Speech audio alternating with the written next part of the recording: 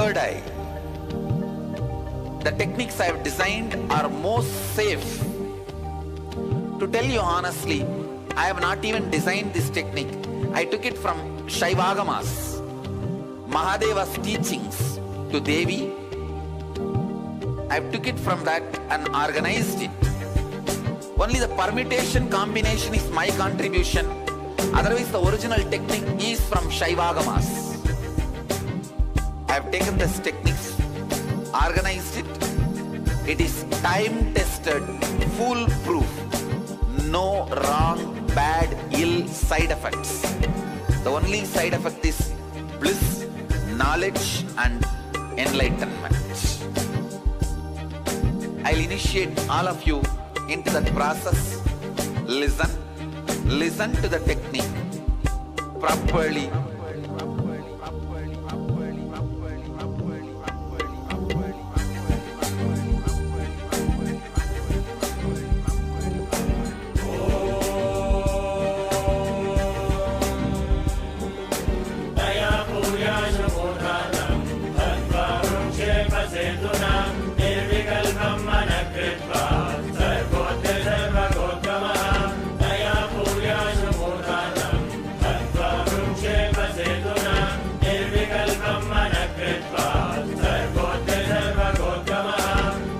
Now, this technique is a two-part. First part, with your open eyes, start visualizing the center of your forehead, means where I have the kumkum, the red dot. Center of that spot in you, means your third eye is open. Your third eye is open. You are looking through the third eye. First few minutes it will be a little difficult, but you will catch it within 4-5 minutes. Let your eyes be open, but look through your third eye. Second step, close your eyes. Visualize the intense golden light is entering into your being and functioning on your third eye. Actively getting centered on your third eye.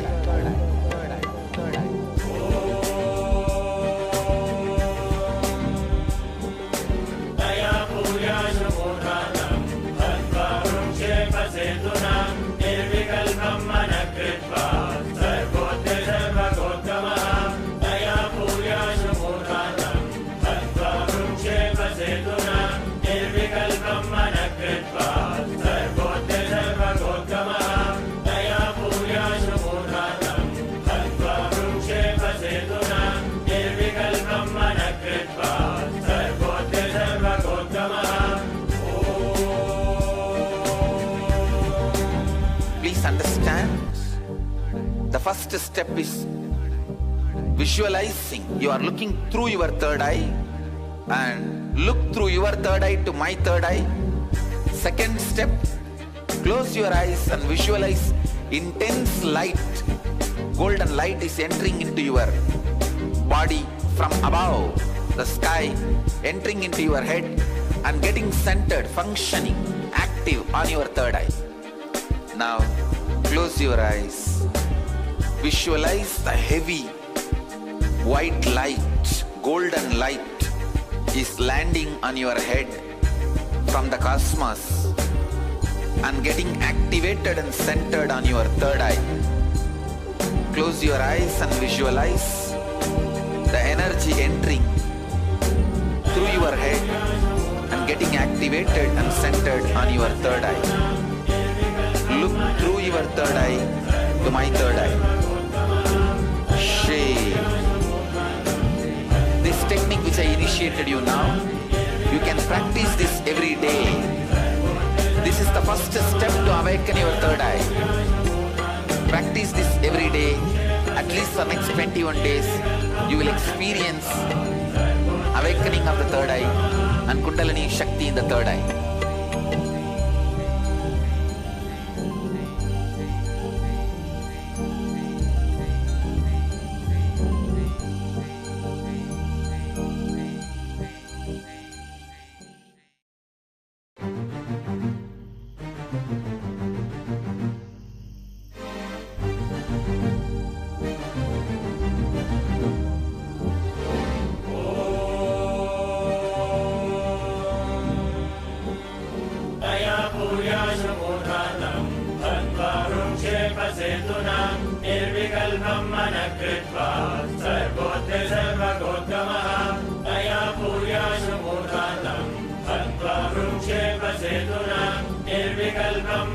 कृत्वा सर्वोत्य सर्वगोत्तमः तया पूयाशु मूर्धातं हत्वा वृक्षेपसेतुना निर्विकल्पं मनः कृत्वा सर्वोत्य सर्वगोत्तमः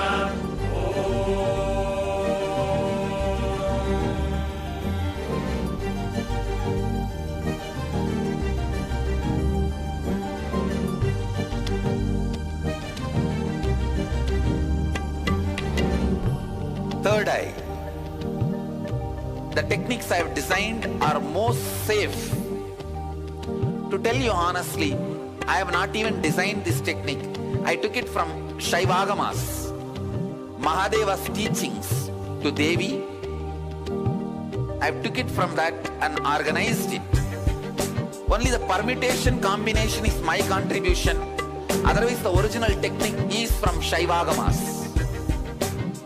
I have taken this techniques, organized it. It is time-tested, foolproof. No wrong, bad, ill side effects. The only side effect is bliss, knowledge and enlightenment. I'll initiate all of you into that process. Listen to the technique properly.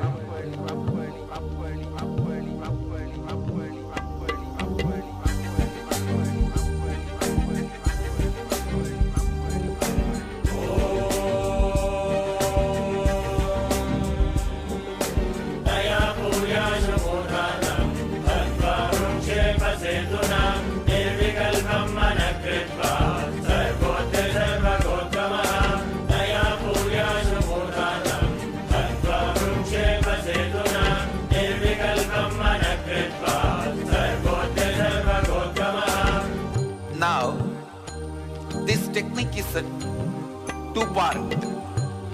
First part, with your open eyes, start visualizing the center of your forehead, means where I have the kumkum, the red dot. Center of that spot in you, means your third eye is open. Your third eye is open. You are looking through the third eye. First few minutes it will be a little difficult, but you will catch it within 4-5 minutes. Let your eyes be open, but look through your third eye. Second step, close your eyes, visualize the intense golden light is entering into your being and functioning on your third eye, actively getting centered on your third eye.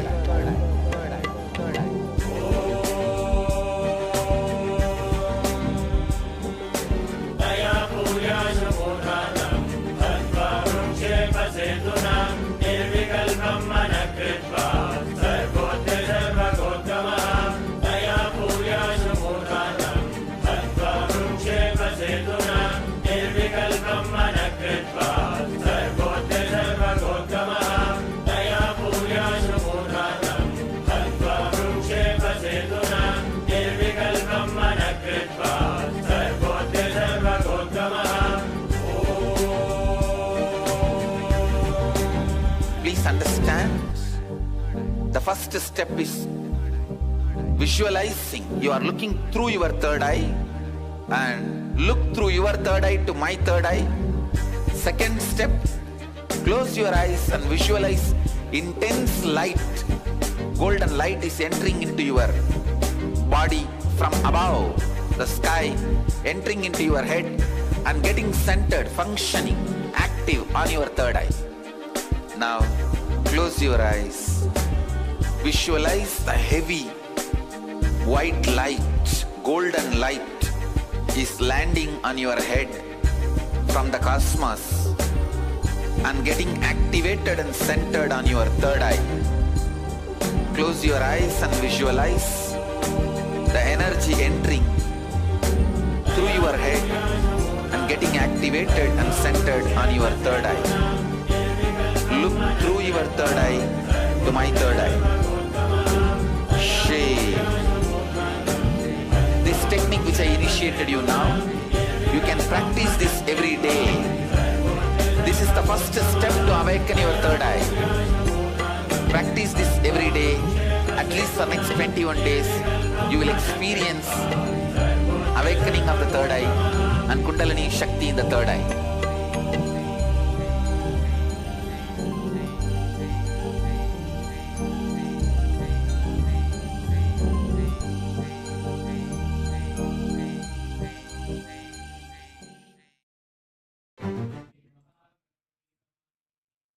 नित्यानन्दं परमसुखदं केवलं ज्ञानमूर्तिं द्वन्द्वातीतं गगनसदृशं तत्त्वमस्याधिलक्ष्यम् एकं नित्यं विमलमचलं सर्वधी साक्षिभूतं भावातीतं त्रिगुणरहितं सद्गुरुं तं Namami.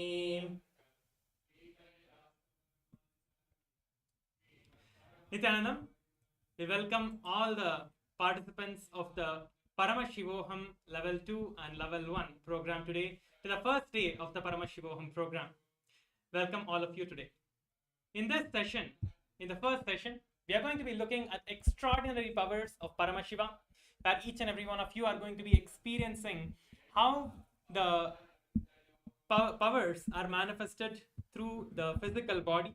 How when you embody the space of Paramashiva, how when you embody the Supreme Pontiff of Hinduism in your body, you experience the divine power manifestations, the divine Shaktis manifesting through your body. This is the experience that we receive when we manifest the powers of the third eye. And in the Vedagamas, the source scriptures of the Hinduism, Paramashiva elaborately describes the detail of every human being is hardwired with 463 powers. You are hardwired to manifest 463 divine powers of Paramashiva. And manifesting powers are Shaktis, which are described as a system and a method for human beings, like a science for the human beings to bring and explore various possibilities and powers and have access to various states of consciousness. Shaktis manifest from the fundamental cognition that you are a divine and you need to manifest the divine. Not that you are a man and you need to reach the divine. It means that you're already established in that space of highest space where you're already a divine. You just need to realize that you are divine. You do not need, you are not anything lower than the divine. You're already the divine. You are already Paramashiva himself. Through the initiation from Swamiji, the Supreme Pontiff of Hinduism, who has experienced that space already, he will be initiating us and we can experience that same space just realizing that we are that divine. And today, we are going to be having the demonstration of few of the very powerful Shaktis that Paramashiva, the Supreme Pontiff of Hinduism, describes in the Agamas. I just wanted to share what are Shaktis and what are Siddhis. You might have heard about what are Siddhis, but you may not have heard about what are Shaktis. And there is a very big difference between the Shaktis and the Siddhis. Shakti is expressed from the space of enlightenment as a side effect of the feeling connection with the divine and the high integrity with the Guru. Once you establish yourself in that high space of integrity and receive the initiation from Swamiji, you manifest that heightened states of consciousness and you manifest the divine powers of Paramashiva. Whereas the Siddhis are the manifestations of tapas. Once you do intense tapas or penance for years to achieve enlightenment, to experience the space of enlightenment, you experience something called the Siddhis, which starts happening on the path to enlightenment. And Shaktis are the source of enlightenment. Only when you are established in that space of enlightenment, you start manifesting the divine powers of Paramashiva, which are the Shaktis of Paramashiva himself. Whereas the Siddhis are also manifestations that happen, like divine extraordinary manifestations that happen, but they are on the path to enlightenment. They are not aligned, or they are not from the source of enlightenment itself. So the difference between the Shaktis and Siddhis are, Shaktis are permanent. The permanent experience that happen in you once you receive the initiation from Swamiji. After the initiation from the avatar himself, the Shaktis start manifesting from you and they are a permanent experience that happen in you. Whereas the Siddhis are on the path to enlightenment and are not permanent and may not be permanent as an experience in you. And manifesting Shaktis are the direct experience that happens as the result of oneness. When you are experiencing the space of oneness, you start manifesting the divine space, the divine powers of Paramashiva. It may be the third eye reading, it may be the body scanning, it may be the remote vision, or any powers manifesting the reality that you want to manifest in your life happens from the space of oneness. And Siddhis may divert you from the path of enlightenment because they are on the path, they are not from the source. So you may get into fear or greed or different kinds of distractions when you are manifesting the Siddhis, and you may get diverted from the path of enlightenment.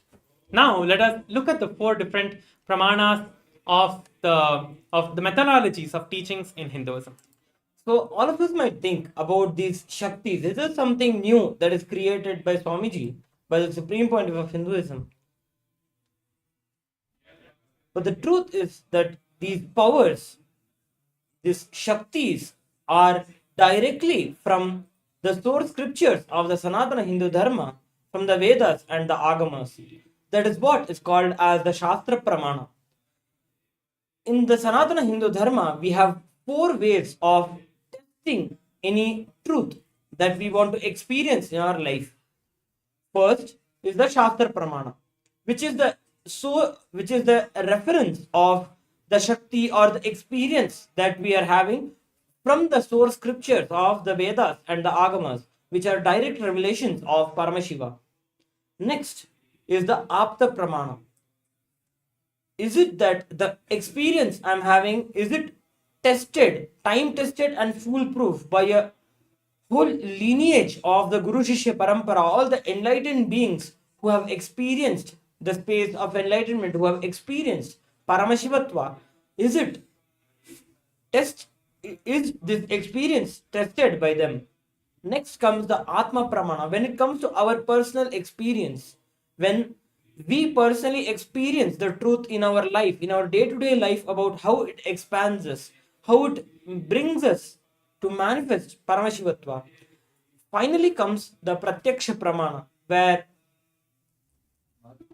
the truth and the powers are tested by the modern science using the modern equipment such as ECG and much more, looking on how the powers are manifesting through this physical body. Now, all of you might think, who is Paramashiva? We are multiple times referring to Paramashiva. Paramashiva is the primordial divinity in the Sanatana Hindu Dharma, who is the ultimate reality and cause, who's self-effulgent, Swayam Prakasha, who is beyond time, Kala Atita, who is Avyakta and Vyakta, means who is unmanifest and the manifest, everything that exists in the cosmos. He performs the Panchakritya. All of us might know God as generator, operator and destroyer. But when it comes to Paramashiva, he is called as Panchakritya Parayana, the one who performs the Panchakrityas, which is the Srishti, the creation, the Sthiti, the sovereign rulership over the whole cosmos, as maintenance, Samhara, rejuvenation. All of us need to understand that rejuvenation is not same as destruction. The word Samhara means coming back to one's source. Samhareti iti Samhara. Next is the Tirobhava, the act of pulling an individual soul out of its delusion, out of their delusion. And finally is the Anugraha, where he liberates the individual being and makes the experience of Paramashivatva as his reality. Manifesting Shaktis is something very important for all of us, as every ultimate truth, the Jnana, the powerful cognition, is mapped to our consciousness, which is called as Prajna, and it manifests as a possibility and power for each of us as Prajnana. Now, we will be entering into the Shastra Pramanas. We will be entering into the power manifestation very shortly. So let us first see, as we learnt about the Shastra Pramana, Apta Pramana, Atma Pramana, and the Sakshi Pramana, let us look at the Shastra Pramana for the power of the third eye reading. So third eye, the power of the third eye, which is directly revealed by Paramashiva himself in the Vijnana Bhairava Tantra, we will be looking at one of those Shastra Pramanas, which is a direct revelation by Paramashiva himself. And when you start manifesting the power of the third eye, your whole body, your whole being starts vibrating in that highest space, higher states of consciousness. And let us now listen to the Shastra Pramana for the power of the third eye reading, and then we will enter into the next. Kapalantarmanonyasya tishthanmilitalochanaha kramena manaso dardhyat lakshaye lakshyamuttamam. The translation, which is revealed by Paramashiva himself. By fixing the mind on the inner space within the crown center and sitting stably without any movement, having the eyes closed in succession, by that stability of the mind and the inner space through the power of the third eye, one directly sees the ultimate goal, Lakshyam, by having the vision beyond the sight that reveals any object or place, attaining the space of oneness with the source, Paramashiva. So this is the direct revelation by Paramashiva himself for us to be able to manifest these divine powers of Paramashiva. Let us now look at the Apta Pramana, one of the greatest experiences that has happened in the Sanatana Hindu Dharma. This is one of the greatest epics that have happened in the Hinduism, which is the Mahabharata, which is the great epic of Mahabharata that happened many, many thousands of years ago. And during this time, there happened a very great war between the great warriors that were there at that time. And during this time, one of the greatest warriors, Arjuna, fell into delusion that he cannot wage this war. And that time, Bhagavan Sri Krishna reveals the Bhagavad Gita during this time. And in the Bhagavad Gita, Bhagavan Sri Krishna also gives the Vishwarupa Darshana as the request of Arjuna. Bhagavan Sri Krishna takes the Vishwarupa and shows the ultimate form of Mahavishnu.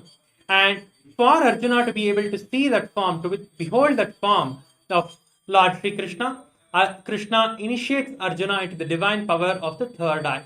He awakens Arjuna's third eye, and only once Arjuna's third eye is awakened, Arjuna is able to manifest the power of the third eye, and he is able to hold the divine form of Krishna, which is the ultimate form of Mahavishnu himself. And now, let us listen to the direct experience of the Supreme Pontiff of Hinduism himself. So, let us get into the space of listening and listen to the direct experience, which is the Atma Pramana of Swamiji himself.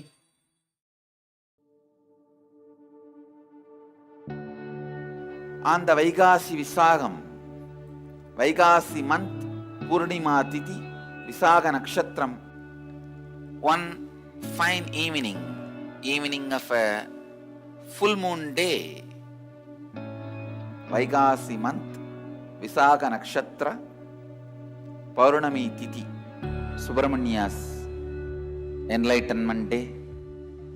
As per the tradition, he appeared from the third eye of Mahadeva.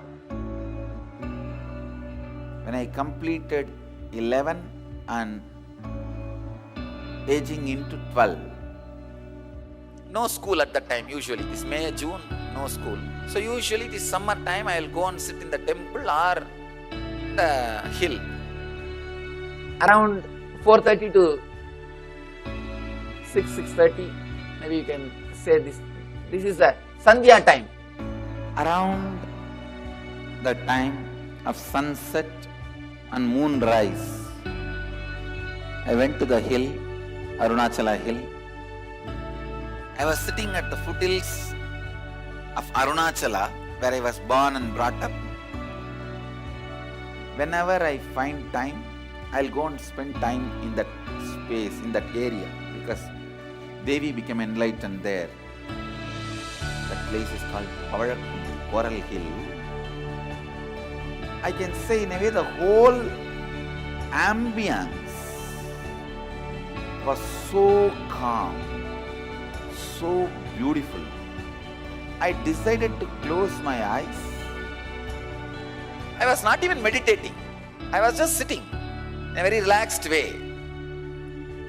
Those days, I started practicing the self-enquiry.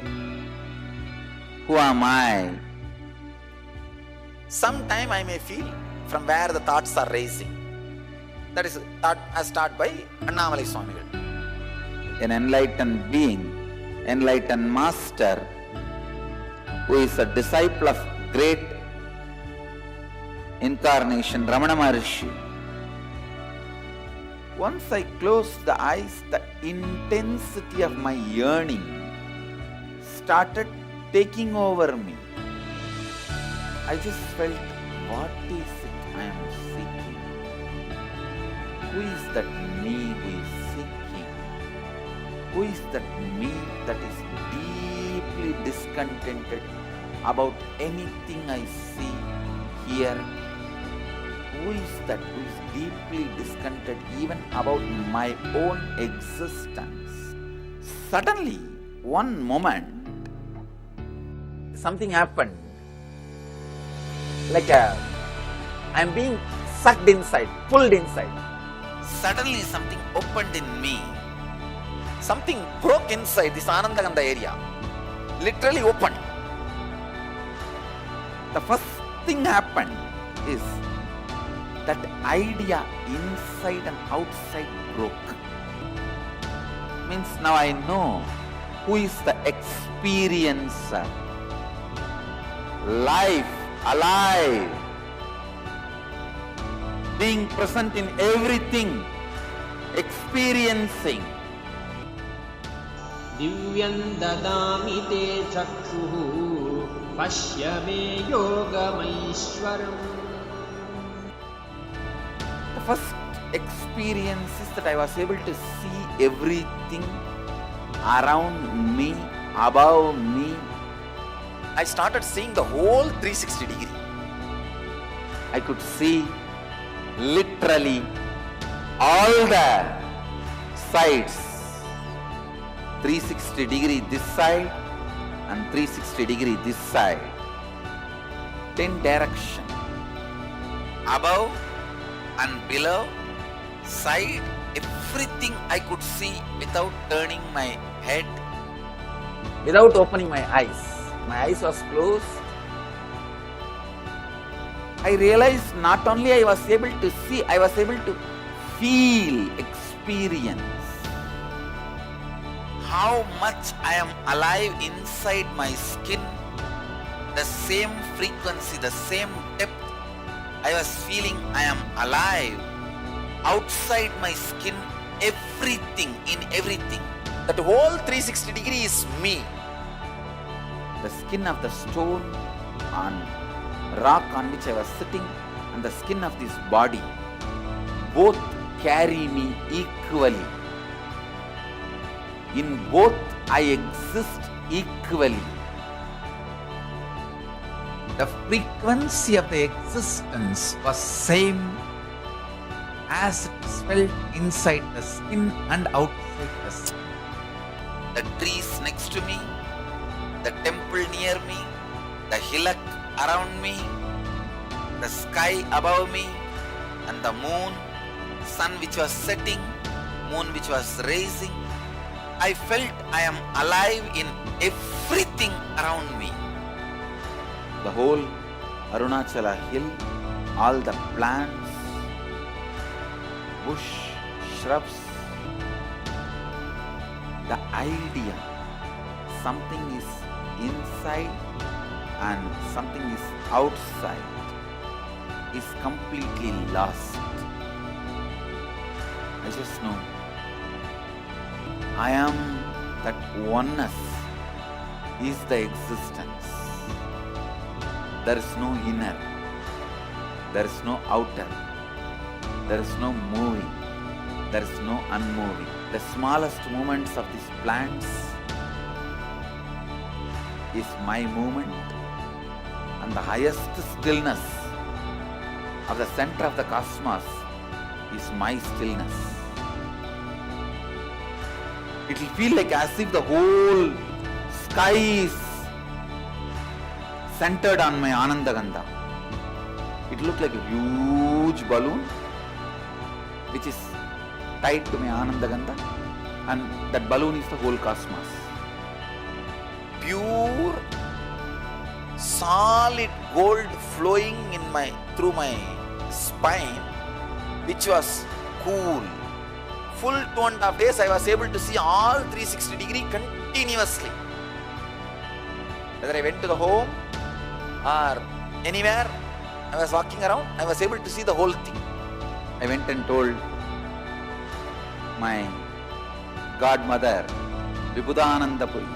I asked her whether am I possessed by ghost. She checked my energy and said, no, you are possessed by God. The vision of seeing 360 degree is settled, but that experience of I am one has never left.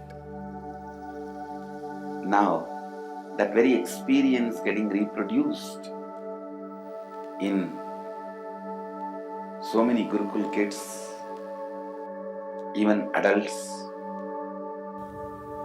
Love. Wow.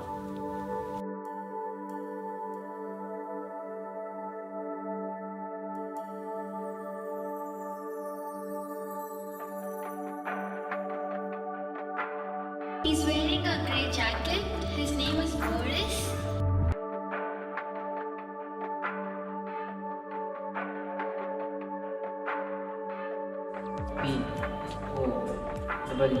P-O-E-E-K. It's only with the lamps lit, the power of the original lamp is established. I can say so many kids having their third eye awakened, even the adults having their third eye awakened, able to see everything beyond the use of senses. 3 decades over, I can see how that experiences manifested and multiplied into so many beings in these 30 years. How Paramashivatva is manifested through this body and reached out to millions of people, inspiring and manifesting what has happened 30 years before on this very day. How it has opened up and reached out to human beings, and how it is expanded. My message on this Nityananda Purnima: work on your third eye. Have initiation. See to it your third eye is awakened. I am available continuously beyond any barriers of time, space, place. I am available to all of you just through this Mahavagya. Om Nityananda Paramashivoham is literally the physical form of Paramashiva.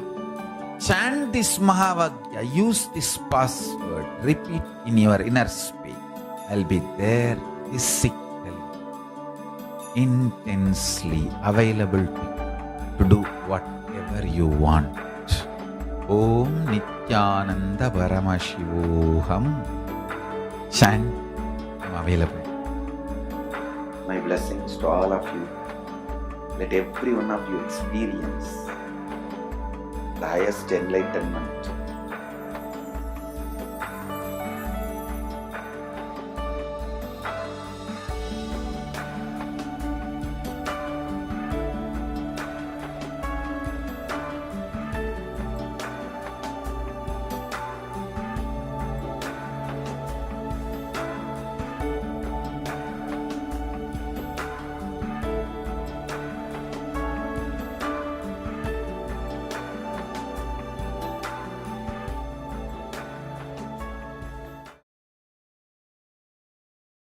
Yeah. That was such a powerful video where Swamiji shared his own experience of the enlightenment, how Swamiji manifested the divine experience of enlightenment as in his own life.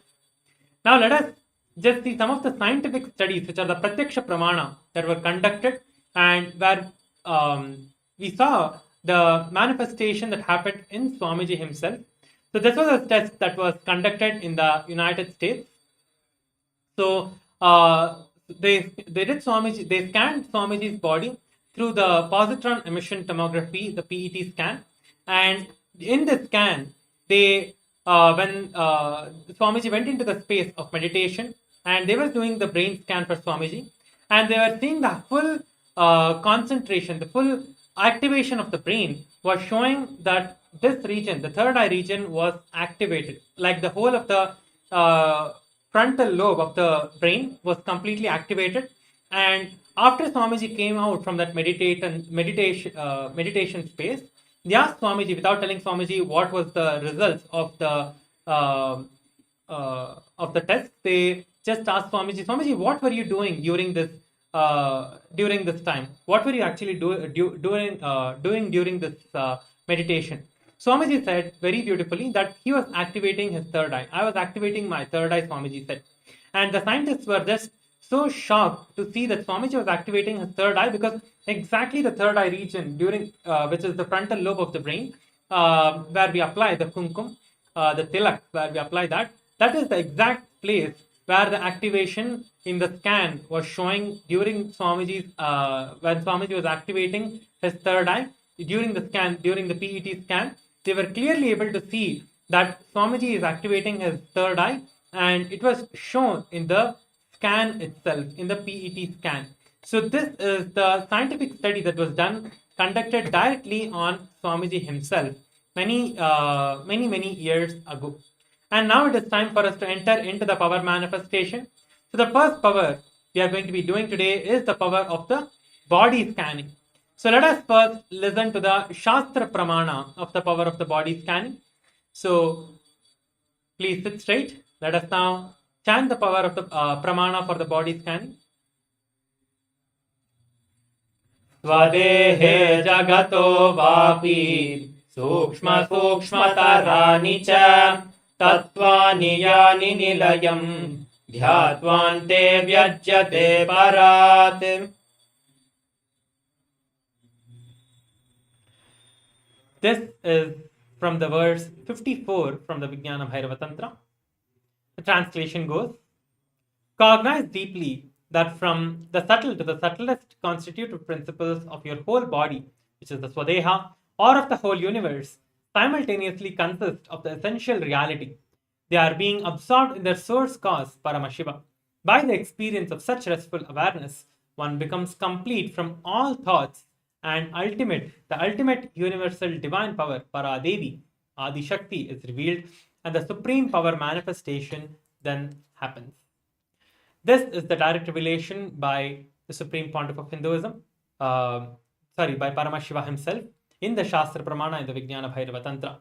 Let us now listen to the Apta Pramana. This is the Apta Pramana from the life of the great Siddhar, who is the Terayar. So Terayar was a Siddhar, one of the prominent disciples of Agastya.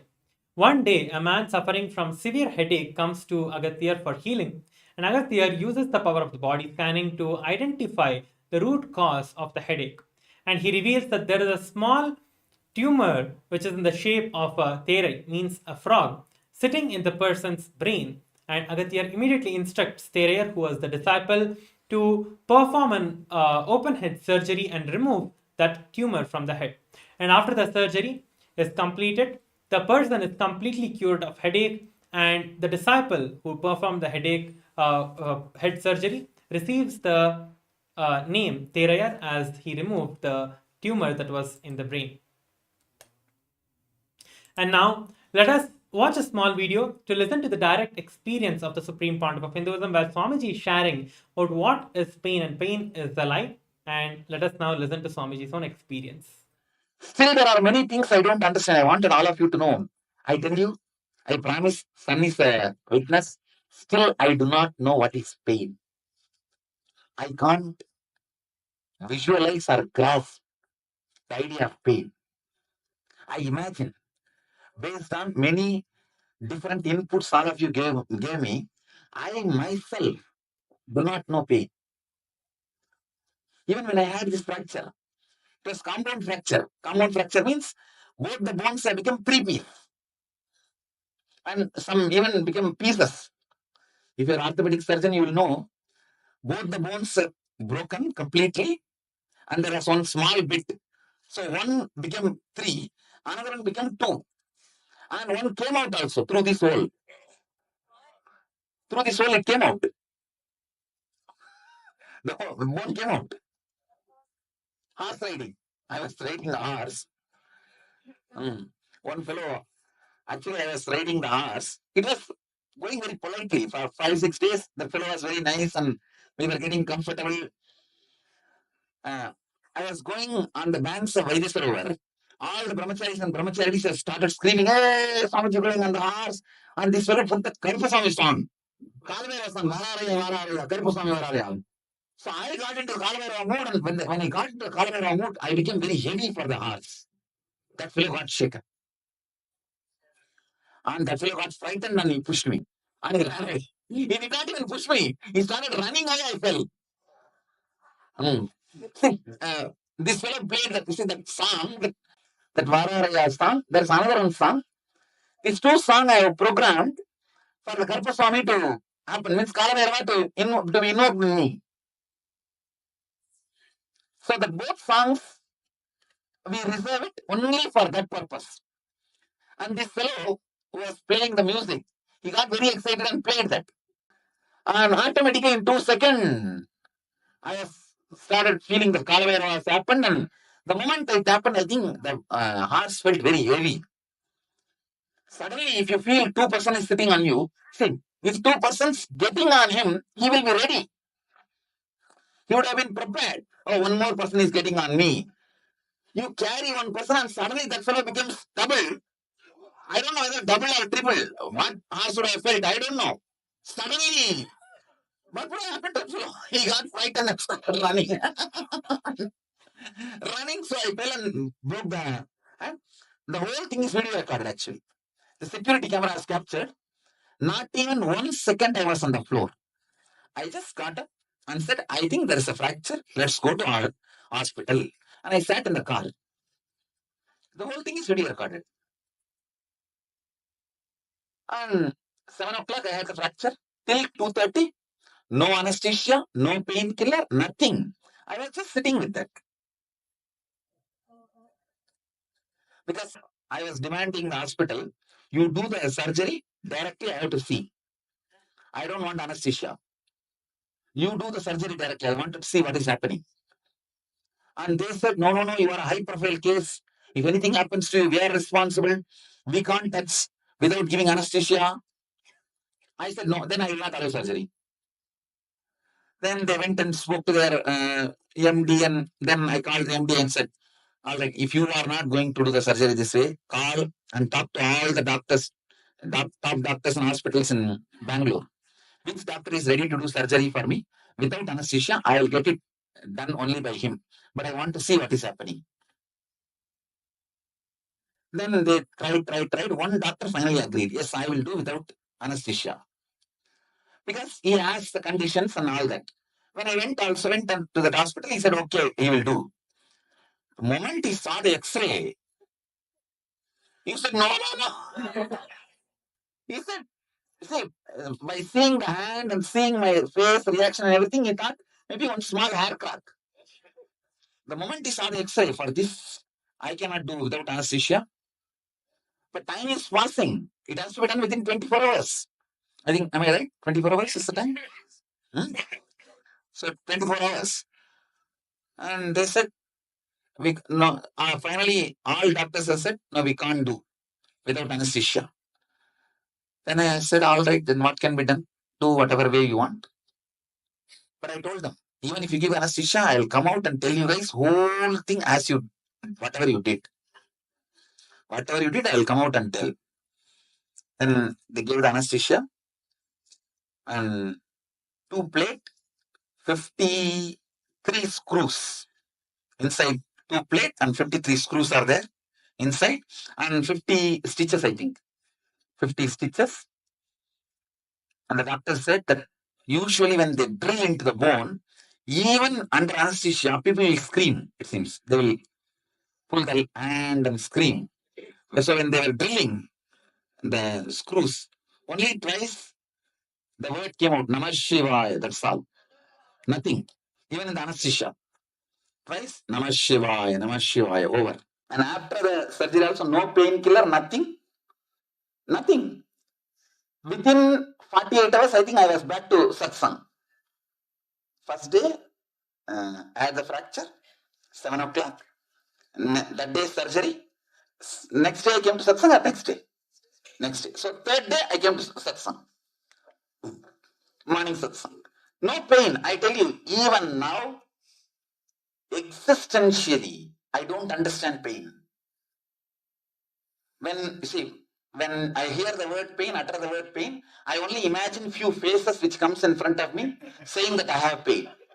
No, that is with that only I make out what is pain. Because of the enlightenment happened at the age of 12, the idea of pain has disappeared. Swami, do you remember you said that when it first happened, you felt like a cool feeling, or it felt light? No. It was not cool. It's like a heat from the navel. Ambulance was rushing for repairing. The emergency supply of Kundalini energy. From navel it went.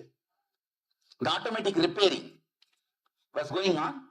So when they received the signal, they may not be able to repair it by themselves. So they were at least protecting it till the repairing happens. Like automatic first aid. How did I feel under anesthesia? So actually, I could see very clearly. For example, if you sit for a long time, one part of you will feel numb. Na? Like a leg becomes numb. Like that, I saw this area become numb. That's all. But I could see everything happening. My eyes are closed. I could see everything happening. Only this part was numb. That's all.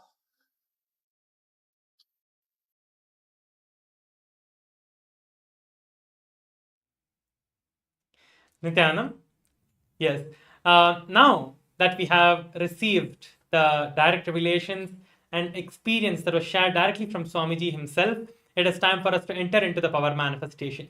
Now, any one of you who wants to have the power of the body scanning, any one of you who would like to request for a body scanning, you can go ahead and put your names in the Zoom chat. We will be doing the body scanning for a few of us who are interested to have the power of the body scanning. If you're new to this session, if you're first time coming for the Paramashivoham, we highly insist that you can request for a body scanning if you're interested. Okay. Yes, so one of the participants here in the Paramashivoham program is requesting for body scanning. Please, master scan. Okay. Yes, so we'll be scanning you now. We'll be doing the body scan. And if anyone else who wants to have the power of the body scanning, you can post your names in the Zoom chat, and we will be doing the body scanning for whoever is there on the Zoom here today with us. Please go ahead and post your names. We will be beginning and entering into the power of the body scanning now. Please go ahead and share your names. Let us enter into the power of the body scanning now.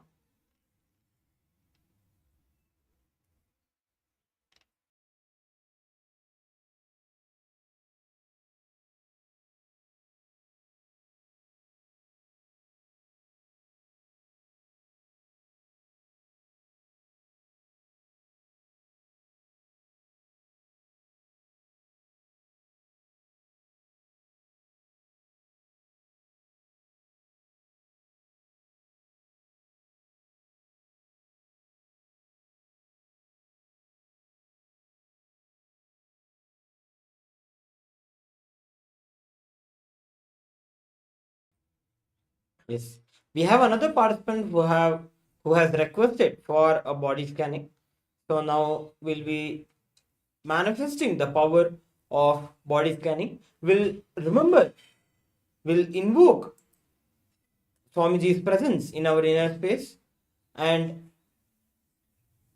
as we had mentioned before, from the space of enlightenment, from the experience that we are Swamiji, that we are Paramashiva, we will manifest Swamiji's energy through our body now and scan your body and heal all the ailments or any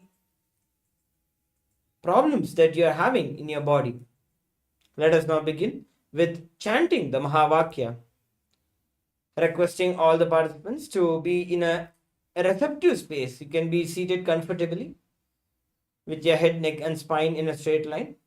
Be in a receptive space as we are now invoking the presence of Swamiji and manifesting this power of body scanning. Let us now begin the chanting of Mahavakya. Om Nityananda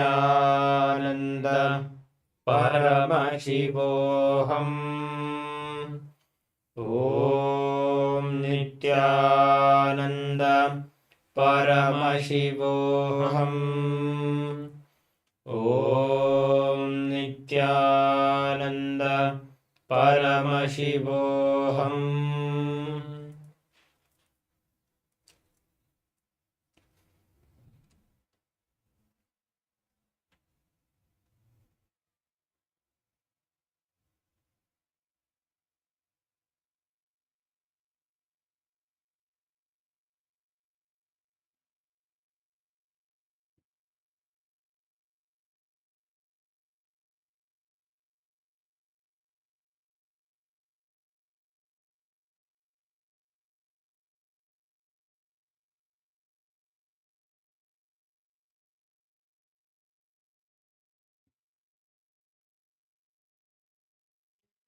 Swamiji is showing that a lot of healing has happened in your body in the last few days since you have been attending the Paramashivoham glimpses.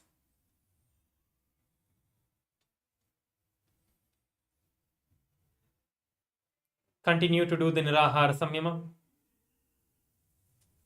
and detox your body. Do the Nirahara Samyama starting from today till the end of this season of the Paramashivoham for the next 21 days. Even the little pain that you're experiencing and the burning sensation in your eyes, shoulder, and the pain in your lower back will be healed. The stomach related issues that you have also will be completely healed with this.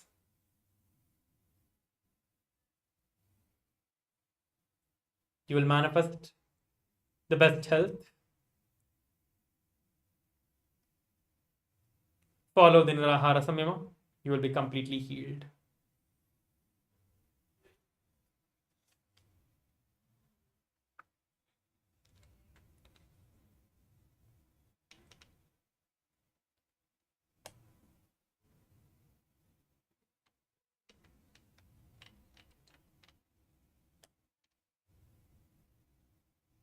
Swamiji is showing that there is a lot of heat in your body.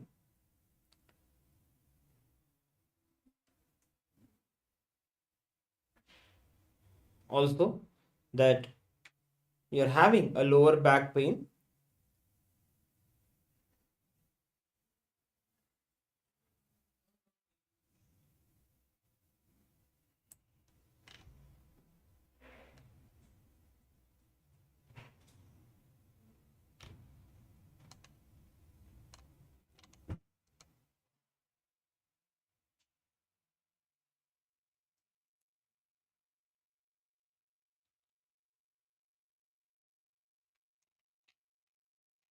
Yes.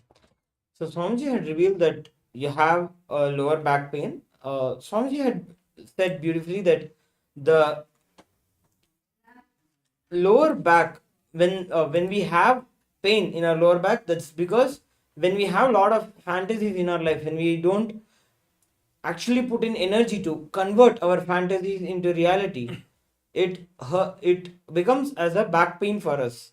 So that is when Swamiji revealed that you should attend the Paramashivoham sincerely, and when you complete with all your patterns of the fantasy and you drop the fantasies, you complete with them, you will, the back pain will completely be healed.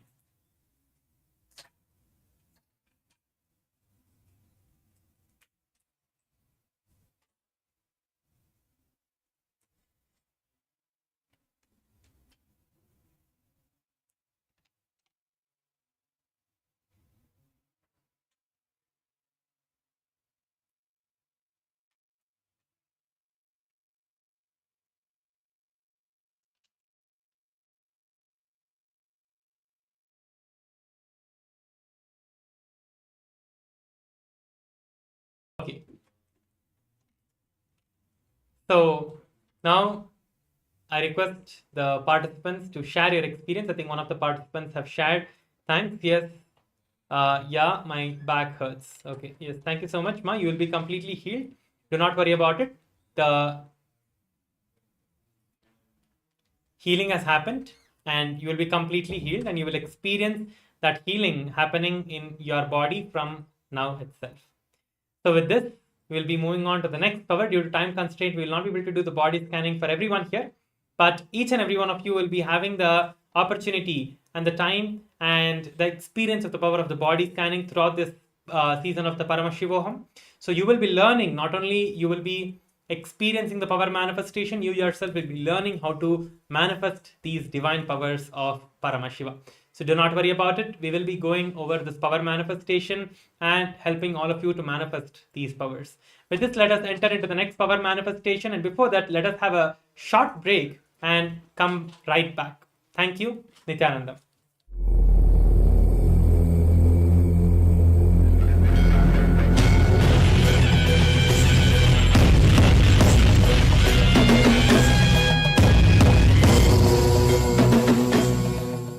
I'm new to third eye awakening. Please tell us a little bit more about third eye awakening, how we can use it. I see. Your Kundalini Shakti will be raised and kept in the third eye, established in the third eye. So when that Shakti is established in your third eye, it awakens and it can cause multiple type of miracles. One, sharpening your intuition, your ability to see, even your eyes are blindfolded, not just read, your ability to see the multiple things, especially along with this third eye awakening. The spiritual process expands your vision, gives you the larger vision of life. Larger vision of life. It is not just like one power I am giving it to you. It is a kind of a expanded vision I am providing to you. So this expresses as power also.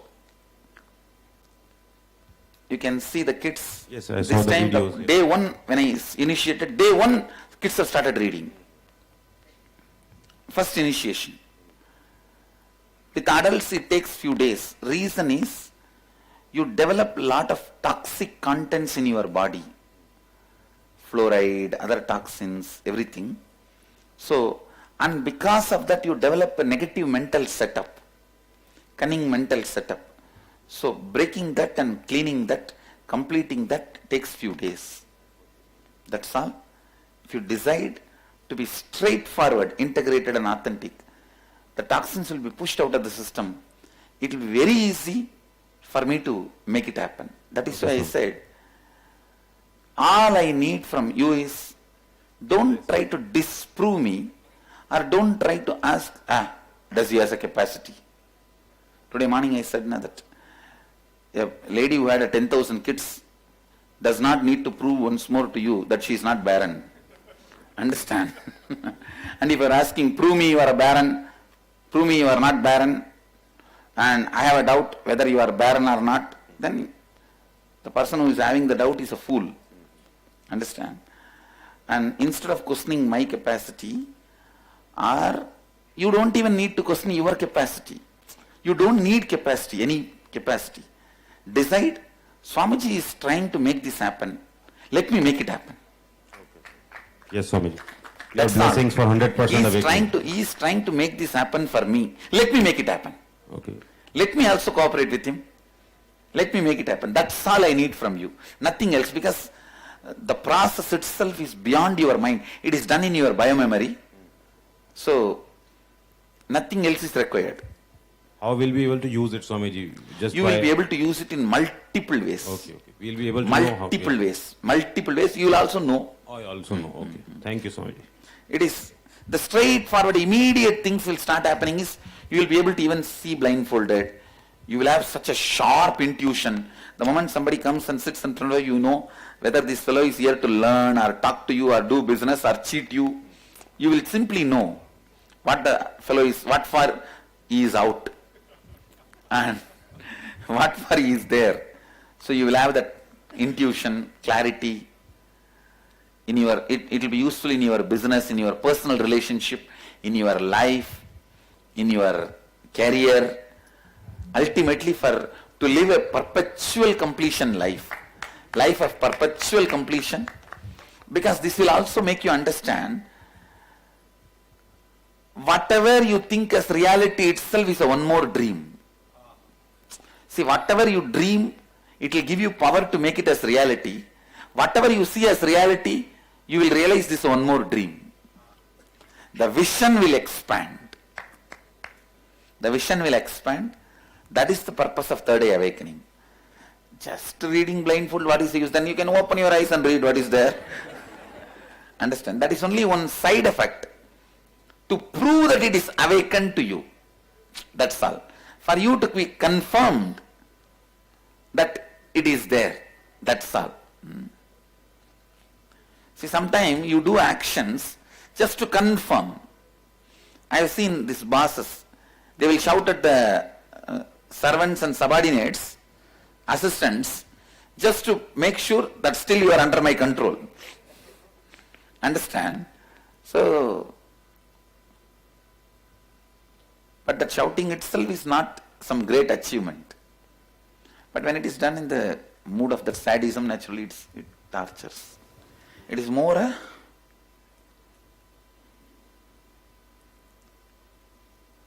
path to help you towards enlightenment. It is more for the purpose of your enlightenment. But fortunately, the powers also express. These powers and experiences gives you a kind of a strength and courage that you are on the right track. Vedantis only travel in a dull path. Shaivites, we have a celebrative path. Having experiences, powers, joys, and sharing, radiating, the path of Shaivites. After this Shivam, like third eye awakening and Kundalini awakening, what will be the gap up to the enlightenment? So actually, I can say, already the enlightenment has started oozing in your body. Only then you can have the third eye awakening. So your third eye awakening has happened. The pipeline is established. After that, there is no such thing as gap. Your decision to more and more intensely entertain that thought current and energy.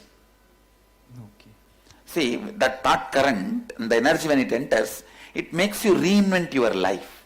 Okay. Your decision to reinvent your life and allow it to express through you.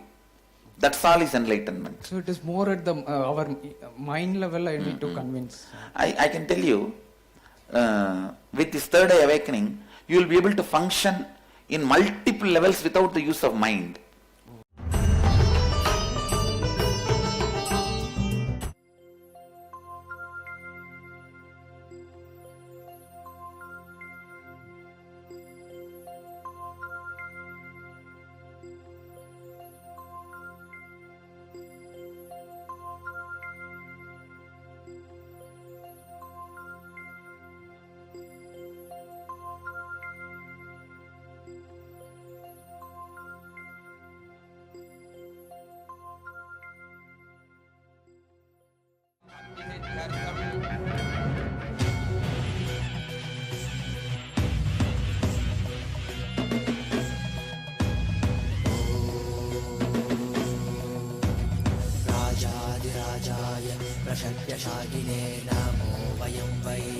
श्रवणाय कुर्महे कामे कामान् कामकामाय मह्यं कामेश्वरो वै श्रवणो ददातु कुबेराय वैश्रवणाय महाराजाय नमः சனடி போற்றி சிவன் சேவடி போற்றி நேயத்தே நின்றடி மலனடி போற்றி ஆயப்பிறப்பருக்கும் மன்னனடி போற்றி சீரார் பெரும் துறையிடம் தேவனடி போற்றி ஆராத இன்பம் அருளும் மலை போற்றி ஈசனே சிந்தை கவலம் நேசனே நீ வருவாய் பூவோடு கனிகளை கொண்டு உன்னை பூஜித்தோ அருள் தருவாய் கலி என்னும் கடலினில் மூழ்கிட்டையும் இனி கரம் தந்து காத்திட்டு கருணை பொய்கையில் அலர்ந்திட்ட அலவத்மம் போல உன் திருவடியில் வாழ்ந்திட நிற்கிறேன் வாராய் அருணாச்சலனே நீ வாராய் அகண்ட ஜோதியனே வாராய் அல்லல் நீக்கிடவே வாராய் அகிலம் போற்றுகின்ற ஈசனே சிந்தை கவர்ந்த நேசனே நீ வருவாய் பூவோடு கனிகளை கொண்டு உன்னை பூஜித்தோ அருள் தருவாய்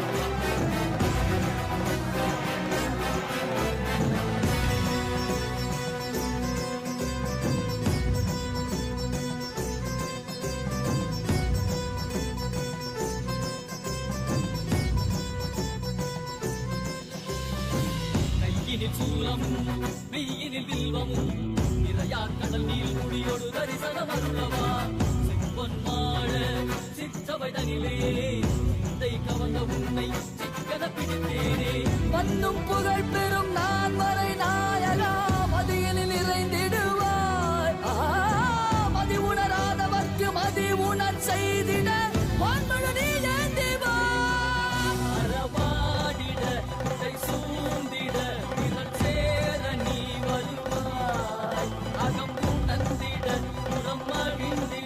புலித்தோலோடு நீ வருவாய்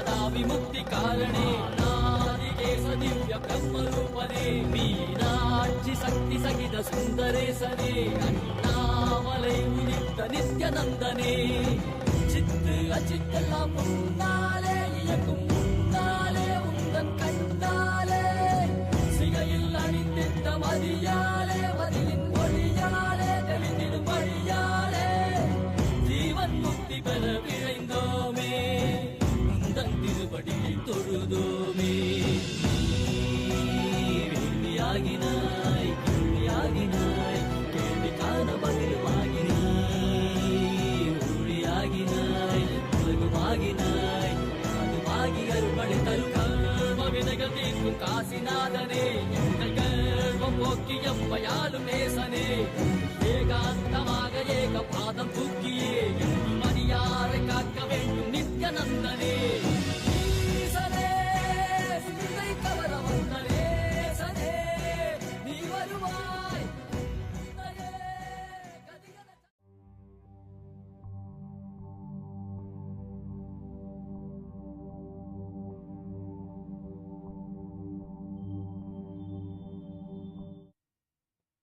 Nityanandam, and welcome to all the Paramashivoham Level 1 and 2 participants. Welcome back. Now let's move to the next power. We have only seen one power till now, and we have two more to show all of you. And the next one is the power of remote vision. The power of remote vision is a unique power that Swamiji has blessed us to manifest, which is the ability to see anywhere or anything at any distance. Let it be anywhere, we will be able to see that and tell you. So we are going to be manifesting this power. And if you think, what is the practical use of this in my life? There are so many things. One is all of us lose things, right? And when we use this power of remote vision, so many people till today have been able to find their gold chains, their money, even some ancient heirlooms that they got from their ancestors, all of that, or even small petty things like their wallet or their car keys have been found by the people, by the disciples of Swamiji, and they were able to manifest that. Apart from this, whenever you do a remote vision scan to anybody, even if they have any ill effects in that house, for example, they feel that the space in their house is not just right, there's for some reason something wrong with that entire area.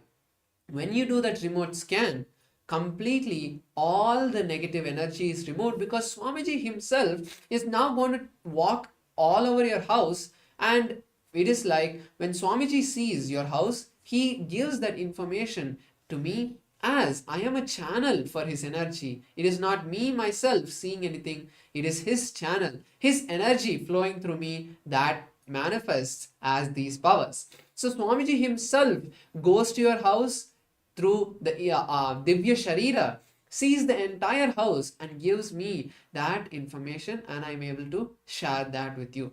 So that is the exact science behind the power of remote vision. And now let's look at the pramanas so that we'll know the actual authentic source of all of these and how Swamiji himself manifested this power. So this power is once again from the Vijnana Bhairava Tantra Sutra, which is verse 92. Let's now chant this Shastra Pramana. Vyomakaram swamatmanam dhyayed dhigbhiranavritam nirashraya chidis shaktihi swarupam darshayet tada.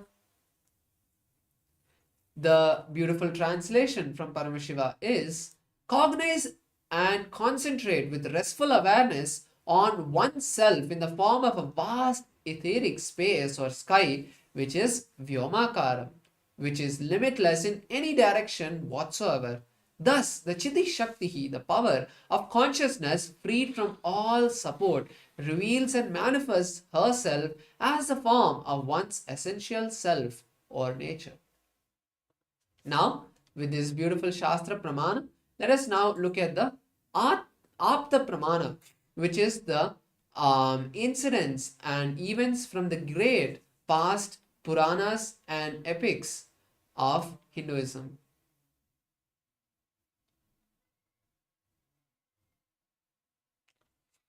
In the Hindu Purana of Mahabharata, the sacred scripture of the Bhagavad Gita was narrated to the blind king Dhritarashtra by his trusted charioteer Sanjaya. Sanjaya was initiated into the power of third eye, of the Duradrishti of the remote vision, and Durashruti, the power of hearing from remote distances, by Bhagavan Vedavyasa. It is through Sanjaya's narration of the whole Mahabharata and the Bhagavad Gita we as humanity have received the scripture of the Bhagavad Gita and Mahabharata today. Yes. So now let us look at Swamiji's experience, how Swamiji manifested this power when he was under his gurus. So once Swamiji was with his guru Narayana Swami Tata. So Narayana Swami Tata was well known in the town of Tiruvannamalai to perform these kind of powers of remote vision, and also he was an adept in the alchemy science. So once Narayana Swami Tata was sitting with Swamiji, and at that time a few police officers had come there requesting Narayana Swami Tata for some help. They were in search of a thief who had stolen some valuable items, and they wanted to bring him to justice. So, when Narayana Swami Tata was asked, Narayana Swami Tata just gestured to Swamiji, telling Swamiji to do the remote vision.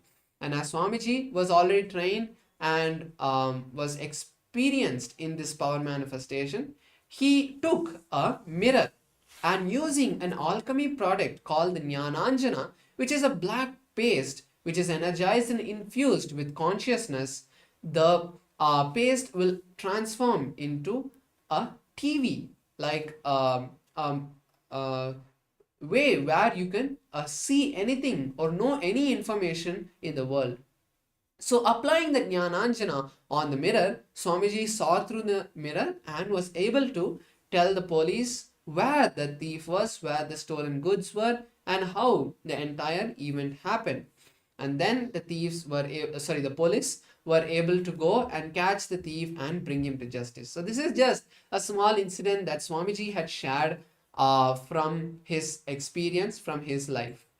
Now, all of you are going to be experiencing the Shakshi Pramana, which is your own experience of witnessing this power manifestation. So I request all the participants now, once again, to share your interest and intention in the Zoom chat to be getting the remote vision scan. I request all the participants to now share in the Zoom chat and let us know if you would like a remote vision scan. Due to time constraints, we'll be manifesting the power for a few participants, but don't worry, during the Paramashivoham, all of you will get the opportunity, all of you will have the opportunity to manifest this power by yourself. You yourself will be trained by Swamiji and the Acharyas to manifest this power. So actually a few participants have shared that they want to receive the remote vision. So actually a participant has said that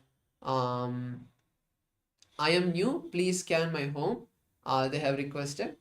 So we'll be now manifesting for you, and myself, I'll be scanning for this participant. And there's another participant who's saying, I am new, please scan me. Maharaj will also be scanning for you.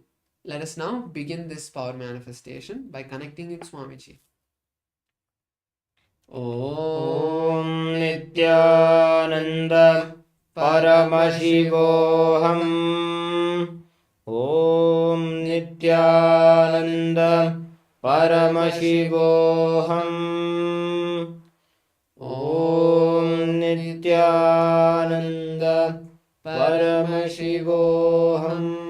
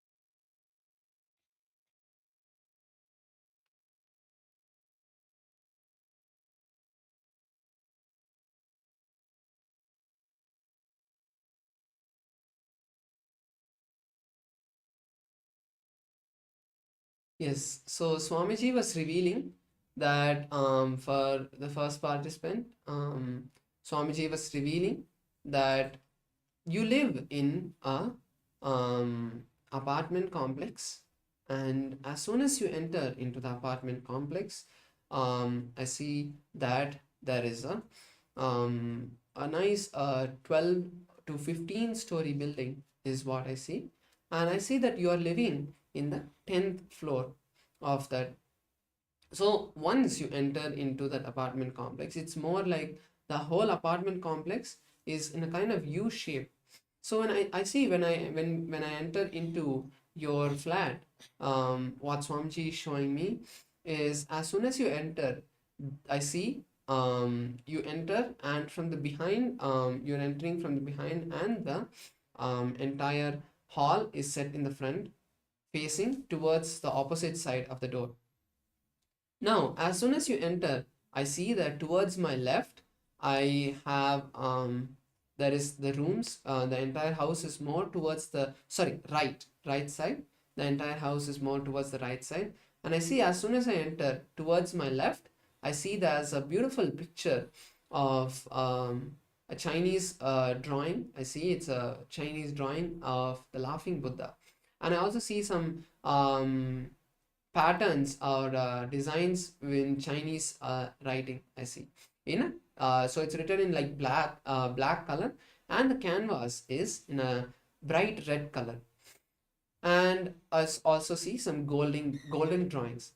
And also towards my left, downside, like right next to my feet, when I stand at the door, I also see that there's a small shoe rack where there are multiple shoes. Also see there's a red color heels, high heels, which is also placed over there. Now, when I turn into the house, so I see that the hall is quite spacious. I see that there is a gray and white pattern carpet which is there in the center of the hall, and on top of that I see that there's a glass table, and the sofas and the chairs which I see that there are two white color plastic chairs which are placed, and I also see that there is small cushions which are kept, which are in dark brown color. I see the entire color of the interior is in a light yellow color, and I also see that the TV is mounted on the wall. It's a good sized TV, around 36 inches, and I also see that under the TV is a small rack which is that it's coming almost to the TV. It has like 3 layers of shelves, and inside that there are multiple items like cassettes, some small trophies and dolls which are placed. And now when I turn to the left side, I see that there are 2 doors which are there. First door, first is not a door exactly, it's like an entrance which takes you into the kitchen. And inside the kitchen, I see that the kitchen is like a small room which is placed, and it's a more compact kitchen, and it is also, I see the tiles in the kitchen is white color, and I see that there's a cupboard, the shelves on the wall which are in dark brown in color. And apart from this, the kitchen itself is actually very small. It's a U-shaped kitchen where there's like one side is all of the kitchen, like all the cupboards, the area to cut vegetables, to wash everything, and there's just one window which is there. So apart from this, when you come out, I see that the dining area is also in the hall itself. So it's not 2 separate rooms, it's a joint area. And then apart from this, now when I move towards the front, if I leave the kitchen and go a little bit further, I see that there are 2 doors which are there leading to 2 of the bedrooms which are placed. And I see that the first bedroom is where it's the master bedroom which is there, and I also see there's one more bedroom in between. So that is the second bedroom which is placed. And if I see inside the current bedroom which you are seated in, so the entire area where you are seated in is, as soon as you enter into the room, I see towards the right side, first there is a mirror, and then on the wall, and then there is a small table which is kept for your few items which are placed. And next to that, I see that there's a big cupboard which is also kept for all of your items. On top of the cupboard, I see that there's a purple color suitcase which is kept, and I see that as soon as I enter, right in front of me, towards my left hand side, I see that the bed is placed, and it's a quite good sized bed for a small room. And also I see behind the bed there is some sort of painting which is stuck to the wall. It's a more kind of a natural painting with some trees having pink color flowers and a river. And also I see that there is one window which is placed right next to the bed on the right hand side. Also I see that this room does not have an attached washroom, and the bed itself has a kind of a dark brown frame. And also I see that in the room which is there, I see many photos which are stuck on the wall. It's a little bit messy, but it's there towards the right left hand side wall. I also see that in this room the curtains of the window is red in color. So now you can share your how you're able to relate with this scanning that we just gave, and you could let us know if you are able to relate with it. And now the other Maharaj will be scanning, Gangadhara Maharaj will be scanning the other participant and revealing the details that Swamiji has shown. Yes. Yes. So for the second participant, what Swamiji revealed was you live in an apartment complex. Like you have the apartment complex has a huge green gate. So once you enter the gate, you have many buildings that are there as blocks, and then each of the buildings are 7 floors.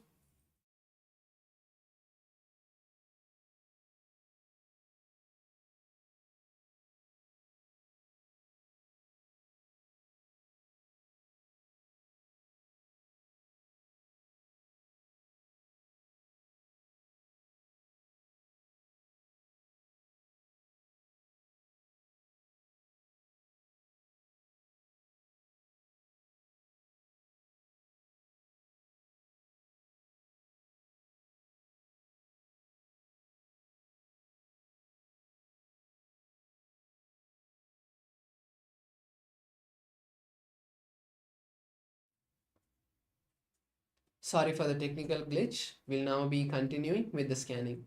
Yes.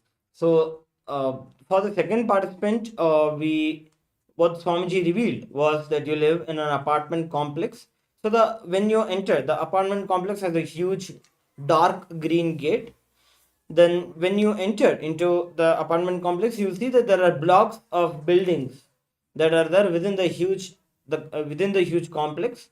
Each building has 7 floors. So coming to your building, when you enter into the building, Swamiji is revealing that you have first there's a reception desk towards the left, and when you go further in, you can see that there is a elevator, and towards your left hand side there are steps.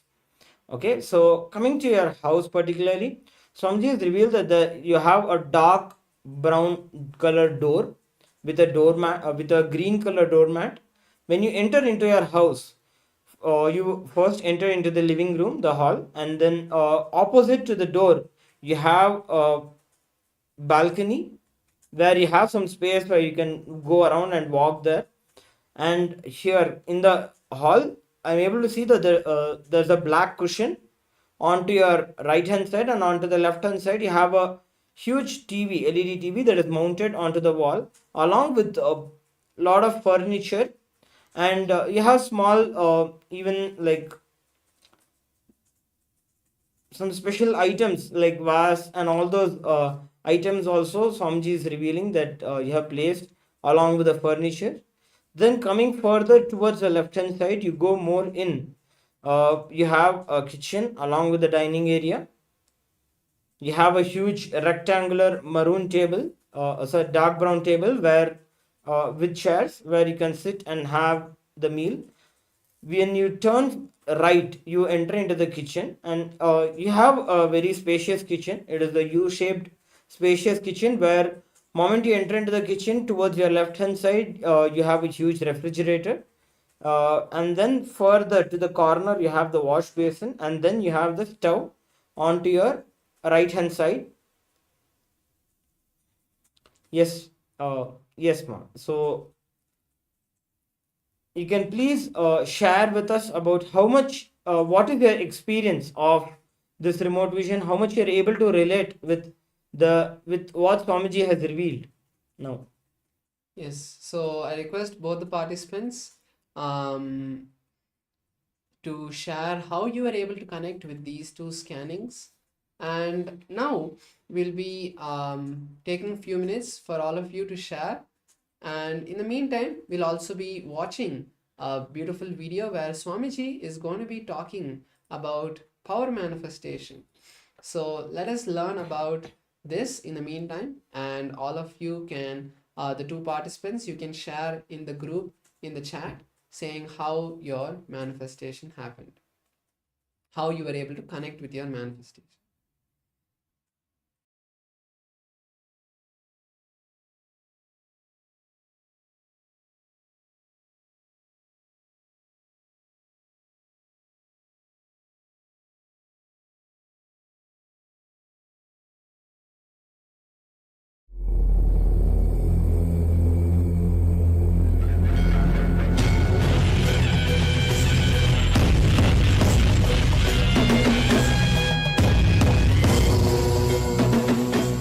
Lingam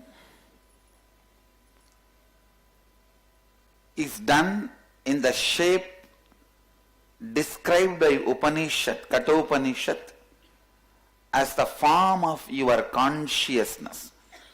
Kathopanishad says, Angushta Matra Purushaha, means in the shape of the thumb, the consciousness, the Purusha, exists in your Anandagandha, the heart center. So exactly in that shape it was made. It's made. The Linga represents Shiva, masculine energy of the cosmos, and the Sri Chakra, which is carved there, on the top the Sri Chakra is carved, that represents the feminine mother energy of the cosmos. And I myself personally energized each linga because of that. It represents, it is filled with Guru Shakti. So father, mother, Guru, all the three is represented by the linga represents all the three, Shiva, Devi and Guru. It's literally living consciousness. More than me telling the stories of Atmalinga, I think you can hear stories from the people who have it. It can heal, it can cause miracles and whatnot. It does its own job. It's an independent intelligence. The linga which you are all going to be given is made of spatika, original pure spatika. The Sri Yantra is etched on is through laser beam technology by one of our disciples. One of our disciples does it very sincerely. Atmalinga can do constantly miracles.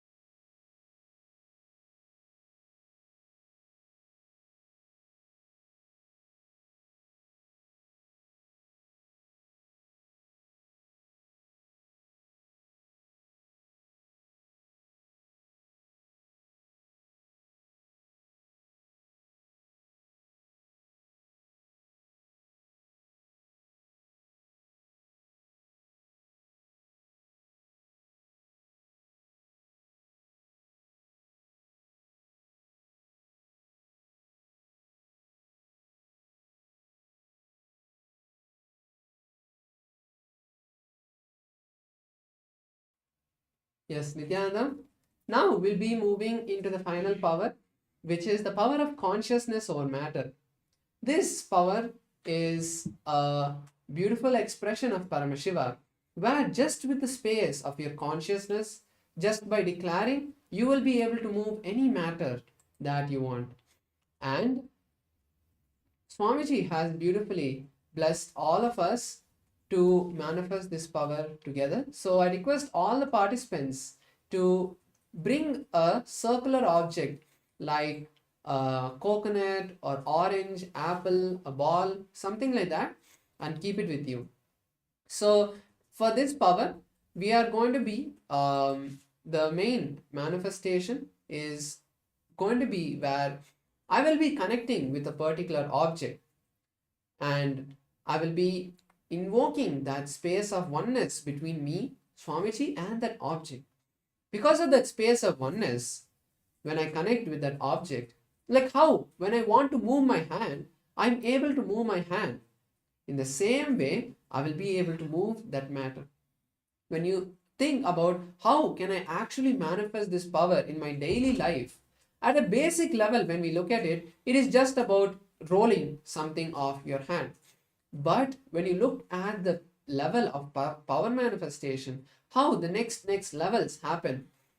First, you bring oneness with a small matter that you keep on your hand. But next, when you see everything that you want in your life is matter, whether it is wealth, money that you want, whether it is happiness, whether it is the right people, right relationships, or it is the health of your body. Whatever you want in your life is all matter. So how you are connecting with this particular, for example, a coconut or an apple, and connecting with that object and rolling that off your hand, you are deciding how it has to move. In the same way, you can move any of those objects into your life or out of your life. That is the power of consciousness over matter. It is not about just rolling an object off your palm, but it is about manifesting your reality and making whatever you want happen. So the first step of this power manifestation is where we connect with a particular object in our palm and we are able to roll it. It is a direct expression where you're able to see it immediately happen right now. That is why we are manifesting this power. But all of you will be taught to manifest this power, initiated into this power, and you will be able to manifest it at any level in your life. So first, let's once again look at the Shastra Pramana, which is the scriptural reference for this power, to see how Paramashiva has directly given us the signs to manifest this. So this is from the Vijnana Bhairava Tantra, Sutra 120 and Technique 95, where Paramashiva reveals the signs. क्वचिद्वस्तुनि विन्यस्य शनैर्दृष्टिं निवर्तयेत् तज्ज्ञानं चित्तसहितं देवि शून्यालयो भवेत्. Bhagavan Paramashiva says, having fixed one's eyes on a particular object, Vastu, one should slowly withdraw the sight of that object and eliminate the knowledge of that object along with the thoughts and impressions. Then, O Devi, one abides in Shunya, the state where there is nothing other than this exists, the state of all inclusiveness or infinity. So now, Gangadhara Maharaj is going to be placing a coconut on his palms and keeping his fingers flat. I also request all the participants on Zoom to do the same. All of you can place the object now on your palms and keep your fingers and palms straight. So all of you can now see how Gangadhara Maharaj is keeping his hands, and all of you can do the same. So place the object on your palms and just keep it stable. I will be connecting with Paramashiva and rolling the object off of each one of your palms. It is not me who is doing it, but ultimately it is Swamiji. So let us now begin into this power manifestation. Om Nityananda Paramashivoham Om Nityananda Paramashivoham. Om Nityananda Paramashivoham. Om Nityananda Paramashivoham. Om Nityananda Paramashivoham.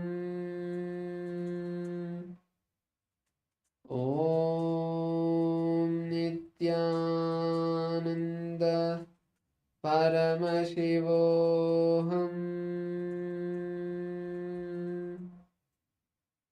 Om Nityananda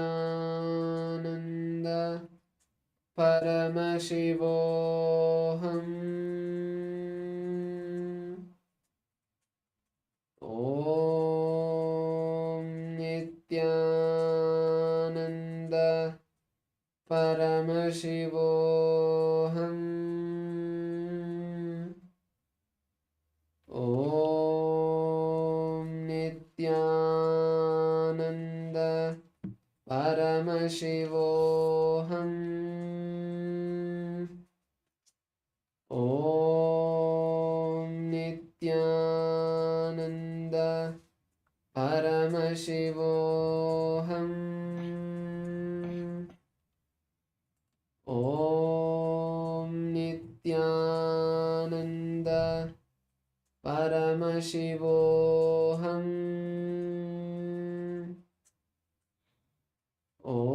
Om Nityananda Paramashivoham. Om Nityananda Paramashivoham. Om Nityananda Paramashivoham. Om Nityananda Paramashivoham. Om Nityananda Paramashivoham. So for many of the participants, it's already started happening. Om Nityananda Paramashivoham. Om Nityananda Paramashivoham. Om Nityananda Paramashivoham.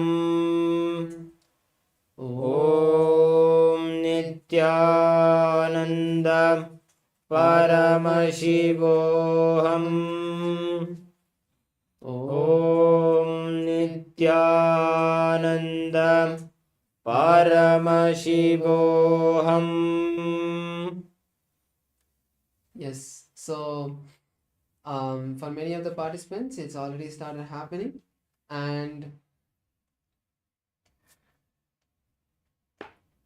we'll take a few more minutes to experience this. Even if you're feeling that vibration, that means you have started manifesting this power. Om Nityananda Paramashivoham. I request all the participants to make sure you keep your palms flat and straight. Do not hold the object. Keep your palms nice and flat and then place the object. Om Nityananda Paramashivoham. Om Nityananda Paramashivoham. Om Nanda Paramashivoham. Om Nityananda Paramashivoham. Om Nityananda Paramashivoham. Om Nityananda Paramashivoham. Yes. So for many of the participants, you have experienced the power manifestation, and do not worry if you have not experienced it. Throughout the Paramashivoham program, you will be initiated by Swamiji. For some of us, it happens immediately. For some of us, it takes more time. But the manifestation ultimately happens. Even just now, for a few more participants, it happened. So congratulations to all of you. And ultimately, it is Swamiji's blessings and grace that is manifesting through us. So with this, we come to the end of this beautiful demonstration of the powers. Ultimately, this Paramashivoham is happening, is being conducted by Swamiji himself to give all of you these powers, so that in your daily life, whenever you feel that you are not able to get something done, you are feeling stuck, you are feeling that I am not able to, at that time, use these powers and manifest breakthroughs. So with this, we'll now be moving into the next session where we are learning about what is this Paramashivoham program about and how to enjoy, receive, and experience all the things that Swamiji is going to be initiating us and giving us to during this Paramashivoham program. I request sincerely to all the participants that stay as much as you can throughout the program. Try to stay as much. You can keep your devices connected to the Zoom and do whatever you want, whether you're going for shopping or you're going out just to have a walk. Be connected and listen to these beautiful words. There are multiple exercises, sessions, power manifestation sessions throughout this entire 21 days going ahead. But even if you are listening to the powerful cognitions that are being taught to you, all of you, by Swamiji himself and the Acharyas, it will give you immense power and will give you so much of intelligence about how to experience that ultimate of Paramashiva in you. Swamiji himself is going to be watching all of us throughout the day, even though he is not here in this session, but he is still watching all of us. So make sure you keep your cameras turned on as much as you can. And with this, we'll now be moving into the next session where we are going to be learning about the Paramashivoham. What is Paramashivoham and the introduction to this beautiful program.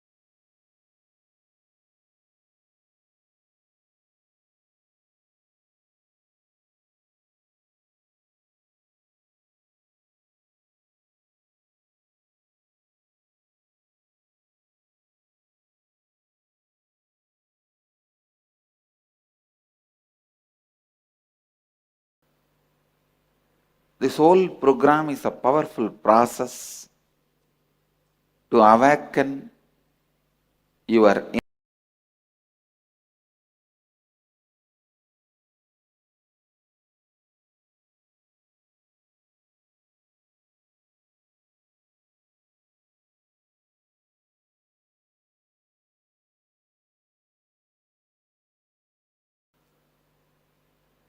This whole program is a powerful process to awaken your inner being,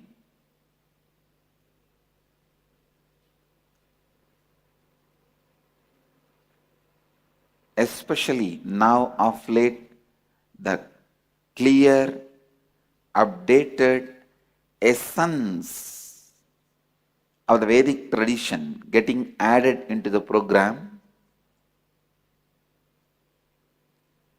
And the best way it is being presented, it has become more powerful than anything available on the planet Earth for body, mind, spirit transformation.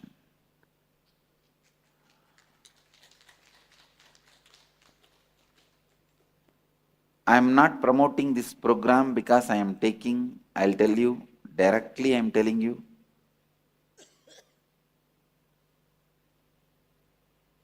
anything available on the planet Earth for body, mind, spirit transformation, this is the best available as on now.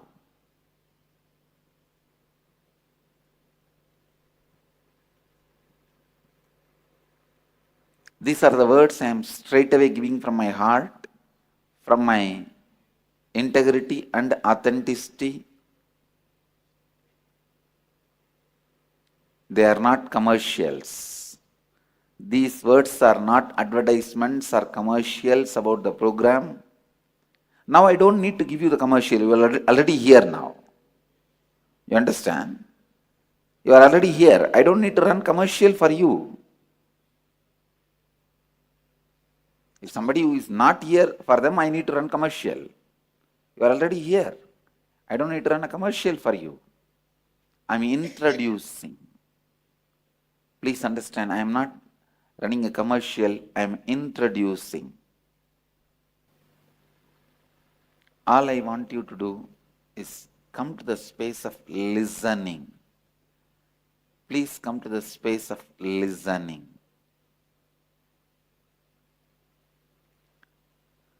I'll introduce the four principles. Please understand, four principles of the cosmos. This is the four principles with which whole cosmos functions.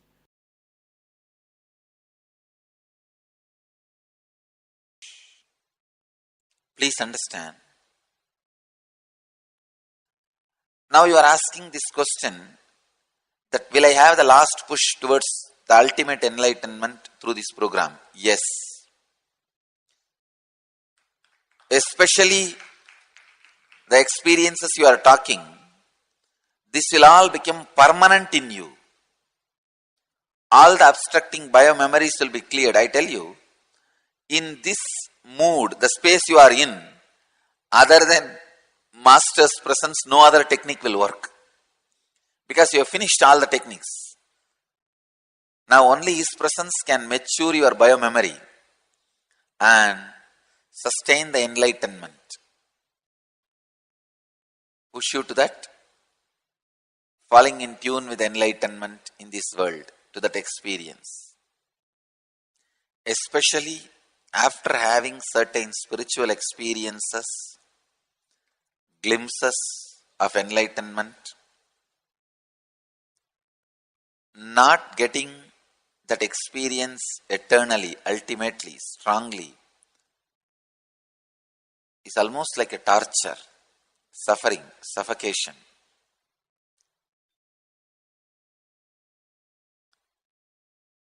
This is the moment you should have the physical presence of the Master. You should be in the physical presence of the Master.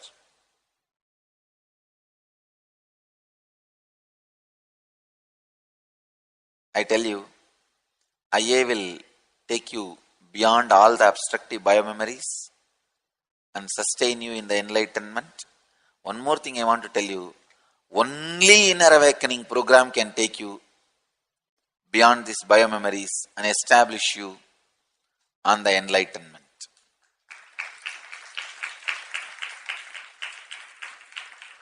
No other technique, no other process can take you to that state.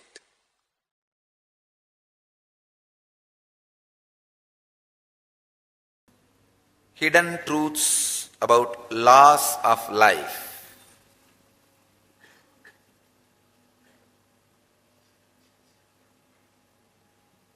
If you don't understand laws of life, you will have loss of life.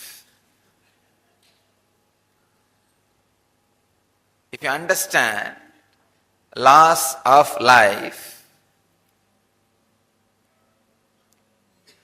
naturally, life will not be lost to you. Sometimes life itself becomes a big loss when you don't understand the laws of life. Not only losing life, even living becomes a big loss. Understand, losing life is something like a death or paralyzed. But you are living, but it's a big loss to your consciousness, means depressed, going in the wrong direction, without awareness. Then it's you are living, but the whole thing is loss. Life is a loss.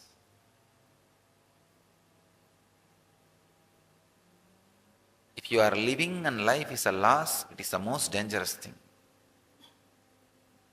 That's what I call depression or going in wrong direction. Every day your life should be adding something more and more and leading you to the deeper and deeper truths and higher conscious levels. If that is not happening, you are losing life. If more and more clutches you are getting caught into, you are getting into the more and more deeper and deeper ruts, understand? Then you are going in minus. I wanted all of you to understand an important truth. Please understand.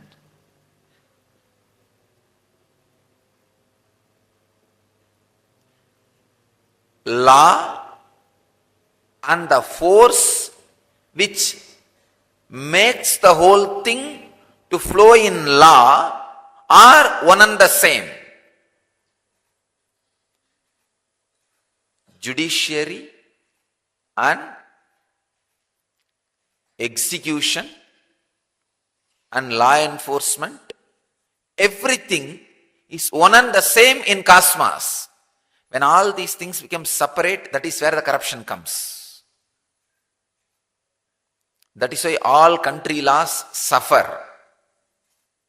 Cosmic law never suffers and it never creates suffering.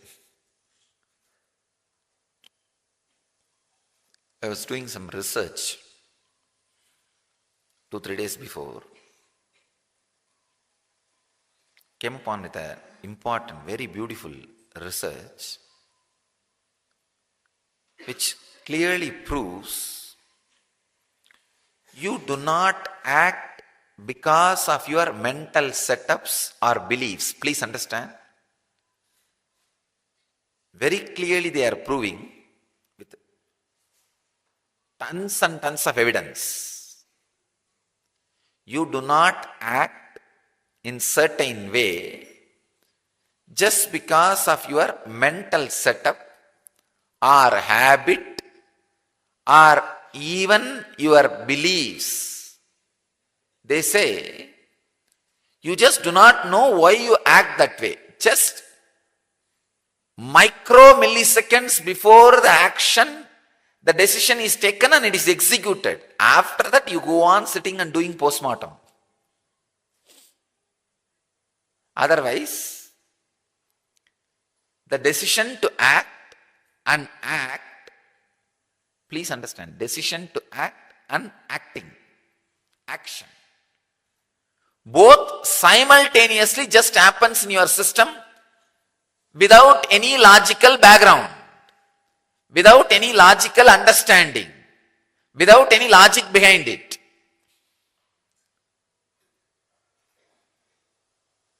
That is why in the Vedic tradition, we always give importance to altering the consciousness, the very source from which law and action erupts out spontaneously.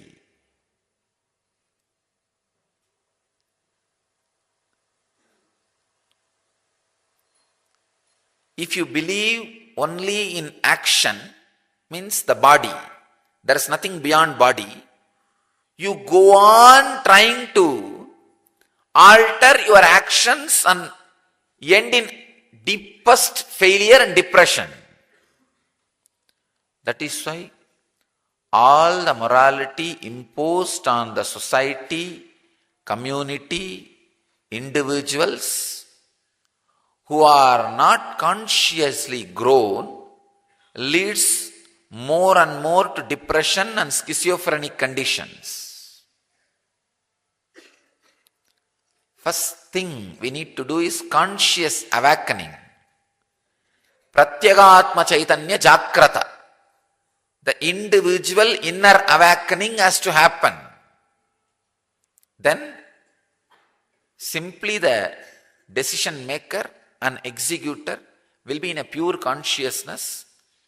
The person who is making decision in you and acting in you will be in pure consciousness. No danger from your actions can come to you or to others. First question, Swamiji, can you correlate what happens in inner awakening with relation to entanglement, entrainment and enlightenment?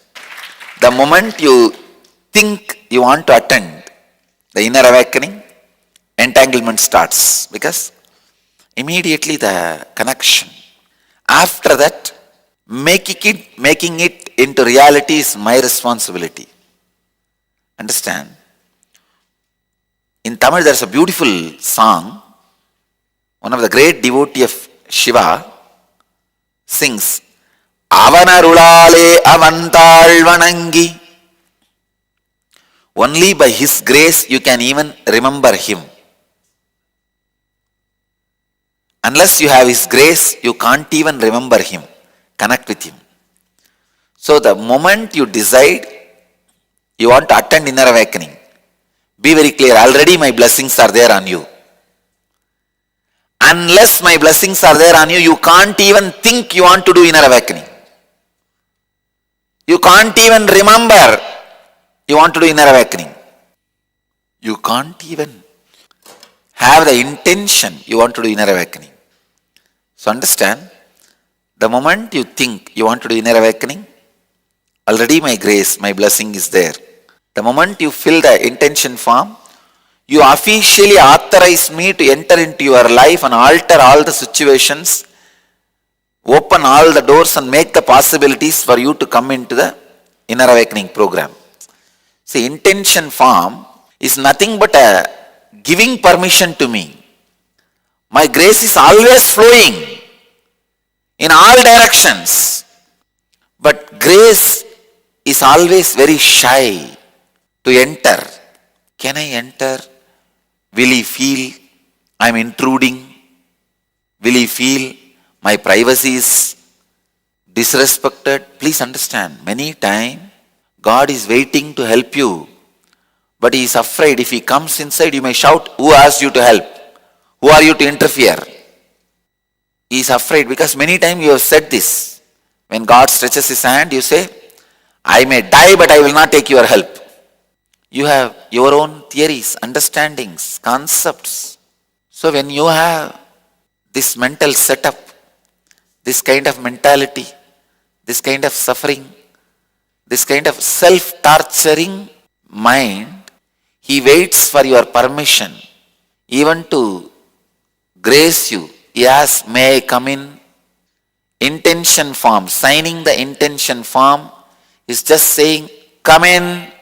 Then grace just rushes so that he can alter all the situation and arrangements and make all the possibilities open.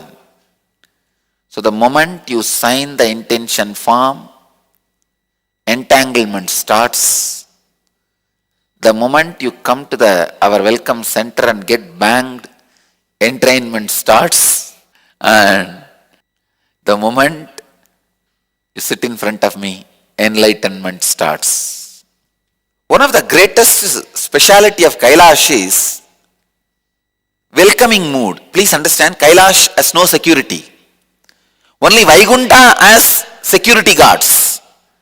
Kailash has only welcome department. Bhutas, they don't have any company. They are waiting for people to come. The moment they come, all 20, 30 of them catch and sit around, and whatever little food they have in their teeth, they take it out and feed. They entertain, take care. And if that guy newcomer feels little bored, they say, no, wait, we will dance for you. Now Kailash has no security department. Please understand. Kailash has no gate, no dwara, no dwarbalaka. Only Vaikunta has dwara, dwarabalaka means gate, security guard. They are called Jaya Vijayas. Kailash has no security guard. Kailash has only welcome center, no security department. It's only complete welcoming mood. Who goes there?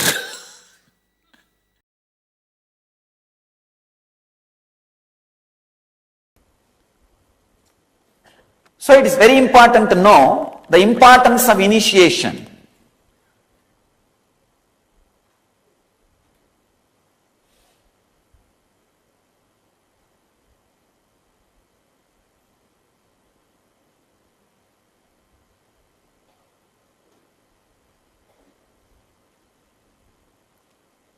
If you sit and listen to the truth from an ordinary man who has intellectually memorized it, it is called learning, teaching and learning. If you sit and listen to a man who himself is practicing those truths, he is called Acharya, you are called Sishya. If you sit and listen to those truths, who has experienced it, he is called Guru, you are a Sishya. If you are listening to those truths from a being whose very DNA is programmed, it is called initiation. He is an incarnation, you are a devotee, it is called initiation. This is what exactly I am doing in Inner Awakening. Every session of Inner Awakening is an initiation. Awakening of one DNA. Every session of Inner Awakening. First working on life, means different energy centers. Then working on death, the different energy layers. Then working on koshas, sheets, different energy sheets, energy fields. Then working on the very core of energy. So every session is an initiation into the next step. Your DNA gets reprogrammed for enlightenment. In my life, there is an experience. with a group of Tibetan monks. They made me sit inside the bell. Some 10 monks sit around the bell and rub the bell and go on chanting. I never realized the sound can create pain in your hair holes, in your pore. The bell has small holes through which I can breathe, but all the 10 sides they are sitting and rubbing the bell with a small wooden piece. That vibration created, that sound, within 5 minutes your ear stops listening that sound. You can't hear it anymore. But every hair pore feels the pain as if a needle is being inserted. And after half an hour, the pain also disappears. It becomes like a pleasure. Very strong, deep pleasure. Then they chant the words like, you are deathless, you are painless, you have no hunger, you have no thirst, you have no old age. They chant like this. I now translated in negative way. They don't say you have no old age, they say you are ever young. They say you are always fulfilled. You are immortal. They declare in positive terms. And I was really shocked because first I thought, what can this do? Maybe a ceremony.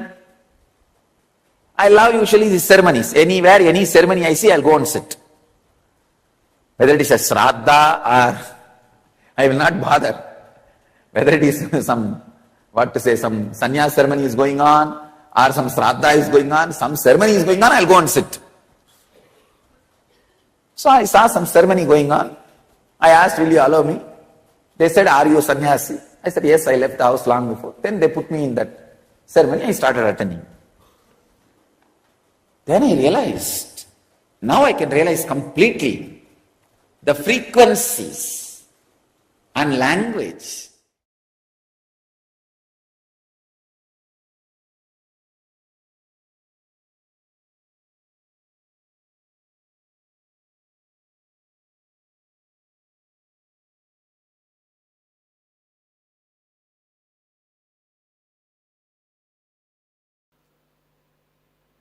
This whole program is a powerful process to awaken your inner being,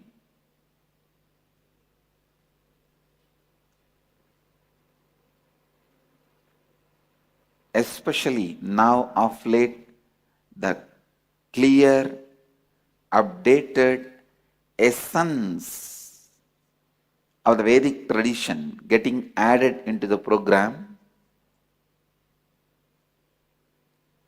And the best way it is being presented, it has become more powerful than anything available on the planet Earth for body, mind, spirit transformation.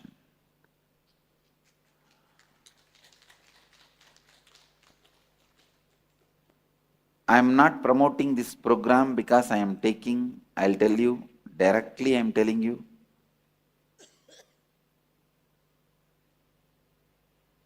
anything available on the planet Earth for body, mind, spirit transformation, this is the best available as on now.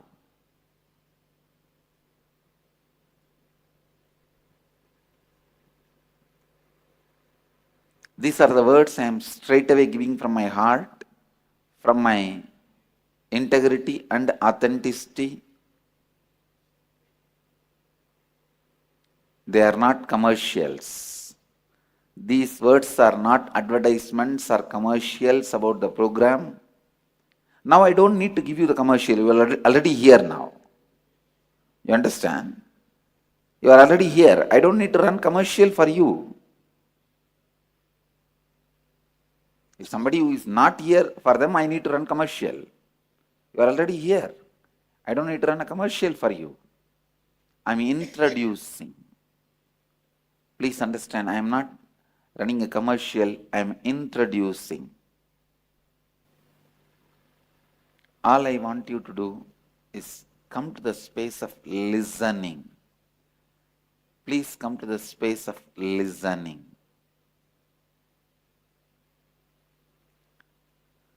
I'll introduce the four the principles. Please understand, four the principles of the cosmos. This is the four principles with which the whole cosmos functions.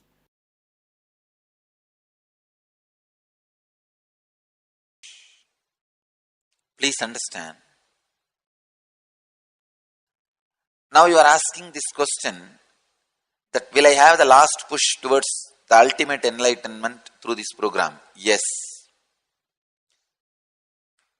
Especially the experiences you are talking, this will all become permanent in you. All the obstructing biomemories will be cleared. I tell you, in this mood, the space you are in, other than Master's presence, no other technique will work. Because you have finished all the techniques. Now only His presence can mature your biomemory and sustain the enlightenment. Push you to that, falling in tune with enlightenment in this world, to that experience. Especially after having certain spiritual experiences, glimpses of enlightenment, not getting that experience eternally, ultimately, strongly, is almost like a torture, suffering, suffocation.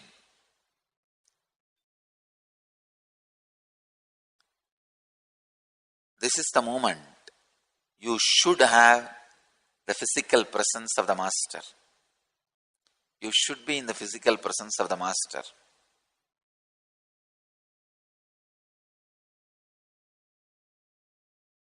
I tell you, IA will take you beyond all the obstructive biomemories and sustain you in the enlightenment. One more thing I want to tell you, only Inner Awakening program can take you beyond these biomemories and establish you on the enlightenment.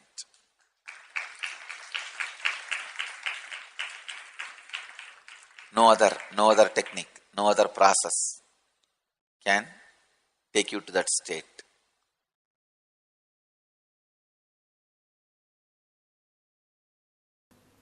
Hidden truths about laws of life.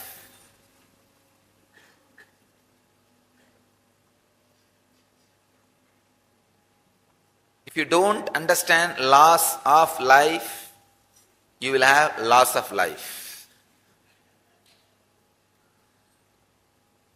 If you understand laws of life, naturally, life will not be lost to you. Sometimes life itself becomes a big loss when you don't understand the laws of life. Not only losing life, even living becomes a big loss. Understand, losing life is something like a death or paralyzed. But you are living, but it's a big loss to your consciousness, means depressed, going in the wrong direction, without awareness. Then it is you are living, but the whole thing is loss. Life is a loss.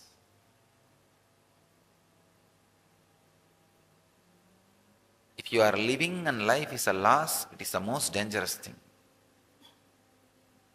That's what I call depression or going in wrong direction. Every day your life should be adding something more and more and leading you to the deeper and deeper truths and higher conscious levels. If that is not happening, you are losing life. If more and more clutches you are getting caught into, you are getting into the more and more deeper and deeper ruts, understand? Then you are going in minus. I wanted all of you to understand an important truth. Please understand.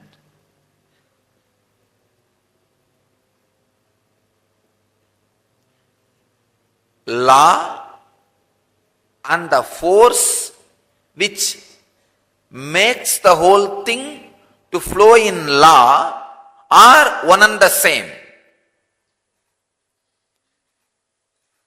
Judiciary and execution and law enforcement, everything is one and the same in cosmos. When all these things become separate, that is where the corruption comes. That is why all country laws suffer.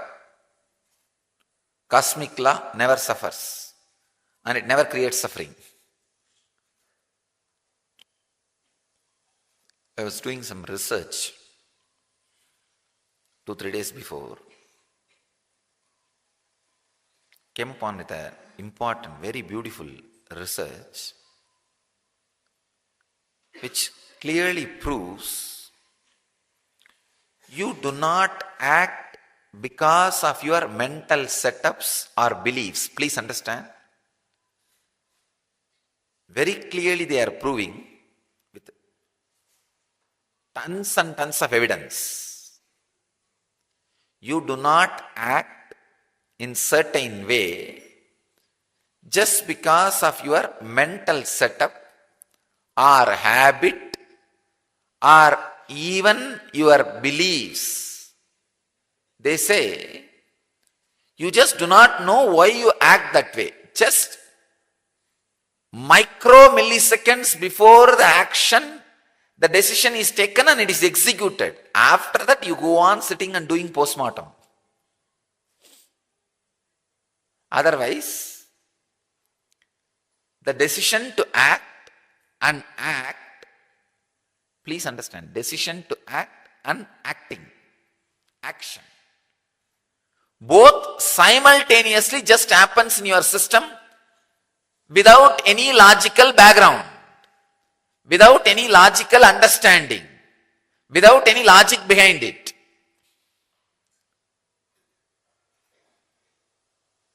That is why in the Vedic tradition, we always give importance to altering the consciousness, the very source from which law and action erupts out spontaneously.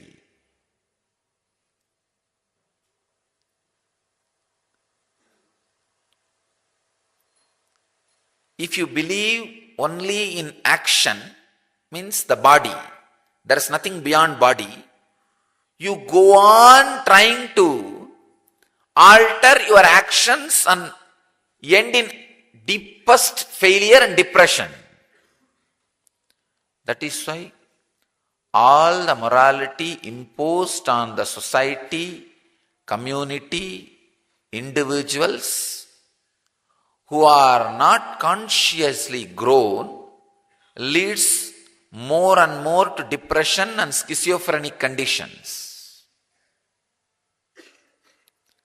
First thing we need to do is conscious awakening. Pratyagatma Chaitanya Jakrata. The individual inner awakening has to happen.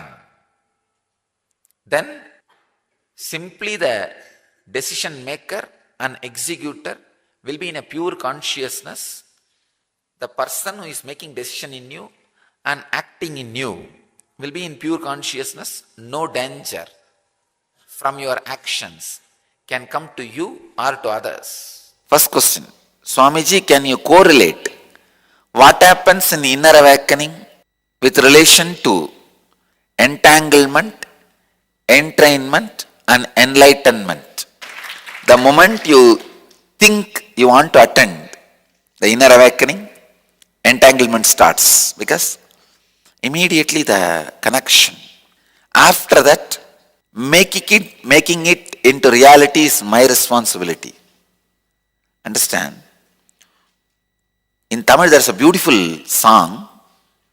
One of the great devotee of Shiva sings, Avanarulale avantal vanangi. Only by his grace you can even remember him. Unless you have his grace, you can't even remember him, connect with him. So the moment you decide you want to attend inner awakening, be very clear, already my blessings are there on you. Unless my blessings are there on you, you can't even think you want to do inner awakening. You can't even remember you want to do inner awakening. You can't even have the intention you want to do inner awakening. So understand, the moment you think you want to do inner awakening, already my grace, my blessing is there. The moment you fill the intention form, you officially authorize me to enter into your life and alter all the situations, open all the doors and make the possibilities for you to come into the inner awakening program. See, intention form is nothing but a giving permission to me. My grace is always flowing in all directions, but grace is always very shy to enter. Can I enter? Will he feel I am intruding? Will he feel my privacy is disrespected? Please understand, many times God is waiting to help you, but he is afraid if he comes inside, you may shout, who asked you to help? Who are you to interfere? He is afraid because many times you have said this. When God stretches his hand, you say, I may die, but I will not take your help. You have your own theories, understandings, concepts. So when you have this mental setup, this kind of mentality, this kind of suffering, this kind of self-torturing mind, he waits for your permission, even to grace you. He asks, may I come in? Intention form, signing the intention form is just saying, come in. Then grace just rushes so that he can alter all the situation and arrangements and make all the possibilities open. So the moment you sign the intention form, entanglement starts. The moment you come to our welcome center and get banged, entrainment starts. And the moment you sit in front of me, enlightenment starts. One of the greatest speciality of Kailash is welcoming mood. Please understand, Kailash has no security. Only Vaikunta has security guards. Kailash has only welcome department. Bhutas, they don't have any company. They are waiting for people to come. The moment they come, all 20, 30 of them catch and sit around, and whatever little food they have in their teeth, they take it out and feed. They entertain, take care. And if that guy newcomer feels little bored, they say, no, wait, we will dance for you. No, Kailash has no security department. Please understand. Kailash has no gate, no dwara, no dwarbalaka. Only Vaikunta as dwara, dwarbalaka means gate, security guard. They are called Jaya Vijayas. Kailash has no security guard. Kailash has only welcome center, no security department. It's only complete welcoming mood. Who goes there?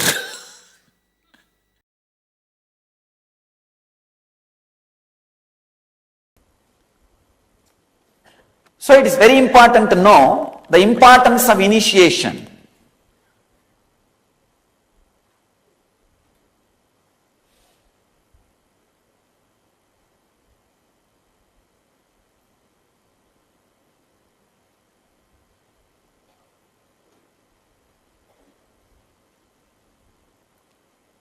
If you sit and listen to the truth from an ordinary man who has intellectually memorized it, it is called learning, teaching and learning. If you sit and listen to a man who himself is practicing those truths, he is called Acharya, you are called Shishya. If you sit and listen to those truths, who has experienced it, he is called Guru, you are a Shishya. If you are listening to those truths from a being whose very DNA is programmed, it is called initiation. He is an incarnation, you are a devotee, it is called initiation. This is what exactly I am doing in Inner Awakening. Every session of Inner Awakening is an initiation. Awakening of one DNA. Every session of Inner Awakening. First working on life, means different energy centers. Then working on death, the different energy layers. Then working on koshas, sheets, different energy sheets, energy fields. Then working on the very core of energy. So every session is an initiation into the next step. Your DNA gets reprogrammed for enlightenment. In my life, there is an experience with a group of Tibetan monks. They made me sit inside the bell. Some 10 monks sit around the bell and rub the bell and go on chanting. I never realized the sound can create pain in your air holes, in your pore. The bell has small holes through which I can breathe, but all the 10 sides they are sitting and rubbing the bell with a small wooden piece. That vibration created, that sound, within 5 minutes your ear stops listening to that sound. You can't hear it anymore. But every air pore feels the pain as if a needle is being inserted. And after half an hour the pain also disappears. It becomes like a pleasure. Very strong, deep pleasure. Then they chant the words like, you are deathless, you are painless, you have no hunger, you have no thirst, you have no old age. They chant like this. I now translated in negative way. They don't say you have no old age, they say you are ever young. They say you are always fulfilled. You are immortal. They declare in positive terms. And I was really shocked, because first I thought, what can this do? Maybe a ceremony. I love usually these ceremonies. Anywhere, any ceremony I see, I'll go and sit. Whether it is a shraddha or I will not bother. Whether it is some sannyas ceremony is going on, or some shraddha is going on, some ceremony is going on, I'll go and sit. So I saw some ceremony going on. I asked, will you allow me? They said, are you a sannyasi? I said, yes, I left the house long before. Then they put me in that ceremony. I started attending. Then I realized, now I can realize completely, the frequencies and language can reprogram your DNA. I can tell you, still I do not have anything called pain in my body. If you have seen me 10 days before, in Himalayas, 10-15 days before, there was a big wound, at least 4 to 5 inch wound, long, maybe 1/4 inch depth. There was a bleeding and big wound. It took 5 days for me to realize there was a wound.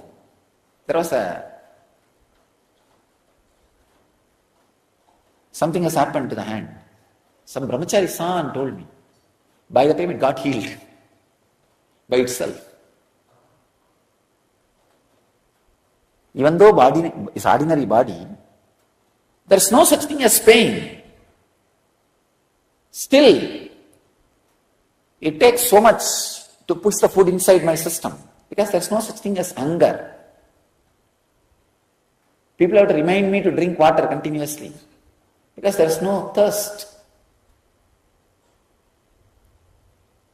The DNA reprogramming. The power of DNA is reprogramming.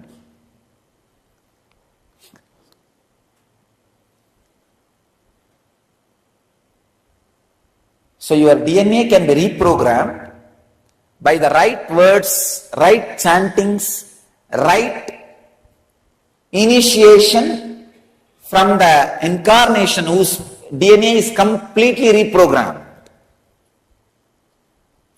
That is why the words heard from the Master spreads inside you like a fire and makes you experience.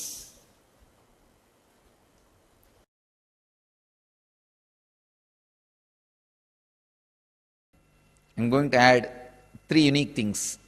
Technique for past life regression, techniques for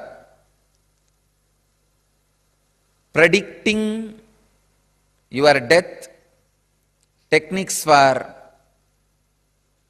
changing the death, techniques for facing the death and using it as a door to enlightenment. And techniques for levitation. It is going to be a very strong special process and techniques for levitation. Fulfilled and satisfied is the first step for the spiritual growth. In inner awakening, you will enter into the deeper mystical dimensions of ultimate enlightenment. You see, the initial level of feeling fulfilled and satisfied is great when you get certain experiences.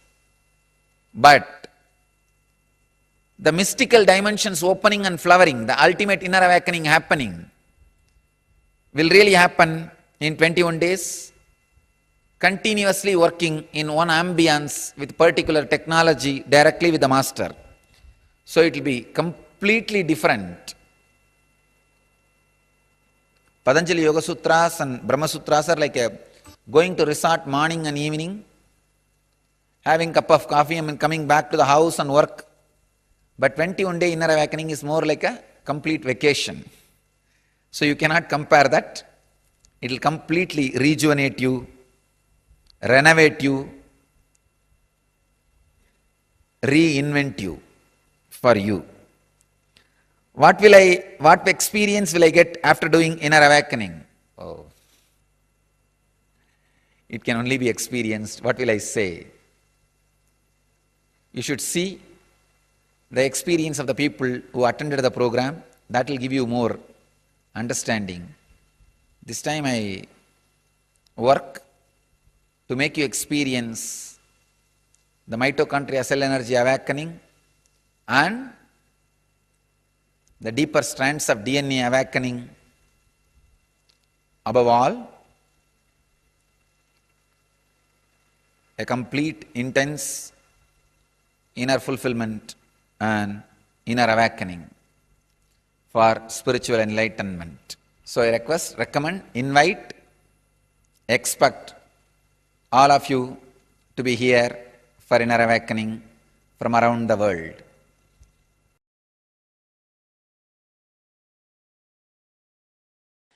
Guru is a person who designs and develops a technology which can take you from where you are to where you should be. I cannot miss where you are and go on talking about where you should be.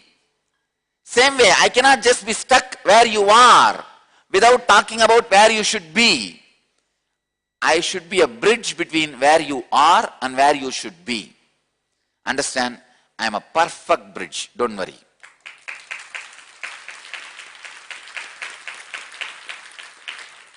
Even if you think I am the last man on the planet Earth may get enlightened, if at all. If you think there is no other person behind me in the queue, I am the last possibility. Even then, I will be a bridge for you. Don't worry. So, you just do what you can do.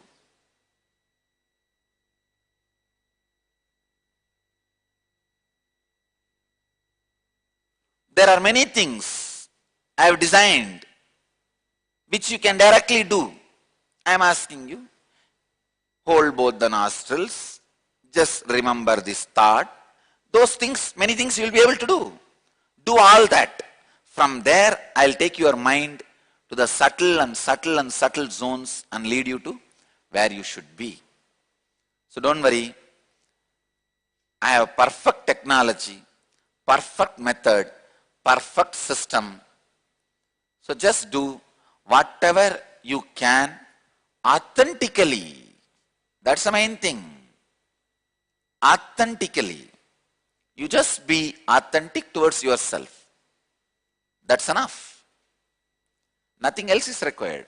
Everything else is my responsibility. Everything else is my job. So, you are saying, please help me, Swamiji. I want to get 100% benefit from IA. Understand, IA is not dangling carrot. Banana pushed inside your throat. IA is not a dangling carrot. Banana pushed inside your throat. So don't worry at all. I'll take care. If it is a dangling carrot only, you need to put any effort. No. I ensure you open your mouth. I ensure the banana goes inside.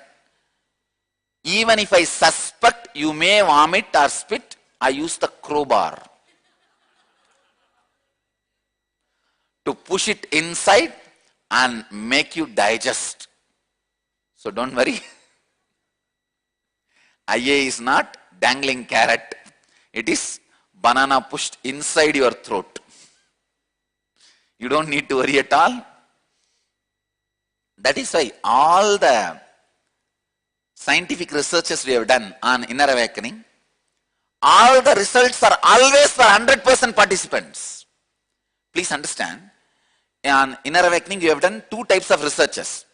One, the individual person filling the questionnaire, like how you feel now, your depression, how you feel your low mood, how you feel your decision making capacity.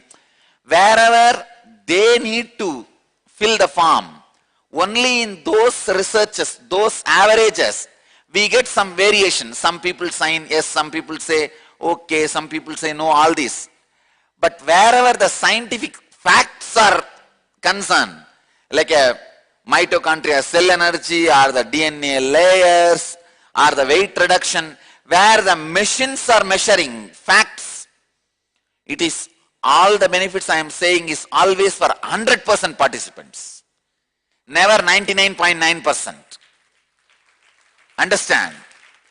There is not a single participant who went out without awakening of the mitochondria cell energy and DNA layer. When I say 1000%, that is the lowest even for the last participant. Average goes to 1300%. That's one thing. Lowest itself is 1000%. So understand, IA is not dangling carrot. It is banana pushed inside your throat.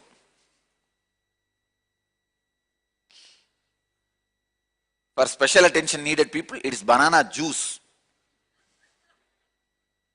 Not even banana. It is just juice made out of banana is pushed through your throat. So all you need to do is, Wear your seat belt, relax and enjoy. Seat belt is mala. First, Shraddha Vivecha. Being possessed by authenticity and honesty. Throughout this program, be possessed by authenticity and honesty. You will see it becomes your reality, your life. You are out of all the sufferings and you are in highest possible consciousness. Second word, Anandam Brahmeti Navyajanat. This is from Taittiriya Upanishad. Bliss is cosmos. Don't waste your life without enjoying it. Don't waste the bliss without living it. Bliss is your birthright. Don't waste it without living it. Third, it may not be directly from the Vedic Hindu scripture, but from the Vedic Hindu spirit, the essence of Vedic Hindu spirit. This time, because this scripture need to reach out to billions of people, it has happened in the language used by billions of people in English. The word is, the verse is, be unclutched. Understand, one from Kathopanishad, one from Taittiriya Upanishad, one from Nityananda Upanishad.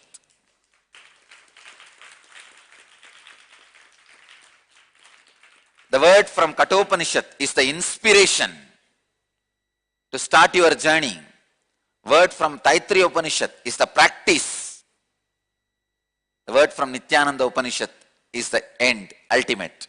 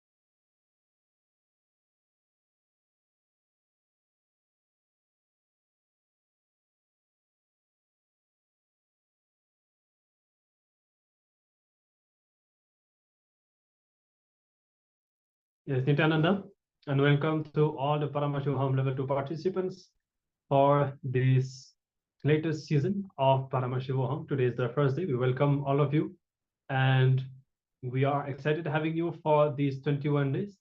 Today, we hope that you all had the opportunity of witnessing the demonstration of the Shaktis of Paramashiva. All of you will be having the opportunity to get initiated and guided to manifest these powers every day.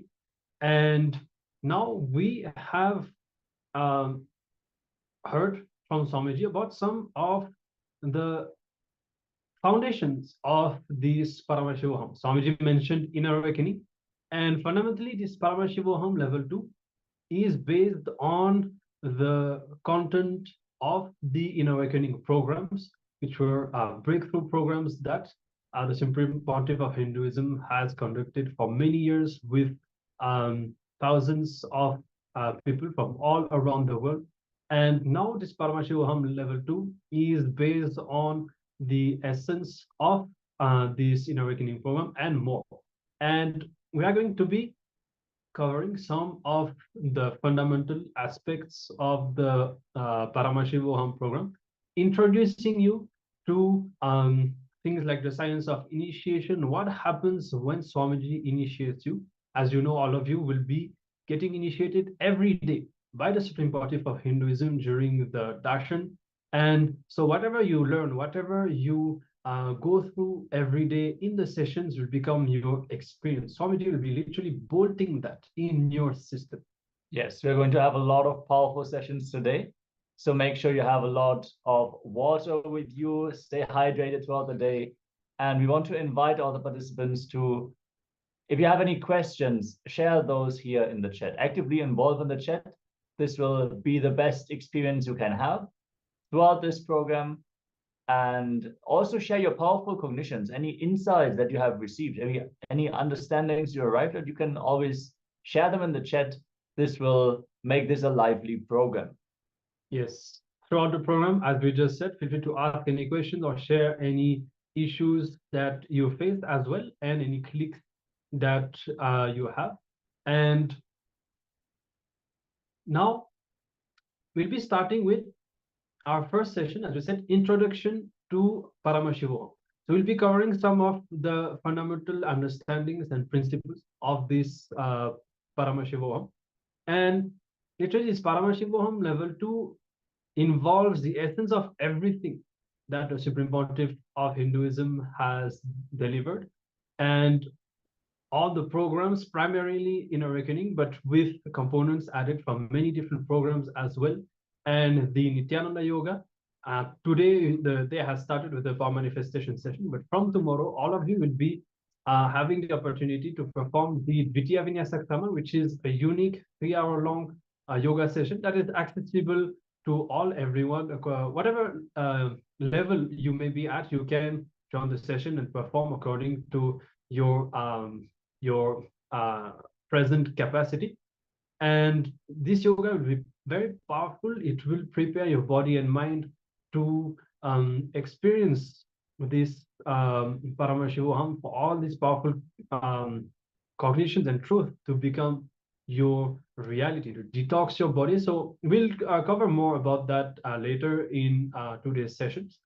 And this program also has all the Shastra Pramana, which are the scriptural reference, so that you know that whatever you are taught here is authentic as per the source scriptures of Hinduism, and the Apta Pramanas and Atma Pramana, all these different levels, the experience of the sages, Swamiji's own experience to validate what you are being taught.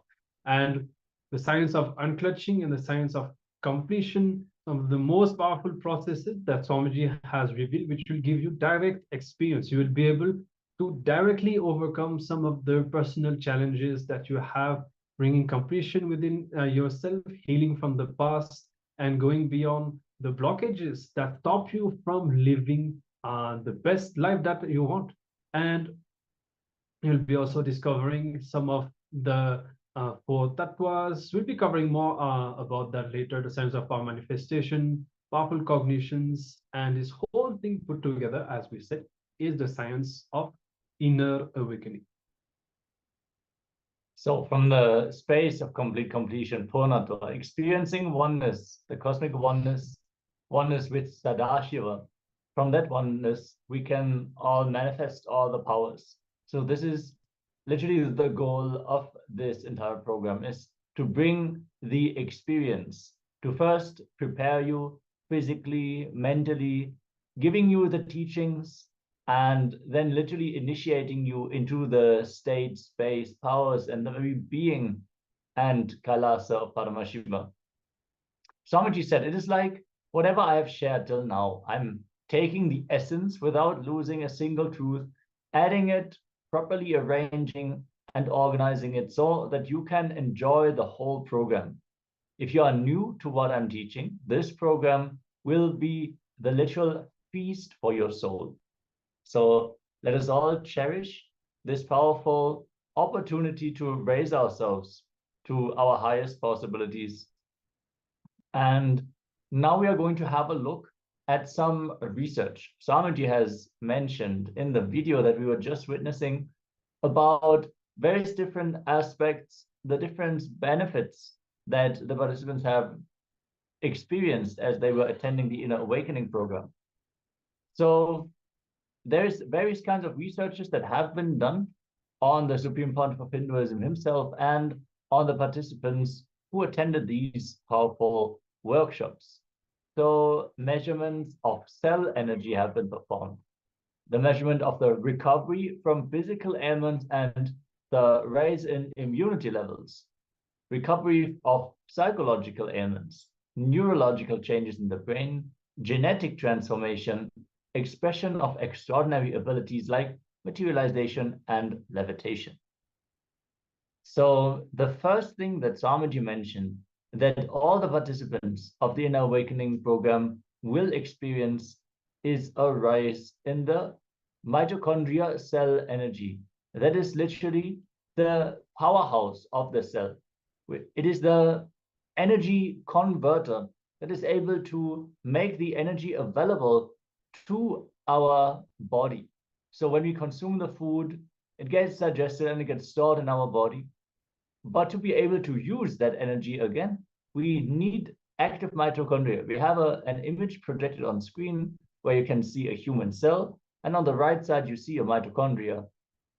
In the top part, it is a little small maybe, but there are 2 mitochondria within each and every single cell of the body. So understand that every single cell of your body is capable of producing its own energy with the help of the mitochondria. But based on our lifestyle, the mitochondria activity can reduce. For example, if you're consuming alcohol or smoking cigarettes, if you're eating an unnatural diet, such as a non-vegetarian diet, or you're drinking like diet soda, like chemicals, if you're taking a lot of medication like painkillers, and in general, if you live an inactive lifestyle, this all can lead to the mitochondria losing its capacity to produce energy from the stored resources inside our body. So in this program, with the Kundalini Awakening by the Supreme Pontiff of Hinduism, no matter what was the lifestyle that you have lived, you're going to experience a surge in mitochondrial cell energy. The mitochondria is responsible for respiration and energy production. It is responsible for reduction in performance. The reduction of the performance of the mitochondria cell energy is thought to lead to onset of diabetes, stroke, cancer, and so on. So all the civilizational diseases that we are experiencing more and more. The mitochondria is a major factor in aging of the body if it is getting inactive. And there are methods to increase the energy of this tiny generator through allopathic medicine, but the success rate is only 25 to 30%. A damaged mitochondria will produce less energy and more reactive oxygen species, RS, which lead to cell damage and aging, and potentially even to cancer. So highly energized and efficient mitochondria is certainly likely to produce pure ATP, which is the pure energy reserve, which is immediately available for the body. It's like you have a banana instead of having raw fuel. You can just simply consume the banana and you know it will fuel your body. But the raw fuel would have to be converted, and that is not something that you can enjoy. So as the mitochondria is energized and healthy, it will be able to provide exactly the kind of energy that your body needs. So throughout the programs, in a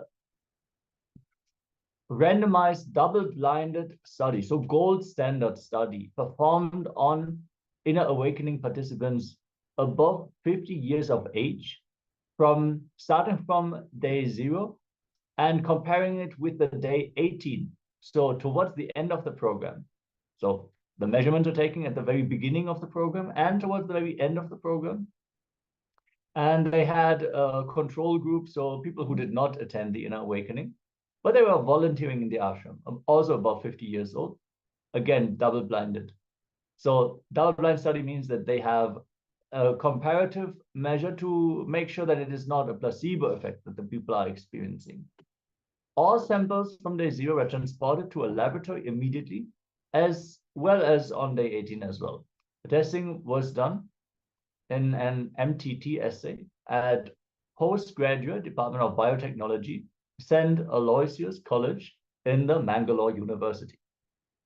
All data were handed over to an independent professional biostatistician.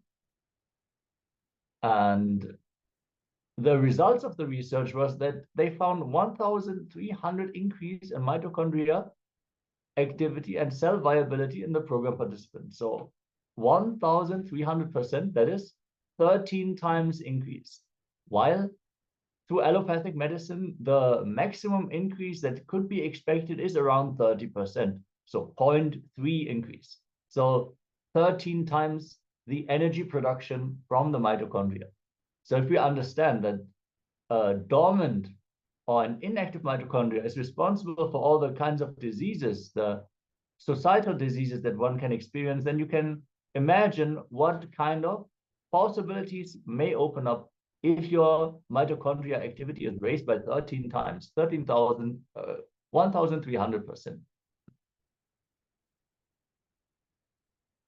We have some visual data about various other ailments that were relieved from the participants who are going through the inner awakening program, such as anger and frustration, chronic fatigue, depression, eating disorders, fear of unexplained nature, insecurity, insomnia, being unable to sleep in the night, low energy, panic attacks, heart palpitation, rheumatoid arthritis, lack of mental focus, chronic pain, mood swings, asthma, and the list goes on and on and on. We have many different graphs here. If any one of the participants is really curious to look into all the benefits, we can definitely share those. But for the sake of conciseness, we can move on.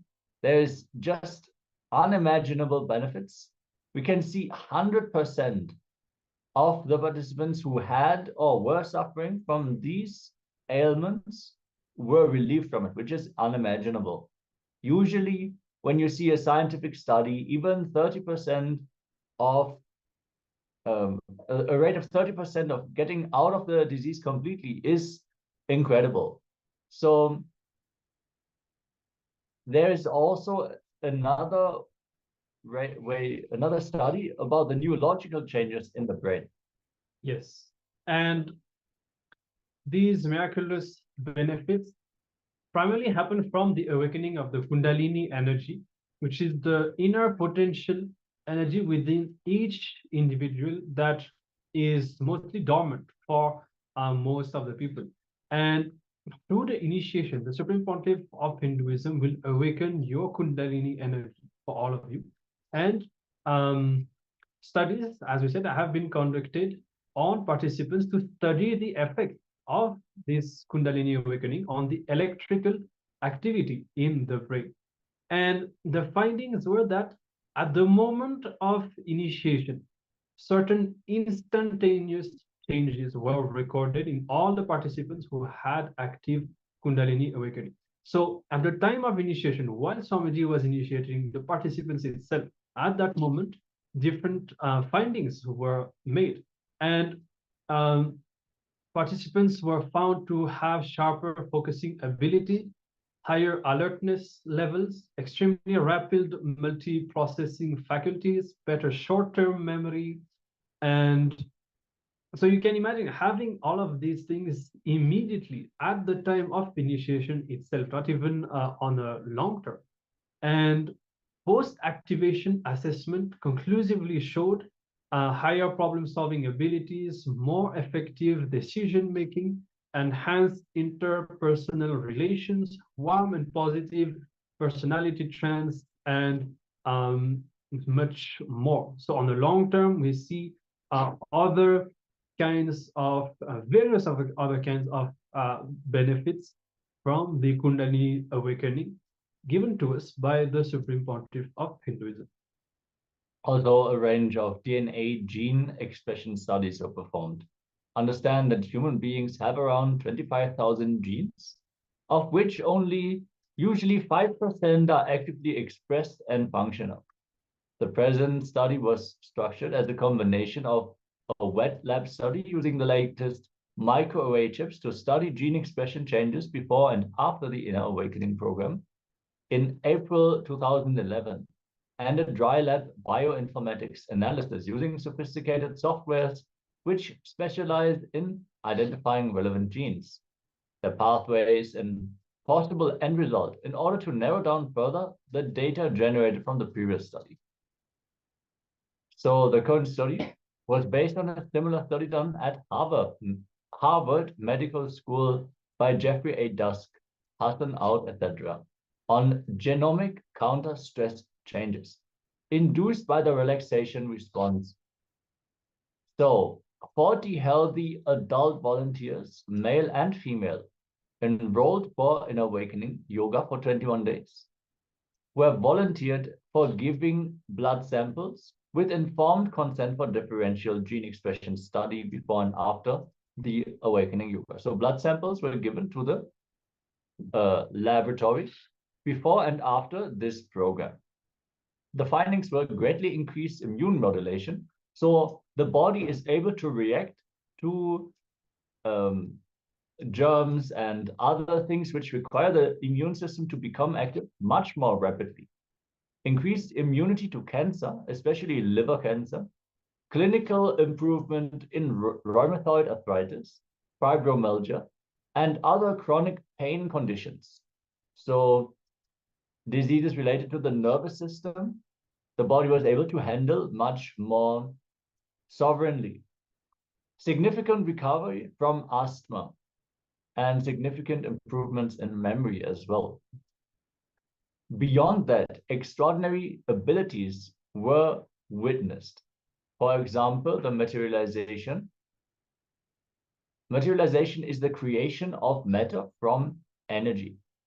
Objects materialized so far, as per the point of this study, were vibhuti, sacred ash, kumkum, vermilion, diamond, pearl, rudraksh, and even small figurines of deities have been materialized. Yes. So we'll be showing a picture on the screen. You can see the vibhuti on these padukas was actually materialized. It appeared on its own from by the grace of Swamiji, just materialized straight away on the padukas in a temple. And this same phenomena has happened in thousands of places around the world. Here you can see small deities that have been materialized by devotees. And this has even been recorded. We'll be actually going through some of the study that was conducted on this materialization itself.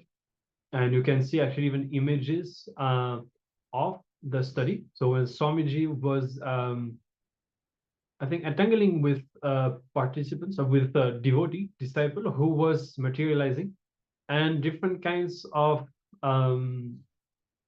scientific studies were conducted to examine and to see what happens during the materialization. And actually in the next image, we can see even, we'll be able to see the formation of the object itself within the cavity of the throat. Yes, in this image, you can see that small green kind of dot is actually an object being materialized. So in the previous picture, we could see that this same object was not visible. and during the materialization, it was recorded. It simply appeared within the throat cavity of the disciple who was entangling with Swamiji, and thus the materialization was witnessed scientifically. So throughout this study, the participant was laying in the CT chamber without any movement, and the materialization was witnessed live by the scientific research team that was present. Beyond that, the QEEG recording of both the brain of the Supreme Pontiff of Hinduism and the subject who was manifesting the materialization at that time showed entrainment, means synchronicity in the brain waves, both individuals during the process of the materialization. So that means that while Swamiji was entangling actively with the participant who was laying in that CT chamber, the brain waves of both Swamiji and the devotee were synchronizing. They were literally vibrating in the same frequency. This is what Swamiji has mentioned so many times. All he needs is the devotees who are able to vibrate in the same frequency, and literally that is all that is required for anything to manifest. So these observations showed Swamiji switching his brainwave patterns as he transited through different altered states of consciousness. Like we go through the waking state, the dream state, and deep sleep over extended periods of times, Swamiji was able to freely change his brainwave activity to these and various other states of consciousness as well. So at will, Swamiji was able to alter the way that his brain waves were functioning. Yes, with this we conclude the scientific research that has been done. There is more research that has been done, but to keep it concise, we'll keep it at that. I feel there is a lot that can be explored and a lot that we can experience. If you have any questions or doubts, if you are maybe a researcher yourself, you can let us know. We can share more scientific data with you if you're interested.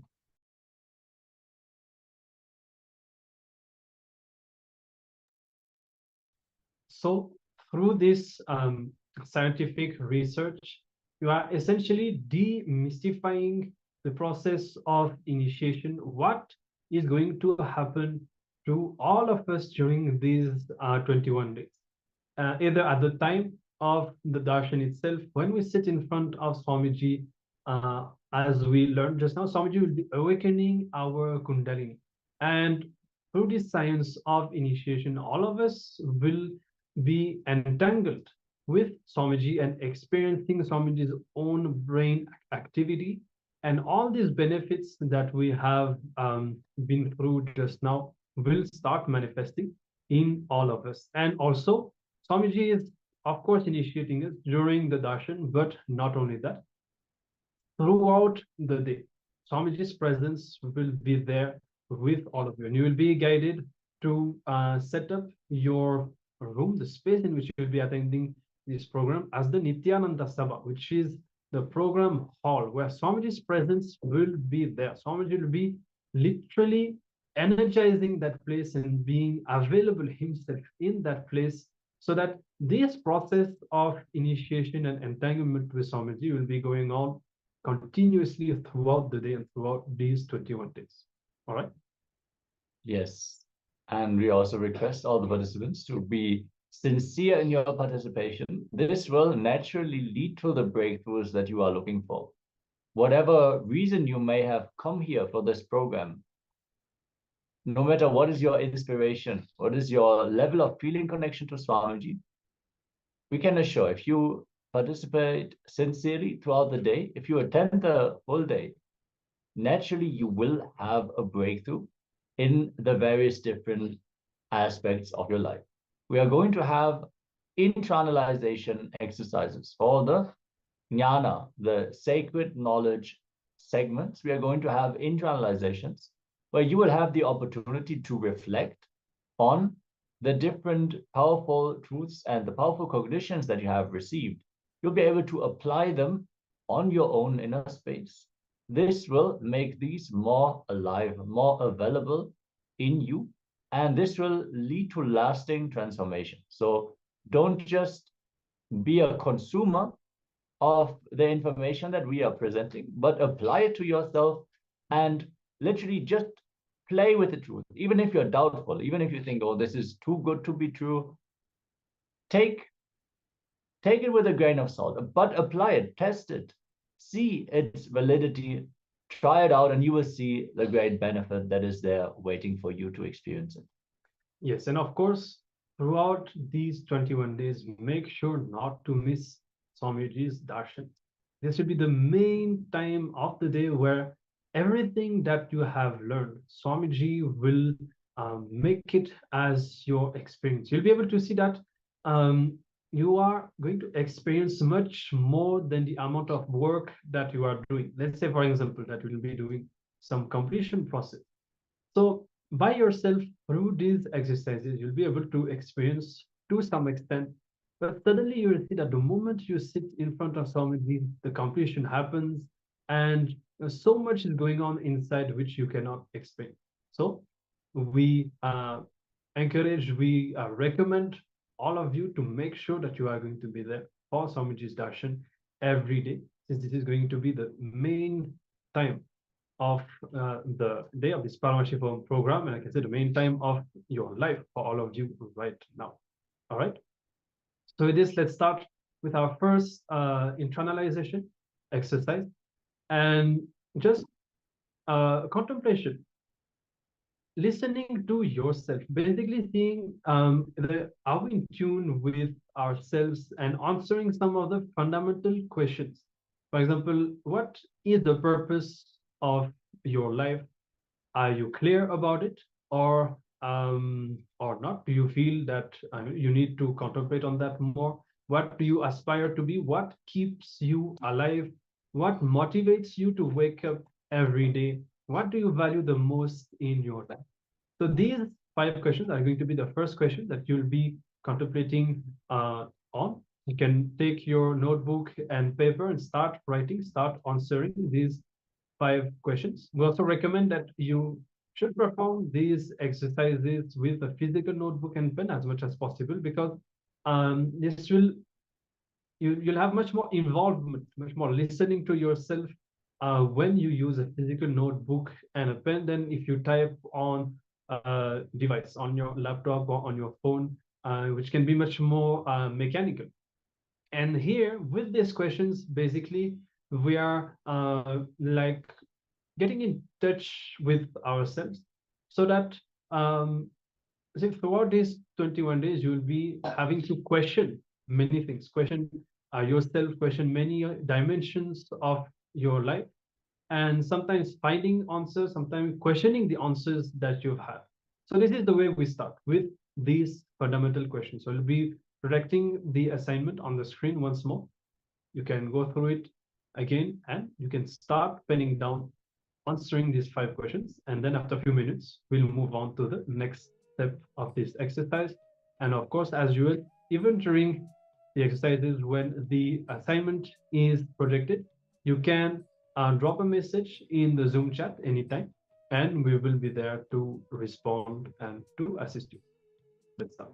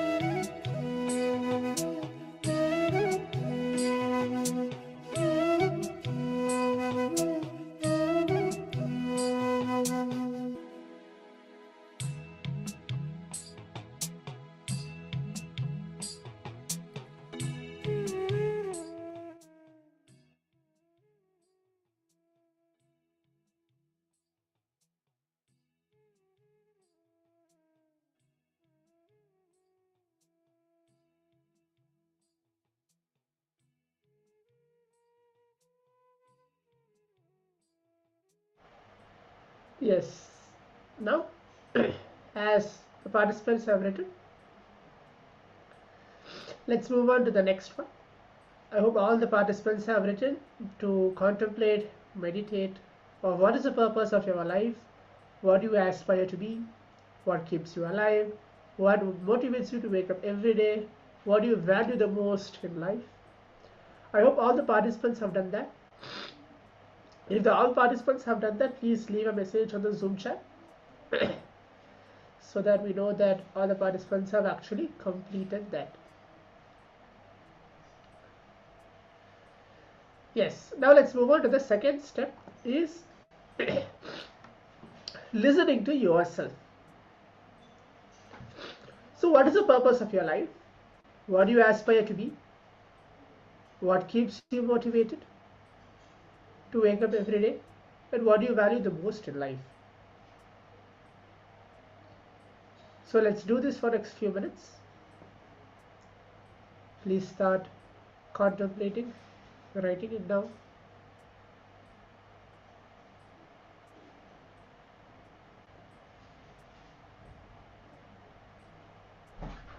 We're going to be entering into the second exercise. Sorry, we're going to be entering into the second exercise, that we want to hear that what brings you to this Paramashivoham, what brings you to this very program. As today we're going to be having the live darshan of Swamiji, the day one. So what are you seeking from life? How do you plan to achieve what you aspire for? And are all your actions aligned to what you think, what you aspire for? So I hope all the participants are able to understand. I'm going to project the instructions so that the participants can follow along. Please take a moment to write everything down, contemplate everything.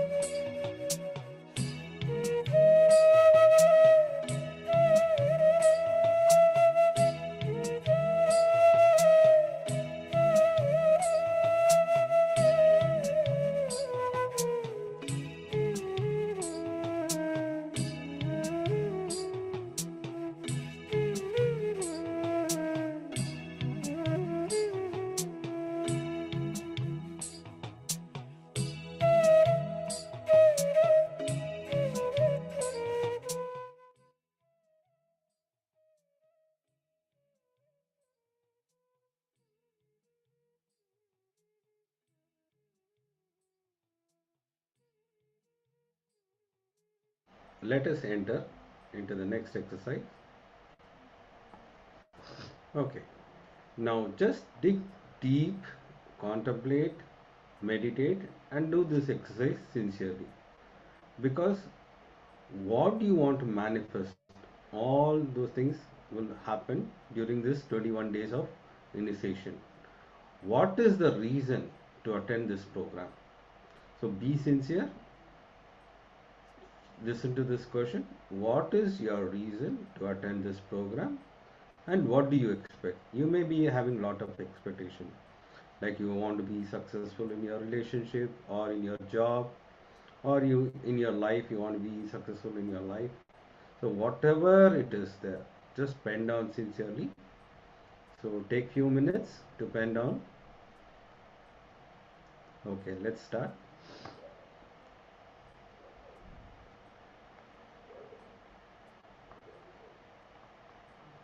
We are going to project this one, so you can see we'll be projecting this slide,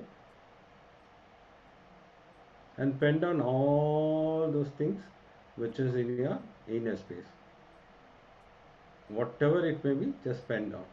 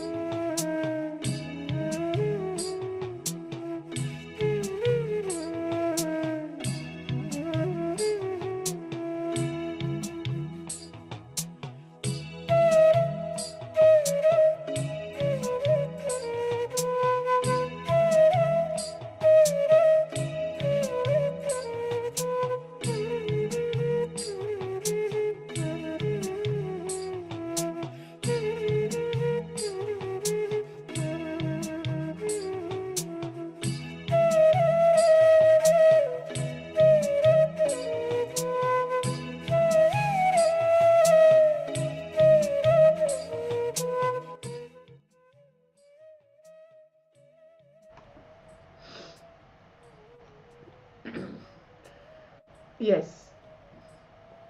Now let's enter into the next session. But before that, I am able to see a participant. Julie Zhang has put a message that is this still a level 1 Zoom? No, ma. This is the level 2 Zoom. Level 1 Zoom is completely different. You can register back again and join the level 1 Zoom if you want to join the level 1. This is the level 2 Zoom room, the level 2 program. Okay, now let's enter into how to detox. So the purpose of detoxification of your body is very much necessary for the power manifestation. So like how we cleanse our mind through unclenching and other process of power manifestation, detoxification of body is very necessary so that you can manifest powers. So detoxification is not just removing unnecessary toxin from your system. In course of time, these toxins become independent intelligence. Do not allow your whole system to flow with the reality you are supposed to function. How much ever you psychologically decide and charge you up, your body just like a puncture tire, pass just like a puncture tire.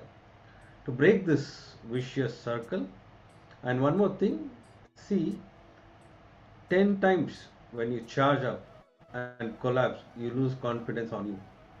That is the sad part. Nothing else is the sad part. The sad part is you losing confidence on you.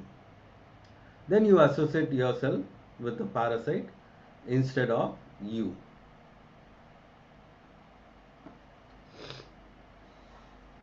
So, do I need to detox? This is the question you will have. Yogic definition is, even one cell does not listen to you, your will is considered as parasite or anti-being. If you have problems like I want to be integrated, I am not able to do, I want to wake up, but I am not able to, I want to be always active, but I am not able to do, be very clear. Your system has toxins and toxic parasites. Understand? If you are a non-vegetarian lifestyle person, even 5 years before, you can be very sure you need detoxification. Almost all human beings in modern day has some form of toxification and parasite inside the system.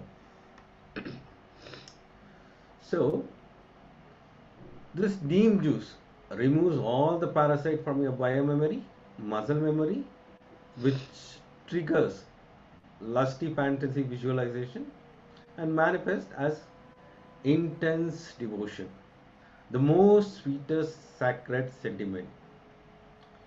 So having neem juice every day will detoxify your body. So just neem juice concentrated 100 ml or diluted 200 ml you can take. If you find it is difficult to drink the entire amount at once, don't worry, it's perfectly fine to split into 2 parts, and you can have it in morning or evening, or you can boil 4 to 5 neem leaves or half teaspoon neem powder in 1 cup of water, then allow it to cool and drink. See, the almost problem in our life is we want to achieve something and we are not able to do it. Always it stops, somewhere it's stopping. So morning you'll decide I want to do something, and the evening again the mind goes into some other thing. So you are not able to do it because of this all parasite sitting in your body. So this neem juice is going to help you, which makes your body pure and clean, so that whatever you want you can achieve. So we request all the participants to have every day neem juice and attend Swamiji's initiation. That is how you will manifest the powers. When you have that confidence, once you get the confidence, yes, this system is working. So that is the reason we insist for detoxification of your body. So next, let us enter into the introduction to Paramashivoham, because all of you are new, many participants are new. So we need to introduce about this Paramashivoham, what the program is and how it can help you in your daily life. Yes. Now, how to get ready for a transformative inner awakening in your home? Transformational Paramashivoham in your home. The first one, always mentioned by Swamiji, is be present for all 21 days and be involved.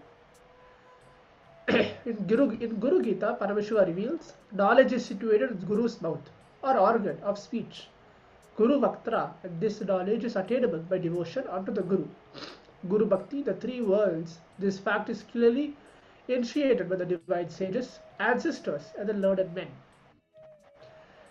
No need to take notes unless specifically needed for the sessions. Second tip is be involved and do the exercise. Analyzing for the sake of internalizing the truth is internalizing. Taking few minutes, recollecting, writing elaborately, not like college notes, but internalizing it.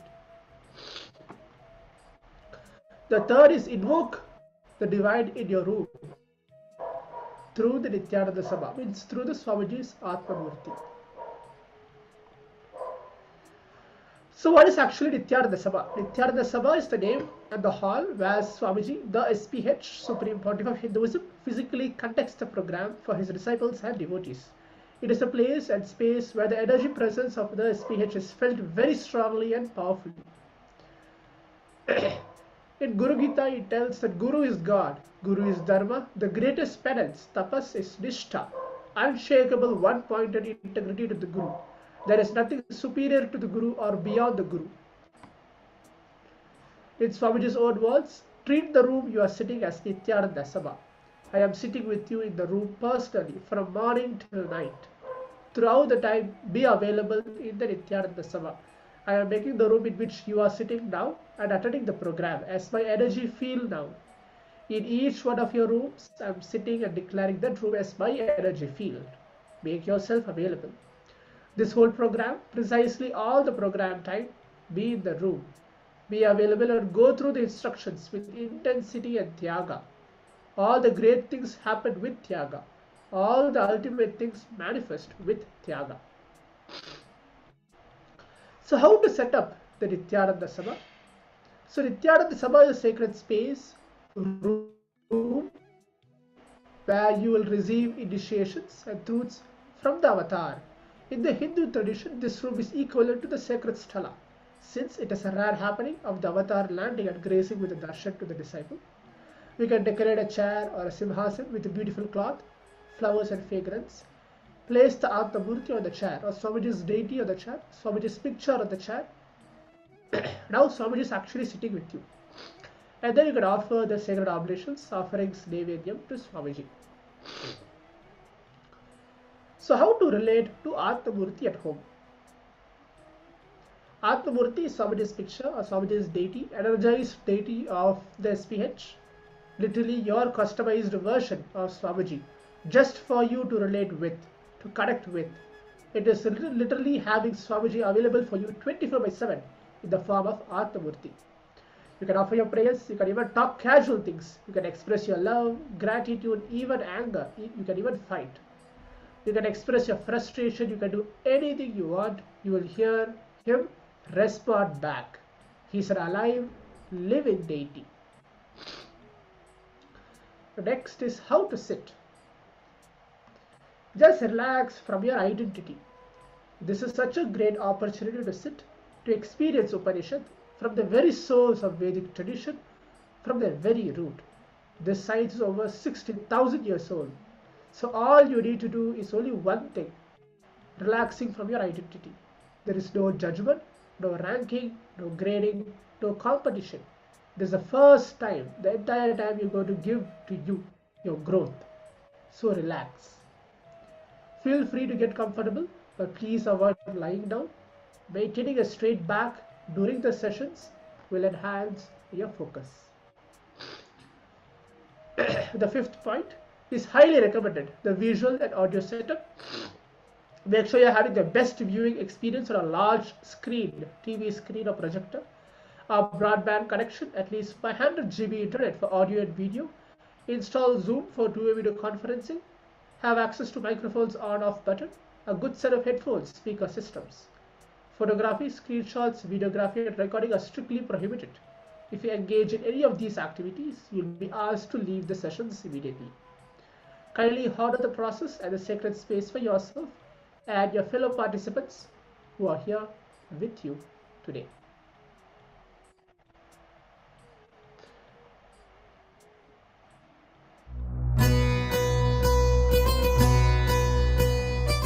Parashakti decided it is time to manifest Ganapati, means who will guide and lead all the Shiva Ganas. Paramashiva tried to tell that being, hey, I have come here to add my bioenergy to you.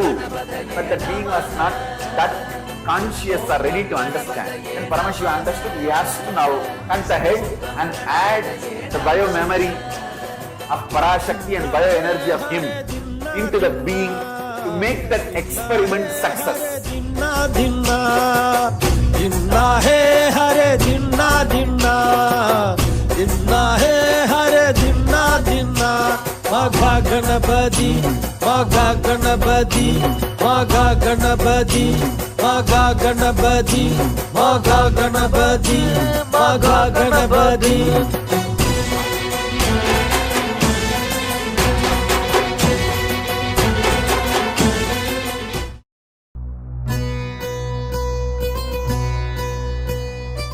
Parashakti decided it is time to manifest Ganapati, means who will guide and lead all the Shiva Ganas.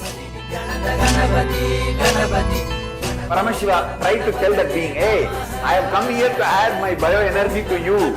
But that being was not that conscious or ready to understand. When Paramashiva understood, he has to now come ahead and add the biomemory of Parashakti and bioenergy of him into the being to make that experiment success. Dinna dinna, dinna hai hare dinna dinna, dinna hai hare dinna dinna. Magha Ganapati, Magha Ganapati, Magha Ganapati, Magha Ganapati, Magha Ganapati, Magha Ganapati.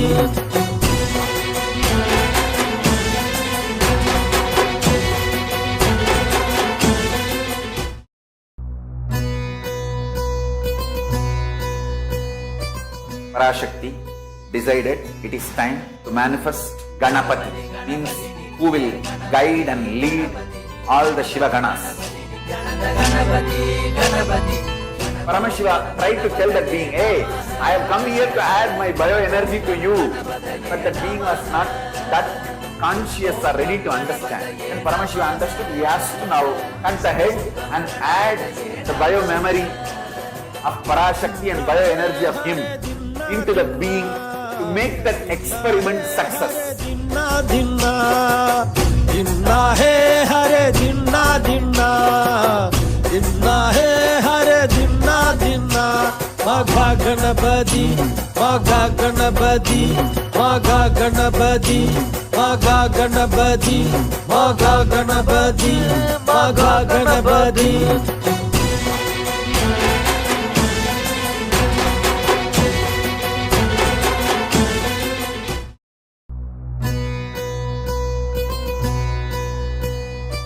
Parashakti decided it is time to manifest Ganapati, means who will guide and lead all the Shiva Ganas. Paramashiva tried to tell that being, hey, I have come here to add my bioenergy to you. But that being was not that conscious or ready to understand. When Paramashiva understood, he has to now come ahead and add the biomemory.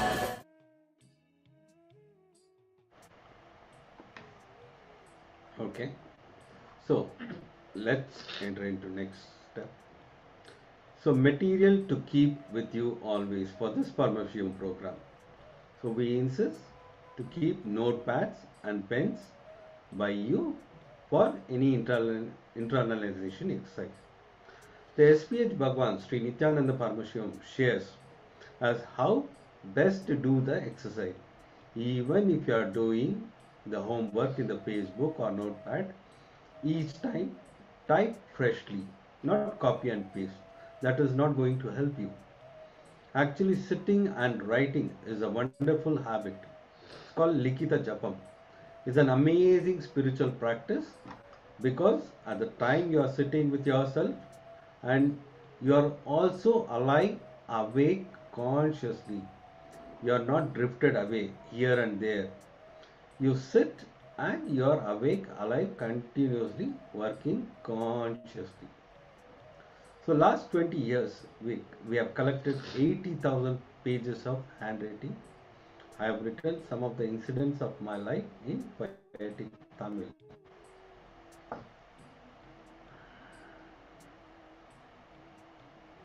So next, a blindfold or a cut material to be used as blindfold for power manifestation. So every day we'll be having the power manifestation. For that you need a cut material. It can be white or black, it's okay. But it is need to be your eyes where your eyes cannot see. So see that the cloth, through the cloth you are not able to see. Such type of cloth you can use.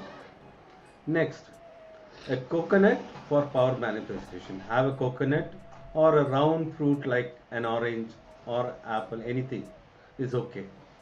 So have with you always, so that whenever there is a power manifestation, you will be requiring all this. And Basma and Kumkum, if available in your city or anywhere near shops, if it is available, you can have it. Atma Linga, if you have received one. And a small mirror for your internalization exercise, where there is lot of this one where you have to see the mirror and do this internalization exercise. So bottle of water at all times or herbal tea or hot chocolate is okay. We recommend to skip coffee this 21 days as it impacts your consciousness. Have always bottle of water, and if you are feeling drowsy, you can have some herbal tea or something hot chocolate where you don't drift. For receiving Diksha, please keep drinking water, one fruit, organic banana, beetle leaf, beetle nut, and dakshina. It can be a coin, whatever. So whatever it is, just a coin is also okay. A clean towel, unused piece of cloth. For recording your extraordinary power manifestation, install a timestamp camera on your phone or tab. Okay. So next tip is be dressed for super conscious breakthrough. Literally, it is a celebration. When you manifest something, you know that you have some powers, and so as per Hindu tradition, look your best in a traditional Indian clothing, saris or chudidar for women, kurtas or dhoti for men. So when you manifest power, you have to celebrate. The best way to celebrate is having the best costumes. So vibhuti kumkum on your forehead if it is available in your city. Jewelry if you wish to celebrate the landing of Paramashiva in you. So when you see Paramashiva entering in your, when you see the Paramashiva is happening inside you, it is the time to celebrate. So how you want to invite Paramashiva? So how best you want to, when the Paramashiva comes, how best you want to represent yourself. So that is the reason we suggest all these things. Preferably white clothing, that is the best for receiving Diksha and Darshan. So always don't miss Nayana Diksha, which happens every day. What do you mean by Nayana Diksha? What is actually Nayana Diksha? Nayana Diksha is when you are sitting with the divine himself, Paramashiva's living manifestation that has happened for giving super consciousness breakthrough. Not only you are seeing the divine is also seeing you. When you see me, you are doing the best thing you can do to you. When I see you, Cosmos is doing the best thing it can do to you. So the best way is to represent yourself, how you represent yourself when Paramashiva is happening in your life. So, how to get the best for yourself from Nayana Diksha? Be in absolute awareness, avoiding any restlessness or movement. Avoid walking around. Be on camera continuously. Avoid and do not turn off your camera even if you need to step away for a few minutes. Every moment is precious. So detox is a must with yoga and jala aushadha. During the program you will be experiencing rare Dvitiya Vinyasa Krama, a 308 yoga asana sequence, which is 3-hour session to prepare you physiology for Paramashiva to land on you. You are requested to be dressed in black attire, tie your hair, keep a bottle of water at all times. So the best way to do the yoga is requested to dress in a black attire. Kindly follow this 21 days. We request you to kindly follow the Sattvic diet. Skip animal products if possible, even dairy products. You will just see the way your ability to understand and sensitivity to the world shoots up. So don't intoxicate yourself through smoking or alcohol. You will see within 21 days you will not need these additives to feel joyful anymore. Each morning do jala aushadha. Store 1.5 liters of water overnight in a copper vessel in the morning. Energize the water with Mahavakya. Hold the water container and chant the Mahavakya, visualizing Swamiji in your third eye. Om Nityananda Paramashivoham. So chant this Mahavakya. Drink the water fully before brushing the teeth just after you wake up. This will completely detox your body and prepare you for the Paramashivoham experience, because you are energizing this water through the Mahavakya chanting with Swamiji, and this automatically will detoxify your body. Have a teaspoon of haritaki each night. Add Panchakriya too. Ayurveda very clearly describes haritaki will do more good to you than your mother. This is no herb praised so much like haritaki. Haritaki will always keep you very clean. I am opening the Kundalini enlightenment energy in you. Channel in you in such a way that even if you have some toxic thought currents develop, it will immediately convert it into physical matter and leave your system. That is why this haritaki is recommended. The more every day when you keep on taking, you will see the difference.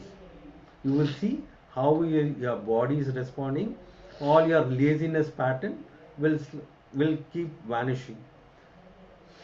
So your brain will also be so alive and active. It will get converted into physical matter. So it leaves through your motion. So all this toxic will convert it into physical matter and will leave your system. For that, haritaki will help you a lot. This way, your brain will be permanently holding the Kundalini up and not allowing the toxic mental setup. So that is the reason we recommend, Swamiji recommends to have haritaki every day night. Half a teaspoon or 1 teaspoon is okay. Every night is compulsory. So we are going to be continuously available to support you. Acharyas will be attending you. So any problem, any issue, you can talk to Acharyas. If you are not able to manifest powers, if you are not able to come in time, so all these things you can, Acharyas will help you how to manifest powers, how to be in time, What is the reason? What thought is holding you to not to make things happen?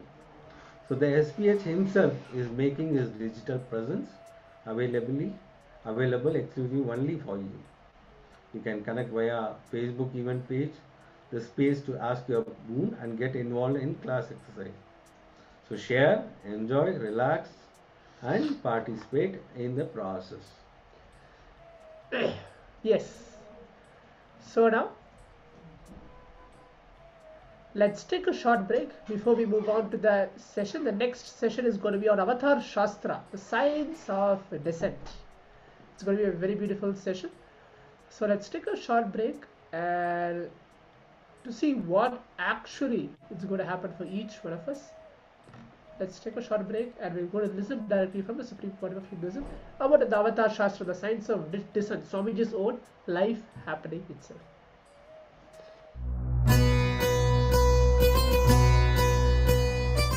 Parashakti decided it is time to manifest Ganapati, means who will guide and lead all the Shiva Ganas.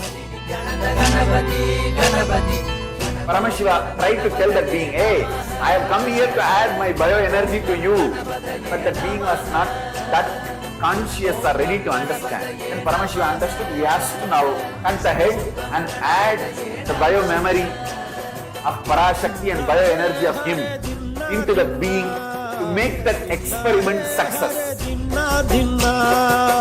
Dinna hai hare dinna dinna, dinna hai hare dinna dinna. Magha Ganapati, Magha Ganapati, Magha Ganapati, Magha Ganapati, Magha Ganapati, Magha Ganapati.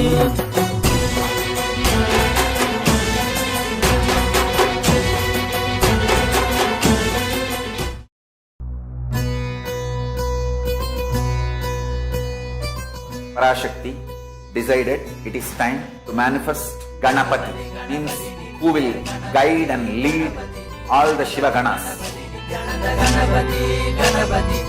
Paramashiva tried to tell that being, hey, I have come here to add my bioenergy to you. But that being was not that conscious or ready to understand. When Paramashiva understood, he has to now come ahead and add the bio-memory of Parashakti and bioenergy of him into the being to make that experiment success. Dinna dinna, dinna hai hare dinna dinna, dinna hai hare dinna dinna. Magha Ganapati, Magha Ganapati, Magha Ganapati, Magha Ganapati, Magha Ganapati, Magha Ganapati.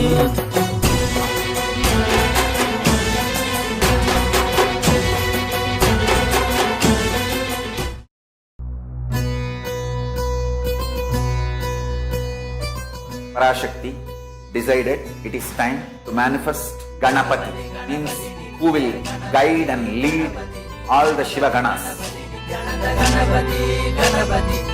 Paramashiva tried to tell that being, hey, I have come here to add my bioenergy to you.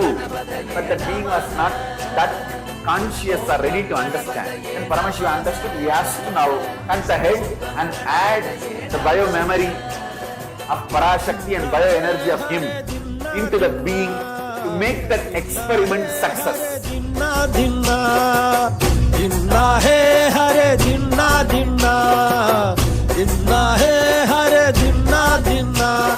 Magha Ganapati, Magha Ganapati, Magha Ganapati, Magha Ganapati, Magha Ganapati, Magha Ganapati.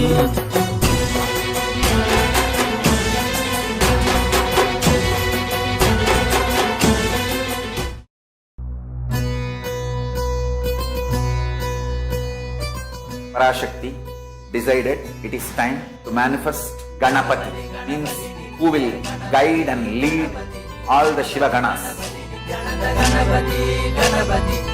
Paramashiva tried to tell that being, hey, I have come here to add my bioenergy to you.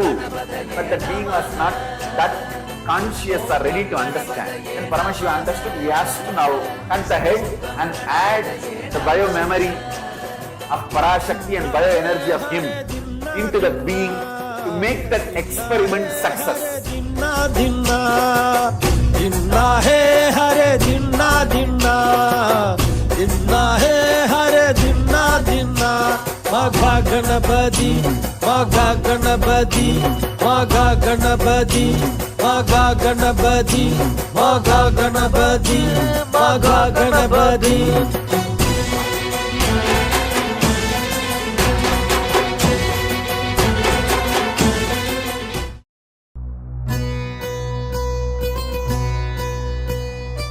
Parashakti decided it is time to manifest Ganapati, means who will guide and lead all the Shiva Ganas. Paramashiva tried to tell that being, hey, I have come here to add my bioenergy to you. But that being was not that conscious or ready to understand. When Paramashiva understood, he has to now cut ahead and add the biomemory of Parashakti and bioenergy of him into the being to make that experiment success. Dinna dinna, dinna hai hare dinna dinna, dinna hai hare dinna dinna. Magha Ganapati, Magha Ganapati, Magha Ganapati, Magha Ganapati, Magha Ganapati, Magha Ganapati.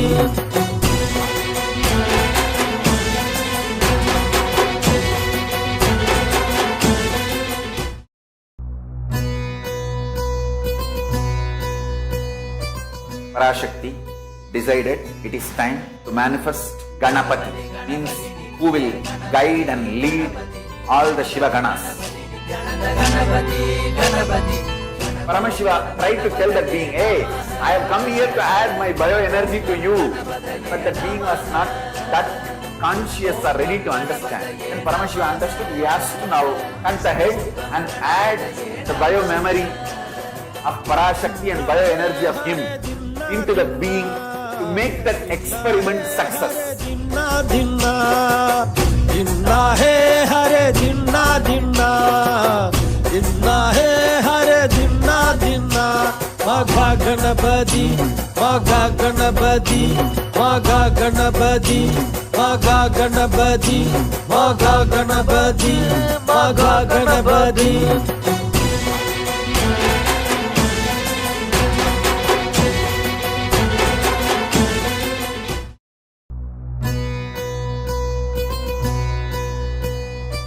Parashakti decided it is time to manifest Ganapati, means who will guide and lead all the Shiva Ganas.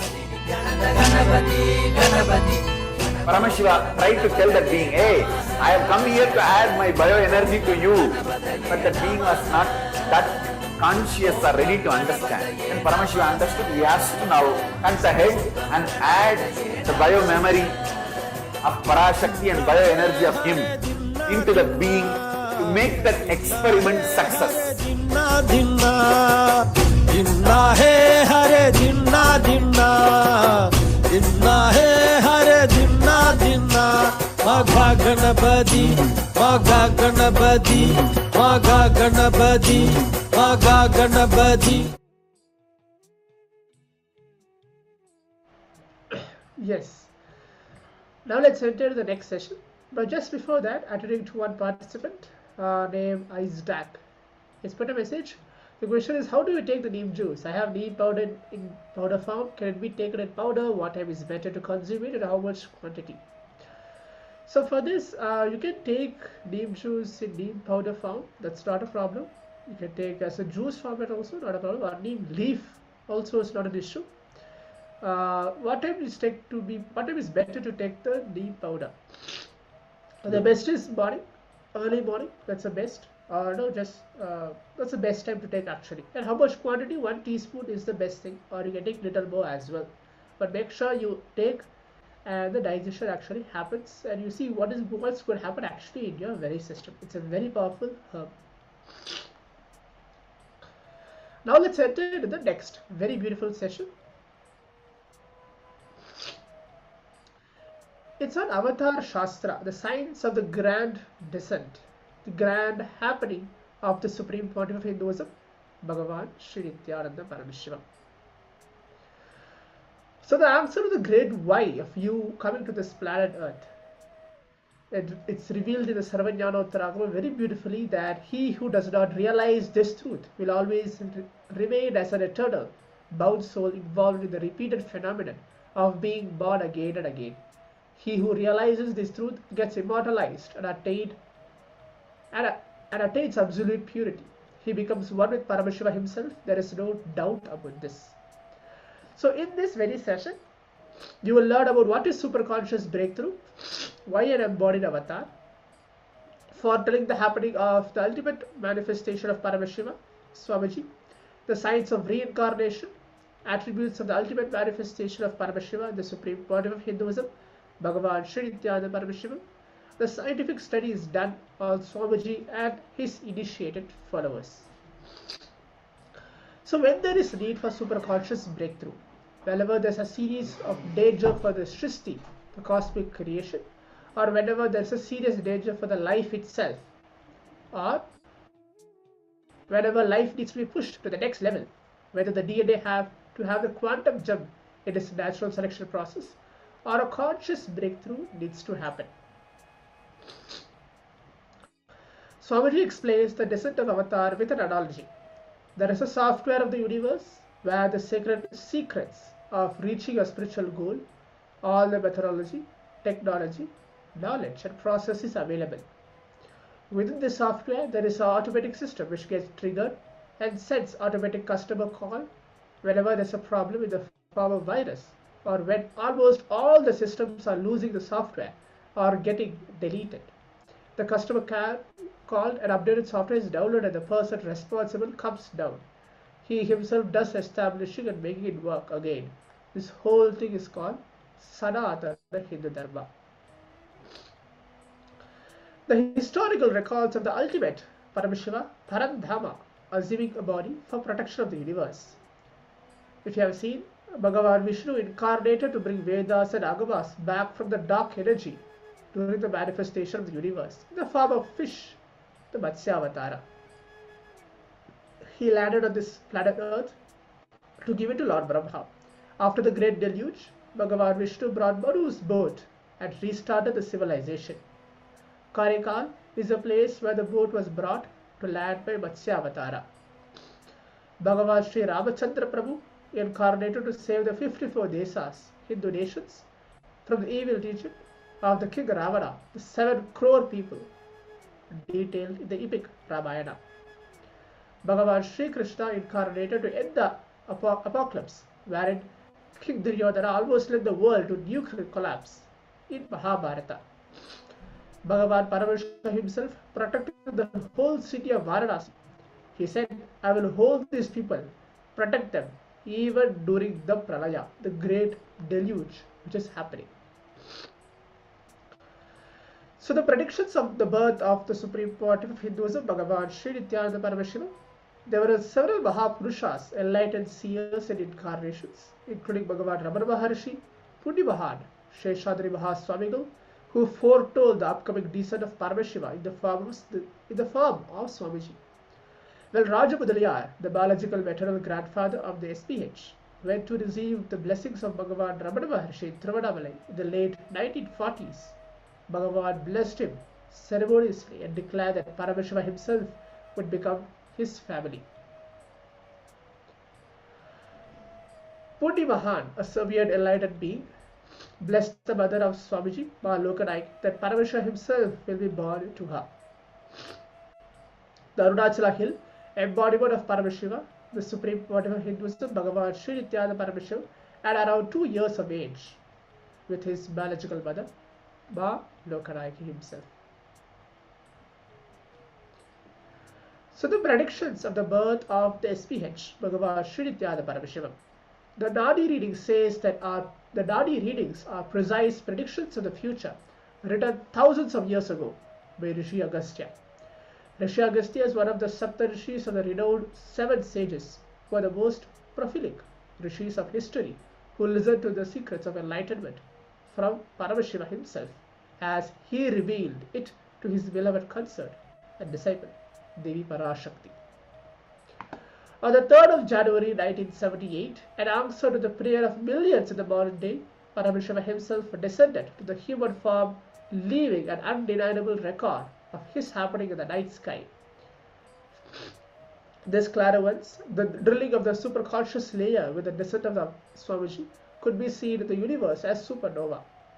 In the constellation, at approximately 12:50 Indian Standard Time, on the 3rd of January 1978, a supernova designated as SN 1978A by astrophysicists appeared 10 million light years away from Earth. The thermonuclear explosion of the white dwarf star caused one of the brightest supernovas ever. With a peak absolute magnitude of minus 19.5, this supernova was visible to the naked eye on the planet Earth.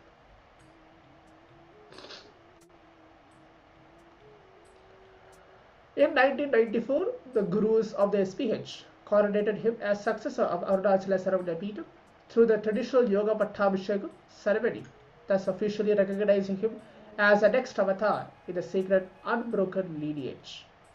Mataji Vibhudanandapuri, guru of the SPH, who initiated the SPH in the science of Tantra, Vedanta and Sri Vidya, brought an explosion on the Arunachaleshwara Linga through the Mahakala Bhairava deity in Arunachaleshwara temple in Tiruvannamalai and kept in the Brahma Tirtham, which is a water body.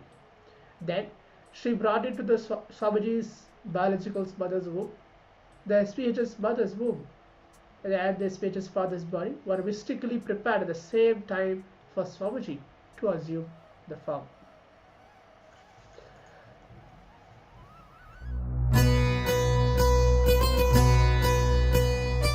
Parashakti decided it is time to manifest Ganapati, means who will guide and lead all the Shiva Ganas. Paramashiva tried to tell that being, hey, I have come here to add my bioenergy to you.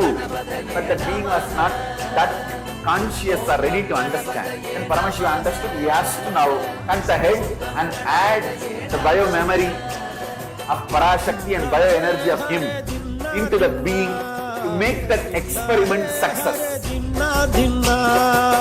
Dinna hai hare dinna dinna dinna hai hare dinna dinna Magha Ganapati Magha Ganapati Magha Ganapati Magha Ganapati Magha Ganapati Magha Ganapati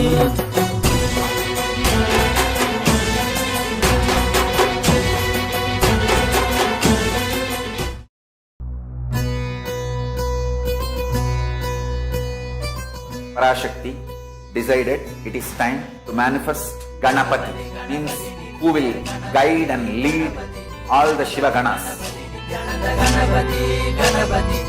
Paramashiva tried to tell that being, hey, I have come here to add my bioenergy to you. But that being was not that conscious or ready to understand. When Paramashiva understood, he has to now come ahead and add the biomemory of Parashakti and bioenergy of him into the being to make that experiment success. Dinna dinna dinna hai hare dinna dinna dinna hai hare dinna dinna Magha Ganapati Magha Ganapati Magha Ganapati Magha Ganapati Magha Ganapati Magha Ganapati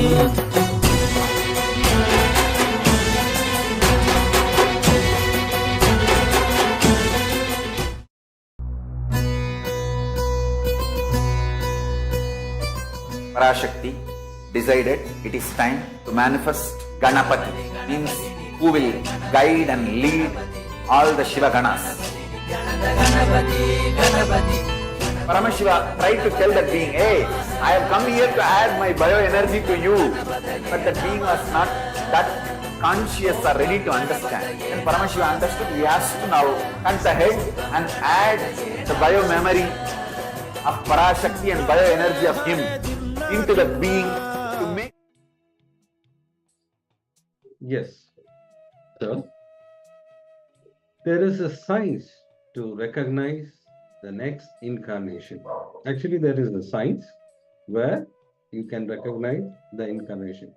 Even in the Tibetan Buddhism, the practice this science when somebody is birthed. For example, if Dalai Lama is birthed to the new Dalai Lama as a baby, they'll show all the old items used by the earlier Dalai Lama mixed with other items. This new Dalai Lama baby should pick up all the right items used by the earlier Dalai Lama in his previous incarnation. Only then he'll be recognized him as an incarnation.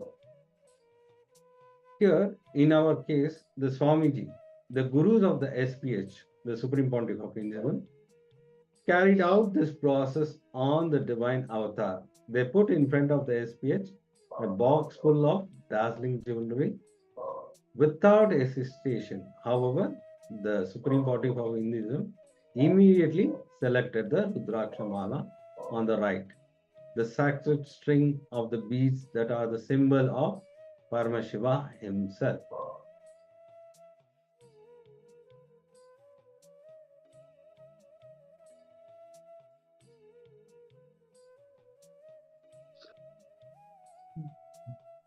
So, the SPH is the Swarupa, embodied form of Paramashiva. Sri Shanti Veera Mahaswamiji, who is the head of Koladamata, the oldest recorded mutt in Karnataka dating back to more than 6,500 years, declared with his authority during the Kumbh Mela festival, 16th of October 2016. Whenever humanity falls into the suffering and pain, Ishvara, the divine himself, does austerities, tapas, for their upliftment. Ishvara is the embodiment of the divine light. Nityananda Ji Maharaj is seated as the embodied divine light, spreading world peace and serving the whole of humanity from India. Nityananda Ji is a treasure house of Jnana, sacred knowledge. This was from Sri Shanti Veera Mahaswamiji, who is the head of Koladamata. The SPH Bhagwan Sri Nityananda Paramashivam is reviving this science through three methodologies to revive the conscious possibility for the world, for all beings, not just human beings. First, training evolving human being in the science of living enlightenment, Jivan Mukti, through Varna Ashrama Dharma, means practicing anyone appropriate path of life. Brahmana, path of highest knowledge. Vaishya, path of business. Kshatriya, path of warrior who protects society. Shudra, path of worker who makes himself available for all. Brahmacharya, a path of celibate monk in austerity of living until marriage. Grihastha, path of a normal householder. Vanaprastha, path of a monkhood after fulfilling the married life. Sannyasa, path of permanent monkhood after brahmacharya. Second, running a Gurukul, traditional Hindu university schools, where Yoga Brashta Jivas can enroll and start manifesting powers. Yoga Brashta Jivas means being in the previous birth who tried the best and were about to get enlightened, but for some reason they left the body before enlightenment. Next, third is signs of bringing incarnations, the gods and goddesses of Kailasa. Paramashiva's various dimensions is to assume human body, keeping a powerful ecosystem and ambience for the incarnation to flower. This science was alive in the Hindu Adisaiva tradition and even in the Tibetan Buddhist tradition. At the age of 3, in 1981, so Swamiji was been initiated into Chaturmasya, started to teach at the age of 3. At the age of 10, in 1988, coronation as the successor of the kingdom of Kailasa Paramparagata Kanchi Sarvagnya Pita, Tondai Mandal, at the age of 11. That is on May 29th, 1989. Swamiji had this oneness experience with the whole universe, whole cosmos. At the age of 12, 1990, the first great pause when the SPH enters into deep samadhi. At the age of 16, 1994, he was coronated as the successor of the kingdom, that is Kailasa Paramparagata Arunachala Sarvagnya Peetam. At the age of 21, that was on December 31st, 1999, revival of Kashi Sarvagnya Pita and Avataric realization, beginning the revival, that was Satya Sankalpa for reviving Kailasa, happened. At the age of 22, 7th November 2000, there was a second great pause happened. And at the age of 23, that is 2001, a vision of the banyan tree and the world headquarters, that happened. And at the age of 24, that is 4th November 2002, the first foundation stone for Adi Kailasa, what happened. And at the age of 24, that was 19th November 2002, first Nityananda Annalaya, that was the first Nityananda Annalaya, free food served for all public. At the age of 25, 1st January 2003, second Kailasa, Adi Kailasa Sarvagnya Pita happened. So continuing, at the age of 25 July, August 2003, the first Vijaya Yatra, the world tour, took place.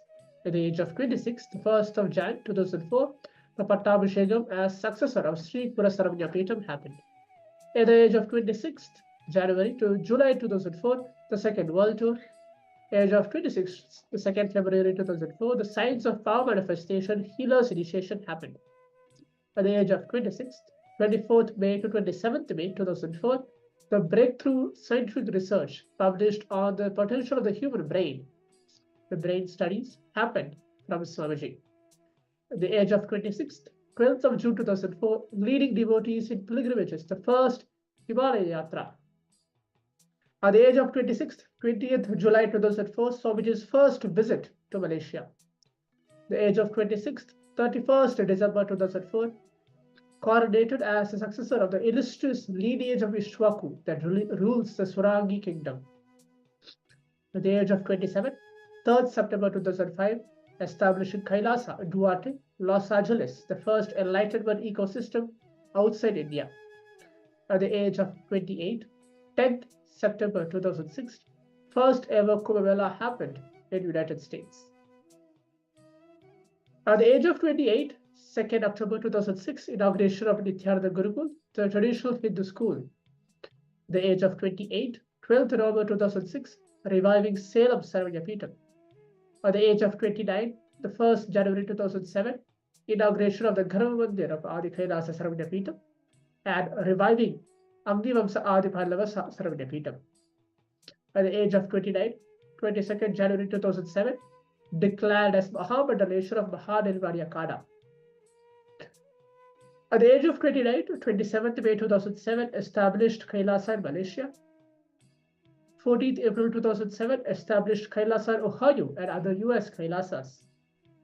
25th August 2007, the SPH named as chairman of International Vedic Hindu University. Again, in November 2007, established Kailasa in Los Angeles. And the SPH advocates interfaith harmony alongside with Dalai Lama.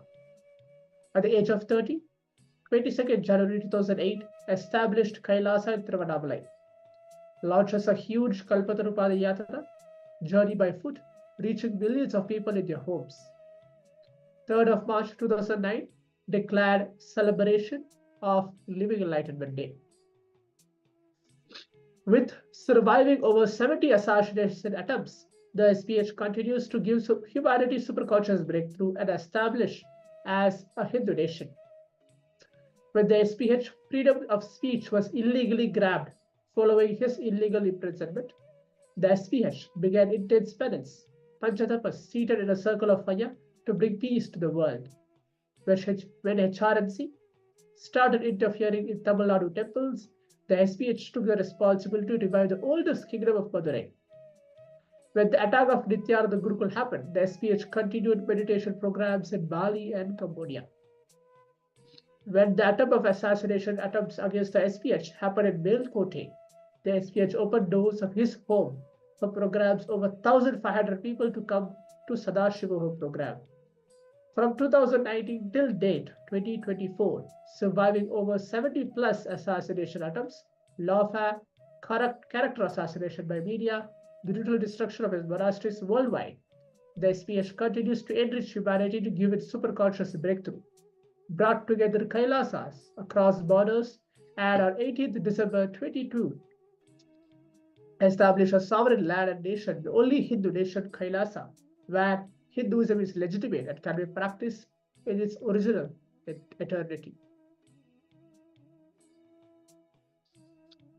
So, glimpses of the divine attributes of the SPH, Kalpataru. Kalpataru is a sacred, secret science of manifesting the reality in your life. The SPH Bhagavan Sri Nityananda Paramashiva is known as Kalpataru, means giver of boons, due to his divine attribute of fulfilling the wishes of devotees through a blessing or initiation. For the first time in 2000 years, in year 2009, the SPH revived the science and initiated individuals into themselves being a Kalpataru in their life, thus giving them a superconscious breakthrough. The ultimate state of enlightenment is the no-mind state, or to put it more accurately, the state in which the observer is disassociated from his emotions and thoughts, leading to a significant drop in number of thoughts created. Next.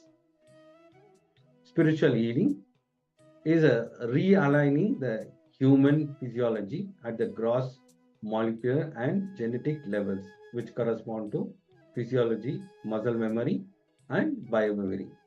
Non-alignment at any these levels leads to ill health or disease, which can be reprogrammed by a transfer of bioenergy from the master to the person requiring healing, affecting changes not only at the physical but also at the molecular and genetic level.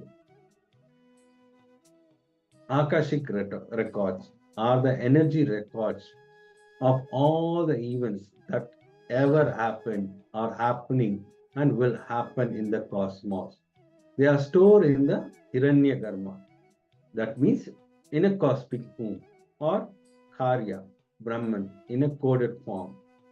Whenever an avatar requires these codified details of past and future events, it is through this Hiranyagarbha that the SPH accesses the Akashic records and reveals it to the people as the ultimate guidance for their lives.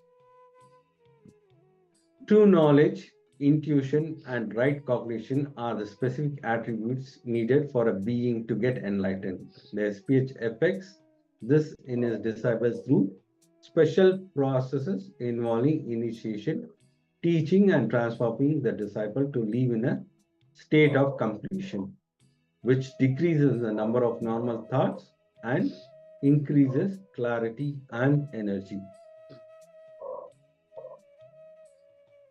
So Shaiva Brahmas, the authoritative scriptures revealed directly by Paramashiva himself, declare that we are all nothing by Paramashiva himself. Hence, the mantra Shivoham, Paramashiva, or Nityanandoham, eternal bliss that I am, are used interchangeably as avatar, is nothing but Paramashiva himself or SR for all of us. Swamiji explains, if you declare that you are Paramashiva, not only I don't feel competition, I feel very happy with you. Hey, now I have one more person through which Paramashiva will manifest. I celebrate your existence when you declare you are Paramashiva or Parashakti. If I am Paramashiva and you are also Paramashiva, that is what is called Nyaya, the logic of enlightenment. If you are God, then how can I be God? That is binary logic. Good news is life does not go by binary logic. Life goes by multidimensional logic, Nyaya. Binary logic is useful in some fields, but only multidimensional logic can make you wake up to the real life and solve many questions about life and can lead you to the next level in life in reality.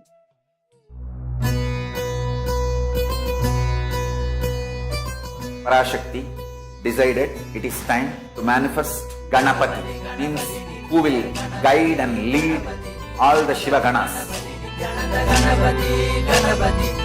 Paramashiva tried to tell that being, hey, I have come here to add my bioenergy to you, but the being was not that conscious or ready to understand. When Paramashiva understood, he has to now cut ahead and add the bio-memory of Parashakti and bioenergy of him into the being to make that experiment success. Dinna dinna, dinna hai hare dinna dinna, dinna hai hare dinna dinna. Magha Ganapati, Magha Ganapati, Magha Ganapati, Magha Ganapati, Magha Ganapati, Magha Ganapati.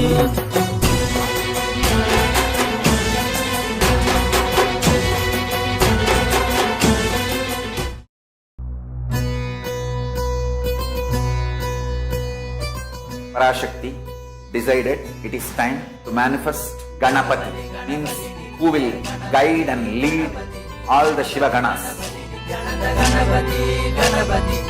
Paramashiva tried to tell that being, hey, I have come here to add my bioenergy to you, but the being was not that conscious or ready to understand. When Paramashiva understood, he has to now cut ahead and add the bio-memory of Parashakti and bioenergy of him into the being to make that experiment success. Dinna dinna, dinna hai hare dinna dinna, dinna hai hare dinna dinna. Magha Ganapati, Magha Ganapati, Magha Ganapati, Magha Ganapati, Magha Ganapati, Magha Ganapati.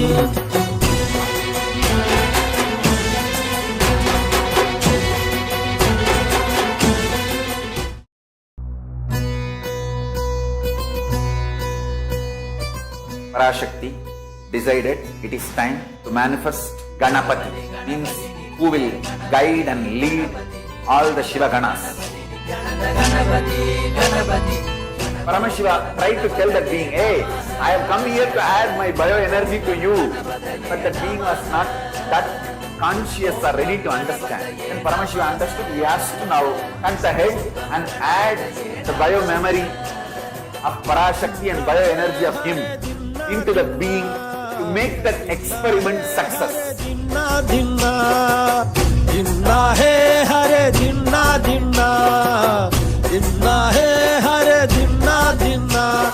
Magha Ganapati, Magha Ganapati, Magha Ganapati, Magha Ganapati, Magha Ganapati, Magha Ganapati.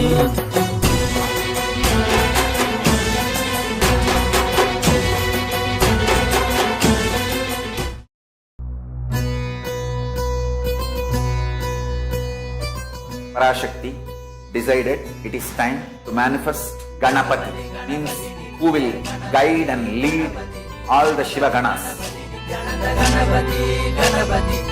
Paramashiva tried to tell that being, hey, I have come here to add my bioenergy to you, but the being was not that conscious or ready to understand. When Paramashiva understood, he has to now cut ahead and add the bio-memory of Parashakti and bioenergy of him into the being to make that experiment success. Dinna dinna, dinna hai hare dinna dinna, dinna hai hare dinna dinna. Magha Ganapati, Magha Ganapati, Magha Ganapati, Magha Ganapati, Magha Ganapati, Magha Ganapati.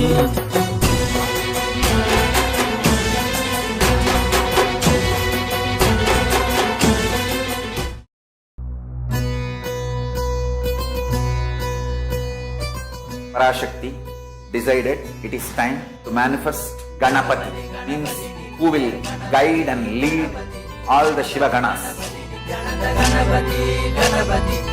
Paramashiva tried to tell that being, hey, I have come here to add my bioenergy to you. But that being was not that conscious or ready to understand. When Paramashiva understood, he has to now cut ahead and add the bio-memory of Parashakti and bioenergy of him into the being to make that experiment success. Dinna dinna, dinna hai hare dinna dinna, dinna hai hare dinna dinna. Magha Ganapati, Magha Ganapati, Magha Ganapati, Magha Ganapati, Magha Ganapati. Nityananda Paramashivoham. Om Nityananda Paramashivoham. Om Nityananda Paramashivoham. Om Nityananda Paramashivoham. Om Nityananda Paramashivoham. Om Nityananda Paramashivoham. Om Nityananda Paramashivoham. Om Nityananda Paramashivoham.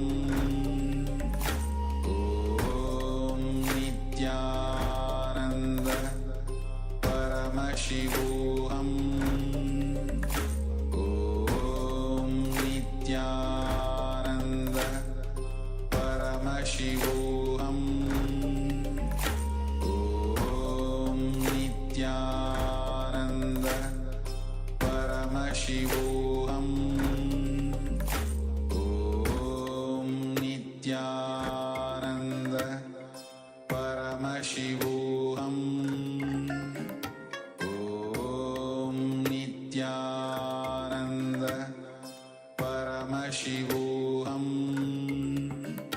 Om Nityananda Paramashivoham. Om Nityananda Paramashivoham.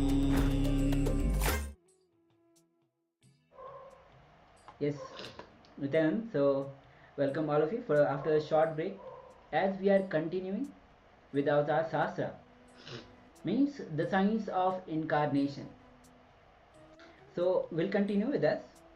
We are entering into the Shakti Akshara, the potential energy of the cosmos. Now, which is in the constant state of emergence, which is called spanda, or the virtual particle is called Paramashiva. See, this is one of the definition of Paramashiva. So let's understand this once again. So the potential energy of the cosmos, which is in the constant state of emergence, Miss Spanda, the virtual particles, is called Paramashiva. The instantaneous manifestation, which is in the form of pure energy itself, or in the form of matter, is Shakti. So one is Paramashiva, and the definition of Paramashiva, another one is the definition of Shakti. The instantaneous matter, which is in the form of the pure energy itself, or in the form of matter, is Shakti.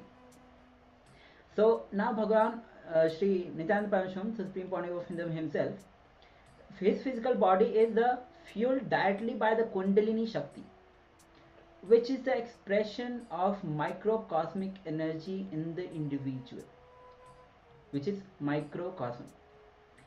That is why he has the capacity to transfer his energy to his disciples until the disciple reaches the state of being able to access his own Kundalini Shakti through the quantum entanglement with the avatar.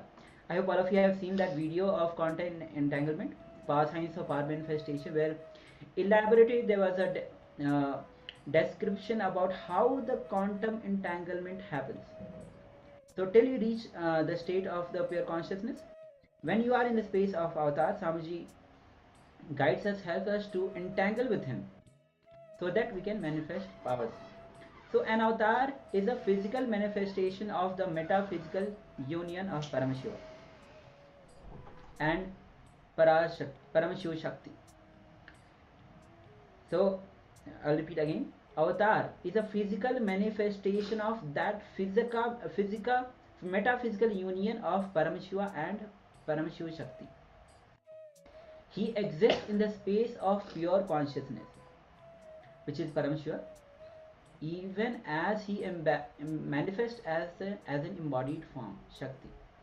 So let's understand this clearly. There might be little confusion about it. So an avatar is embodiment of both Paramashiva and Parashakti, Shakti as itself. So is a physical Swamiji, the avatar himself, is a physical manifestation of that metaphysical union of Paramashiva and Parashakti, and also he exists as a pure consciousness, manifests as the embodied form, which is Shakti. Now physically, the grace exhibits and other attributes ranging from the hairline to form all point to a state of Ardhanarishwara. Ardhanarishwara is when a being aligns itself to the ultimate gender, realizes his ultimate gender as masculine and feminine both, then he becomes Ardhanarishwara, revealing the simultaneous expression and perfect poise of masculine and feminine energy. However, he is beyond any identity. The avatar himself is beyond any identity. He does not, let alone gender identity. So, being in the state of pure Advaita, he carries no concept of I, no concept of you, or even no concept of male or female. So, you need to understand this. When Swamiji is in the space where his Ardhanarishwara, he is beyond the identities. So, described now in the Linga Purana, it is described one who calmly bears the pain is Shushada.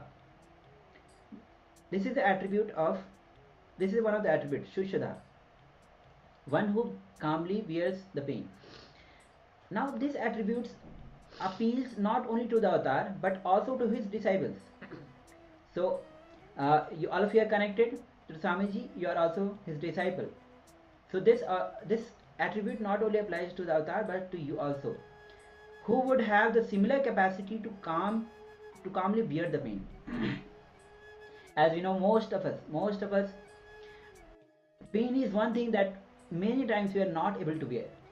So when you are becoming the disciple of avatar, the ability to calmly bear the pain, that attribute will apply to you also.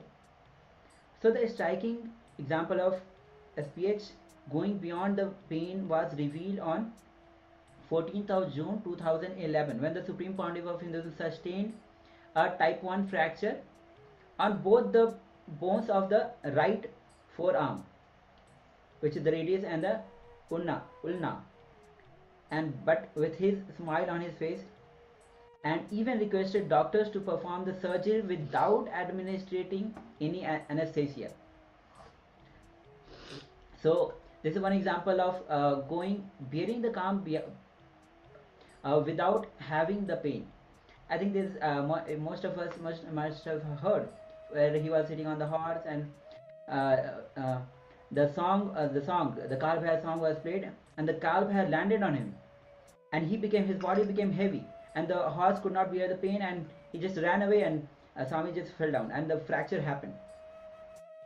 So and when he went to doctor, he told, without any anesthesia, just give me the surgery. And even doctors were very shocked. Now, we are again entering into a different attribute, which is the divine attribute of Supreme Pontiff of Hinduism. It is a Divya Sharira. This is one of the attributes of Divya Sharira that all of us should need to understand. Now, the Sanskrit word Divya Sharira is sometimes translated as a divine body. But this phrase hardly conveys the full scope of the term. Now, similarly, the physical form of the avatar, when he descends to the human frequency, is called a Divya Sharira. Let's understand this again.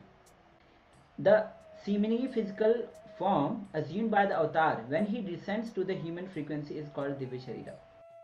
Though appearing similar to the human form, physiologically, psychologically is far from that average the human being is in the area of crucial significance. Moreover, there is an intense sensitivity to the smell, touch, and even the sound itself. The Divya Sharira is having intense sensitivity. See, intense sensitivity you need to understand. Normally, what we hear, what we smell, what we touch, we can hear at some frequency, but it carries much more depth. There are frequencies which we are not able to perceive. If we can go to that depth of the frequency, we can smell much deeper. We'll be more sensitive to the smell, we'll more be sensitive to the touch, we'll more be sensitive to the sound itself. As we know, as human beings have the sound range of minimum 20 hertz to 20,000 hertz. This is the range, but the frequency still exists below that and above that, because there are other beings who can access those frequencies, but we are not able to access those frequencies. But when avatar in Divya Sharira has intense sensitivity to go beyond that frequency range and deeper sensitivity of the smell, touch, and even the sound. So physicians who have claimed the Supreme Pontiff of Hinduism have repeatedly noticed that increased sensitivity to touch, which is in normal human being, is also high level of sensitivity to pain. But in case of Supreme Pontiff of Hinduism, the heightened touch sensitivity is simultaneously associated with the absence of cognition of pain. Yes, you need to understand that. For most of the human beings, high sensitivity comes with the pain. But in the Supreme Pontiff of Hinduism, that high sensitivity exists without even the pain. Now, next attribute of Supreme Pontiff of Hinduism is Surabhi. This is one of the quality that I also like. Attribute, that simple and divine attribute of Avatar Divya Sharira is the maintenance of the human form in a pure state, allowing a fragrant smell to emanate from the body. Now, what is the significance? Having gone through the so much of attributes and avatar, what is the significance of avatar in your life? We need to understand that as well. Experience which you carry about that I, the I identity, that I exist, should function through the part and connect with the reality. Understand, what you think as an individual self should function through all trillions of selves and relate with the reality. This is exact definition of the awakening. So whatever the individual self that you cognize, you function, should be experienced, should function through all the trillions of cells in the body that you have.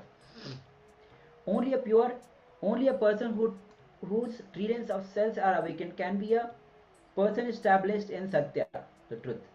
Yes. So if the trillions of cells are awakened, you will be established in the truth. Without a master, you can go on creating, you can achieve, but awakening all the trillion cells is the easiest only with the master himself. So now, there was a brain study done on the Supreme Pontiff of Hinduism in 2004 summer season. Now that is called as the imaging brain activity. So in 2004, a team of scientists led by Dr. Murli Krishnan, who is a MD and the president and entrainment of the Integrated Mental Health Oklahoma. He is from the Oklahoma City, USA. Conducted a series of state-of-art tests, including the advanced technology of positron emission tomography, which is called PET test, the short name of positron emission tomography is called PT test, scan, and quantitative. Now this encephalography, which is called as QEEG, to study the Supreme Pontiff of Hinduism's neurological system. Now in this study, Dr. Bully records the result. He says results were astounding. The Supreme Pontiff of Hinduism is a bridge between the invincible, ancient world of mysticism and the modern, visual world of science and discovery. Wow! So what a revelation! He was just astounded by the revelation.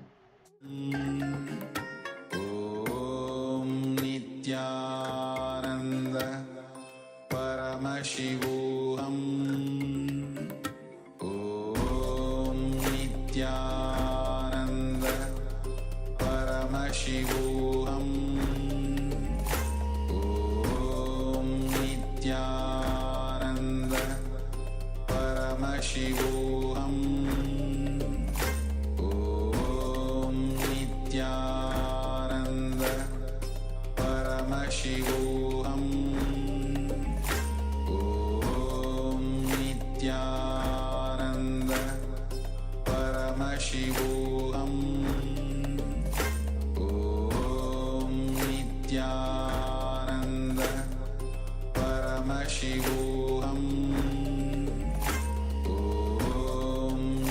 Nityananda Paramashivoham Om Nityananda Paramashivoham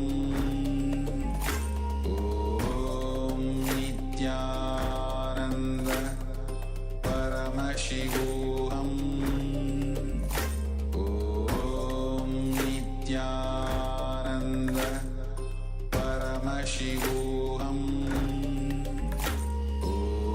Om Nityananda Paramashivoham Om Nityananda Paramashivoham Om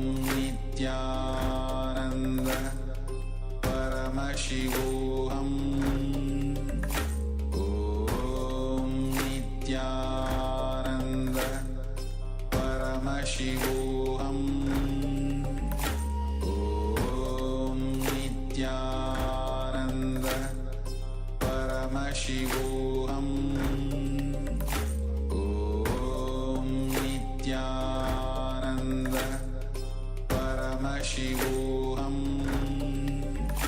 Om Nityananda Paramashivoham Om Nityananda Paramashivoham Om Nityananda Paramashivoham. Yes, now let's continue. In April 2005, Dr. Collins, a neurofeedback specialist in St. Louis, United States, discovered that the Supreme Pontiff of Hinduism's body can be fully functional, yet the brain is deep relaxation. The result was brain activity was 20% that of normal people. Brain functions readings are so low, the equipment was checked of failure. The world will not believe this. During the healing, the patient brain was changing thousands of neurons each second. So the heart rate variability between the SPH and a volunteer subject was simultaneously recorded while the subject received healing from the SPH on the 29th of April 2005. It was concluded that the subject heart rhythms entrained of those of Swamiji's during the healing session. According to the SPH, healing happens through the very process of quantum energy entanglement.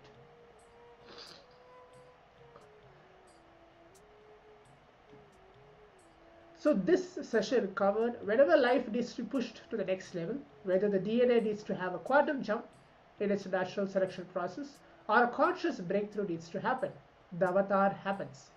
The ultimate manifestation of Paramashiva, Swamiji, the Supreme Pontiff of Hinduism, Bhagavan Sri Nityananda Paramashiva, descended on 3rd of January 1978 as an answer to prayer of millions in the modern day.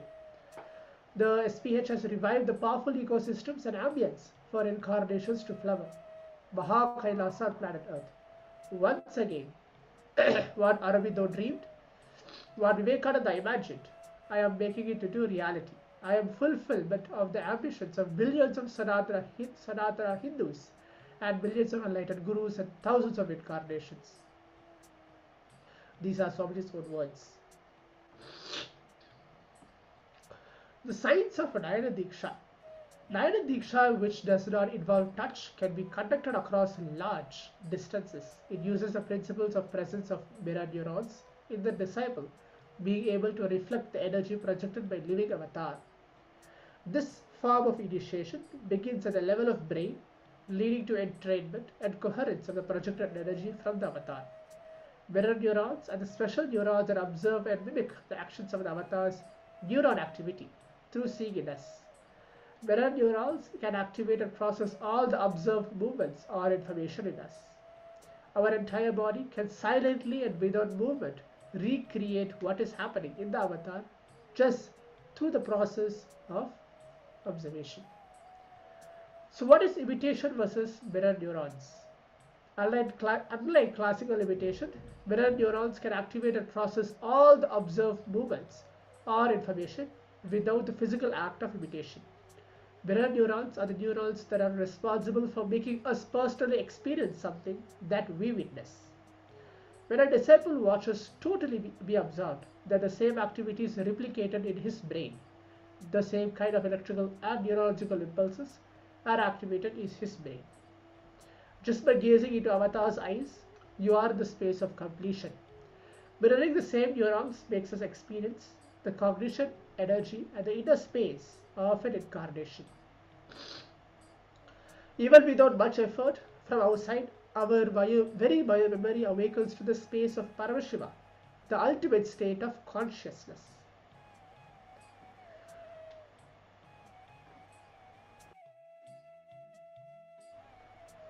So Nayana Diksha is direct transfer of spiritual energy by an avatar through look.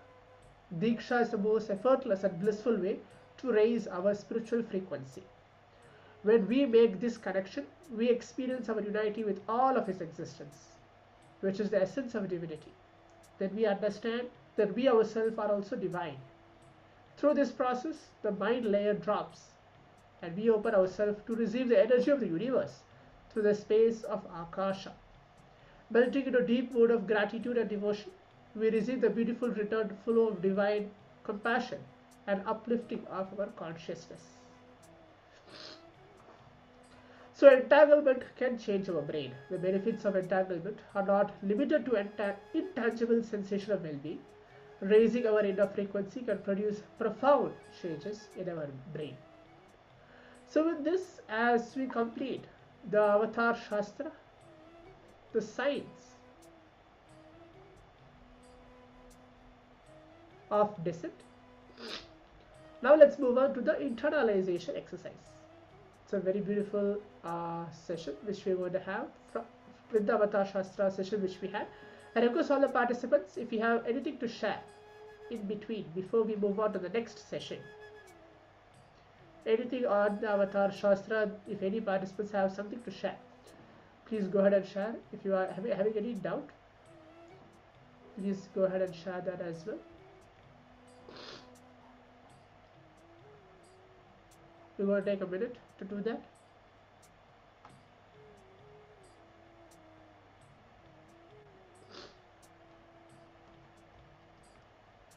So please go ahead.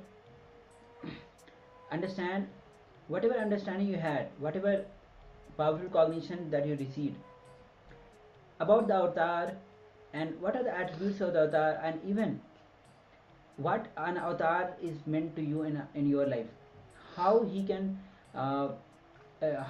benefit to you personally. So if you have want to share, please go ahead and share.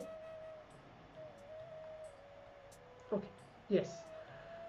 So moving on to this next session, the highlight of this session that we learned, we came to this planet Earth to have super conscious breakthrough, to all of us to make us experience that we are Paramashiva. The Sarvajnana Tragama guides, as I told in the previous session, he who realizes this truth, get immortalized and attains absolute purity. He becomes one with Paramashiva himself. There is no doubt about this. Paramashiva himself manifests to give us superconscious breakthrough. What is superconscious breakthrough? The consciousness which embodies the body and the mind, which needs to start operating the next level of frequencies. A new body, a new mind, a new internal and new intra organs needs to be built for a new being to manifest. So now we'll be entering into internalization exercise. First, we need to understand that why we have come to the planet Earth. Swami has again told us, all of us, that the purpose of human life is to have the superconscious breakthrough, to achieve the ultimate enlightenment self. So, whether you realize it or not, whether you're conscious about this or not, but you have come to this planet Earth to have the super conscious breakthrough.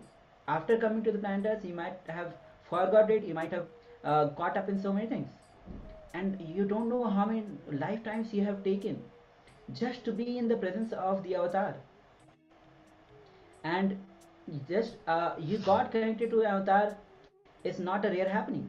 There are many billions in the world who are not connected. They don't even know what is superconscious breakthrough. But you have come to this program just because of your connection. So you have come to this planet Earth to have the superconscious breakthrough.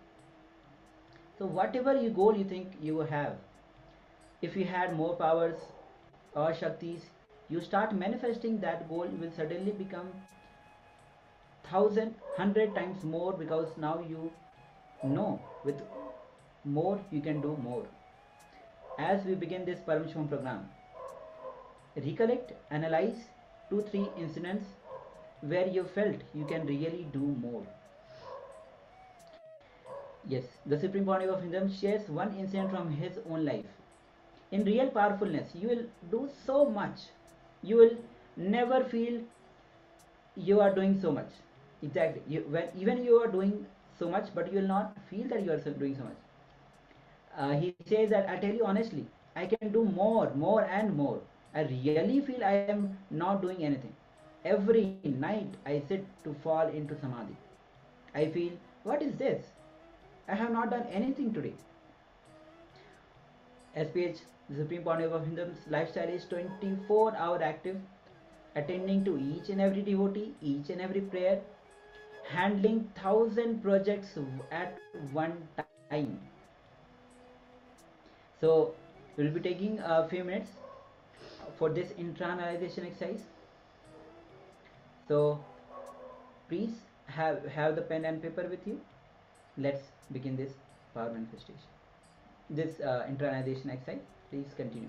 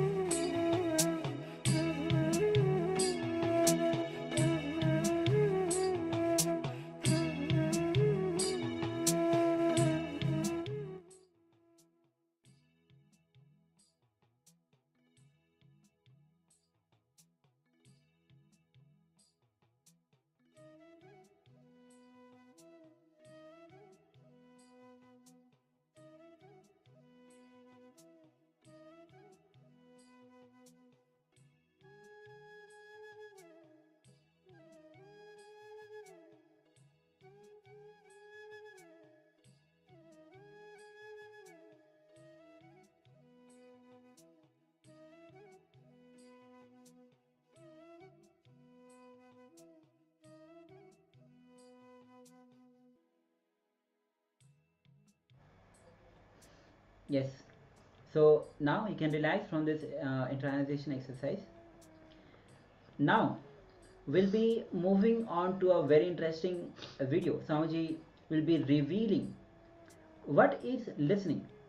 Generally, by spontaneously, what we do is not listen. What we do is hearing. Means the sound comes in our through ears. It just gets processed, and with our patterns, when we speak, when you process, it becomes hearing. But listening is totally different. When you internalize, when you cognize what is being heard, totally get absorbed by it, then you start listening. So here Swamiji will be explaining about the listening. So listening is not only helpful for your professional life, it is helpful for everywhere. Through listening, you can improve your relationship. Relationship can manifest a beautiful way through right listening, and you can manifest so many things in your life just by right listening. So please come to the space of listening. Let's hear directly from Bhagwan himself.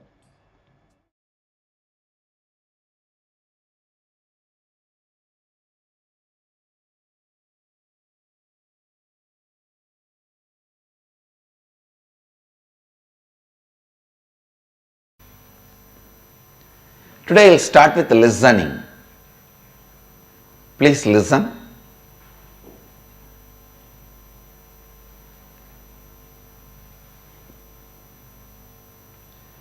Whether you understand or not, experience or not, believe or not, you are nothing but word. Understand? Please listen. You are nothing but word. You are just nothing but a word you create inside you, about world, about everything. The word you create inside you, about others, about everything. You are just that.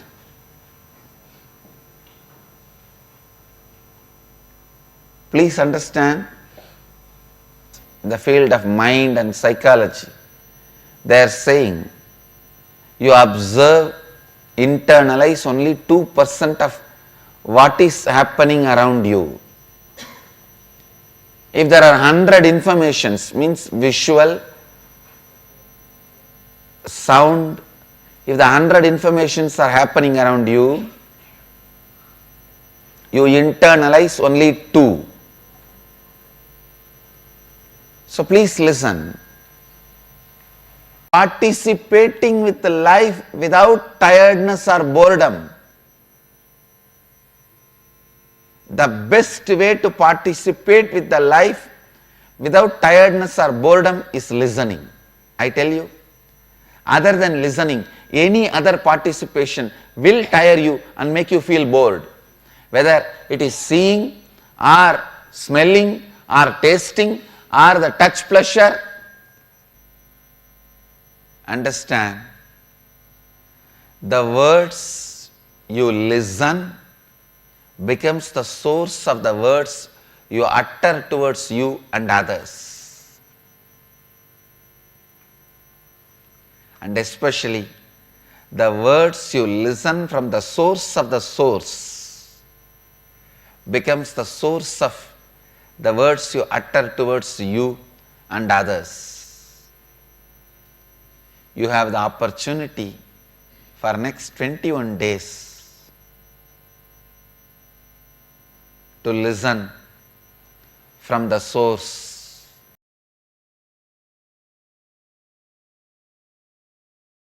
Whatever may be the reason, please understand, whatever may be the reason, whatever may be the purpose, whatever you may want from this program, through this program, can happen in you by listening.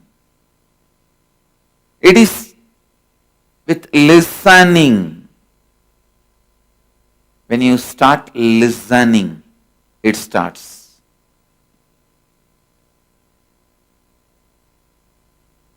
When I say listening, I don't mean just hearing. The default hearing, which all of us have. Let me define this default hearing and listening. Default hearing means you hear some words or sound. The moment you hear, some of your past incompletions stored in you, past memories, emotions, hangovers gets triggered in you. When that gets triggered, you are just lost. You are just lost in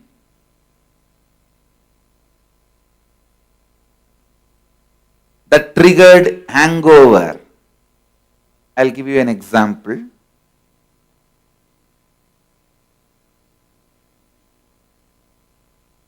When you were 10, you went for a beach walk. There you saw few people attacking one person and finally that fellow is dead. You saw literally a murder in front of your eyes. Naturally, you will run away from that place.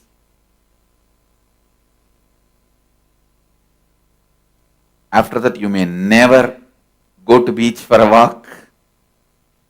Or even if you get a chance to see the beach, you may remember only this painful memory. If you carry this incompletion, the moment I start speaking, I start uttering the word beach or a beautiful walk in the evening beach, the breeze of the evening beach. Here I am talking about the beautiful, loving,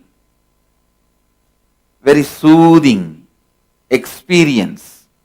But there in you, that incompletion gets triggered, you are already in the mood of that being terrorized, frightened, fear, carrying that hangover, that incompletion being triggered.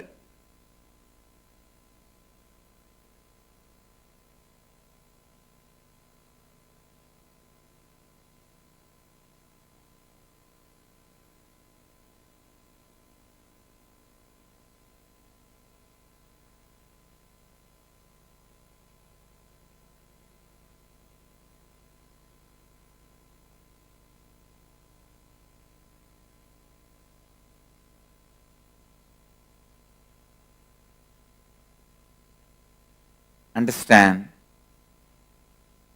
hearing and incompletions getting triggered and getting lost in those incompletions. Hearing, incompletions getting triggered and getting lost in those incompletions.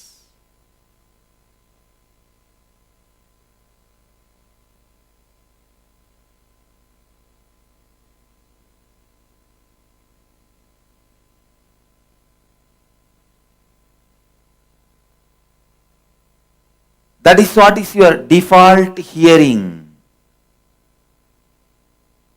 Now, when I ask you to listen, I mean listen and internalize everything I am uttering without allowing the interference of that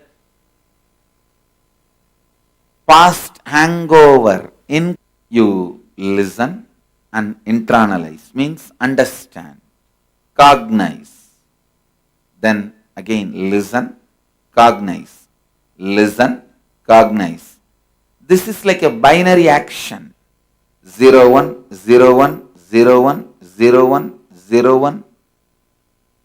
Like the computer. How you hear the binary code in the computer. 0, 1, 0, 1.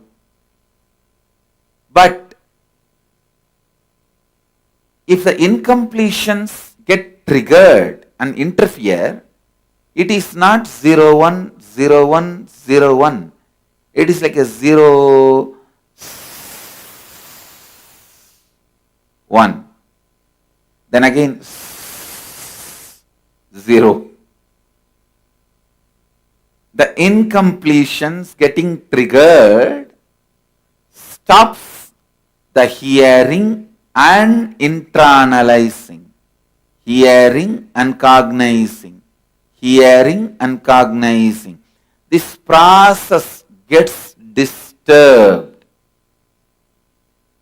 This process gets disturbed. Understand? When the hearing and cognizing is disturbed, you become tired. You get disturbed. And the listening gets broken.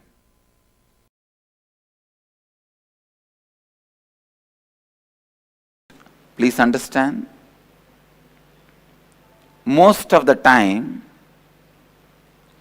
you learn the technique of switching off yourself without sleeping in the schools. You sit, you will be wide awake, your eyes will be open, sometime you will be shaking the head, sometime you will even be answering the questions, but you are fast asleep.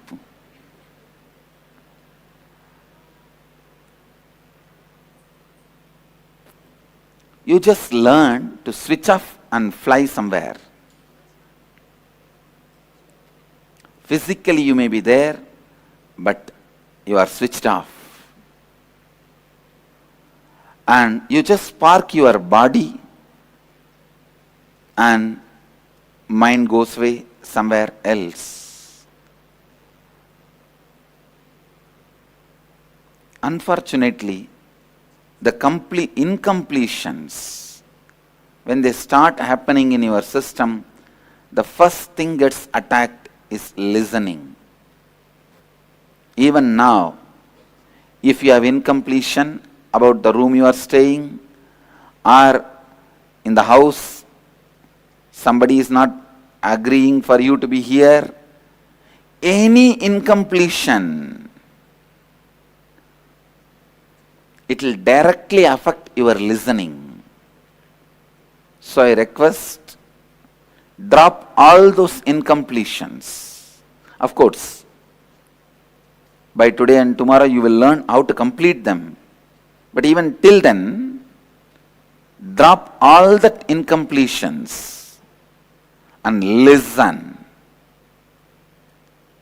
Listen. Only from listening, everything starts.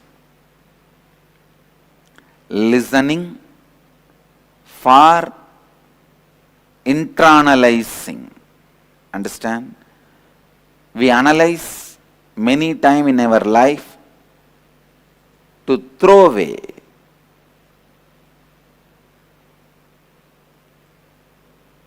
To dump. To discard. But now I am asking you to analyze for internalizing. Analyzing for internalizing is internalizing. Please understand. Analyzing for internalizing is internalizing. If you have any incompletion, you will not be able to listen because the incompletion destroys listening, takes away cognizing. Now, till you learn how to do completion, which you will be learning either from today or tomorrow, based on the flow of the program, you will be learning the completion. Even till you learn completion, you have the will and you can keep all the incompletions out of you. You can tell all the incompletions. I'll attend to you when I learnt how to deal with you. Till then, please keep quiet.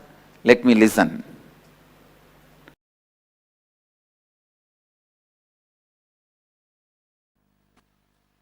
Understand,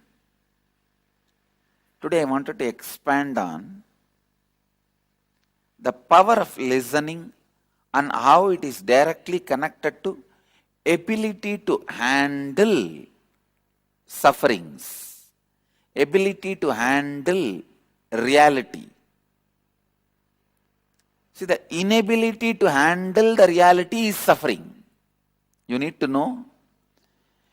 Inability to handle the reality is suffering. The moment you have the ability to handle the reality, it is no more suffering. And listening plays a very major role in that. When you don't have listening, you always come to the conclusion before the information is cognized in you. Please listen. The moment you start talking to somebody, when you don't have listening, you start coming to your own conclusions either by rejecting that person or by taking that person as a big threat. Both will lead you to suffering. If you take some joker as a villain, you will be suffering unnecessarily. If you take the villain as a joker, you are neglecting the great problems and big sufferings going to come. To gauge a villain as a villain, a comedian as a comedian, you need listening. Please understand. It is listening which is important to see the guy who is in front of your life is going to be a comedian or a villain or your friend. Just because it is opponent's opinion, I don't take that very lightly. In every moment, I put my listening and separate the comedians, villains, and heroes. Heroes, let them be encouraged to support. Comedians, laugh at them. Villains, attend to them and give them the right reply.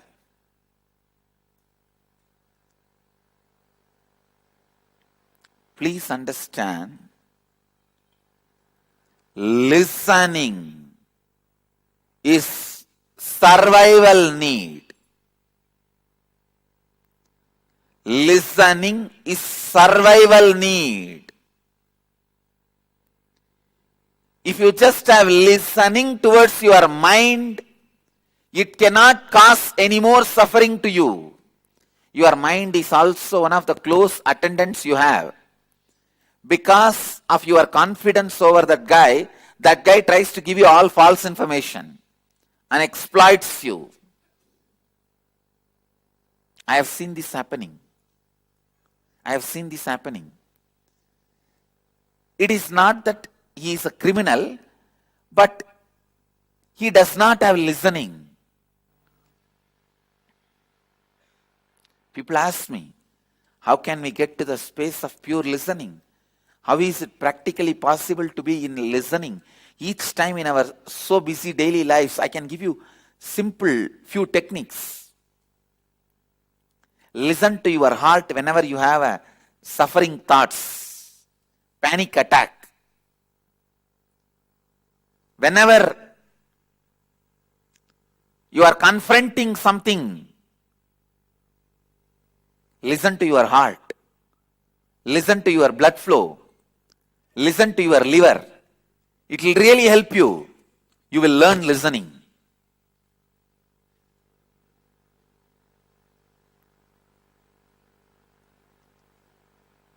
Once in a while, sit with a tree, sit with a river, sit with a water body. When I say water body, I mean 100 times more quantity water than your blood level is a water body. It can be anything. It can be a tank, pond, river.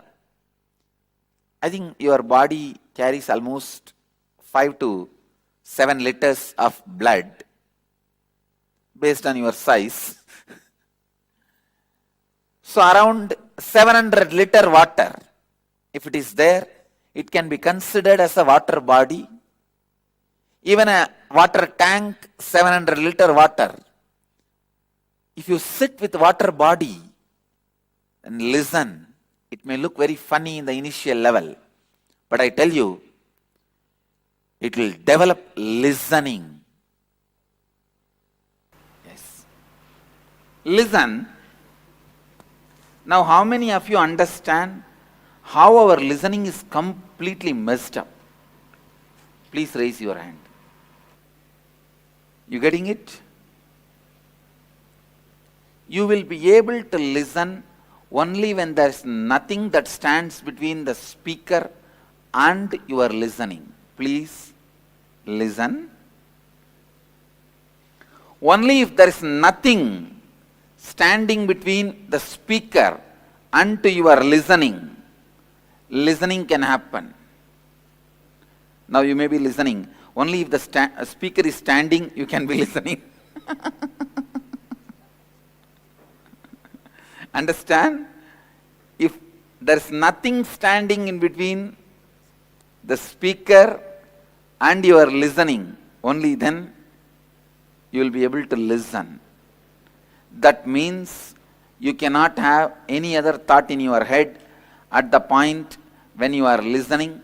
You have to be established in the zone of pure listening.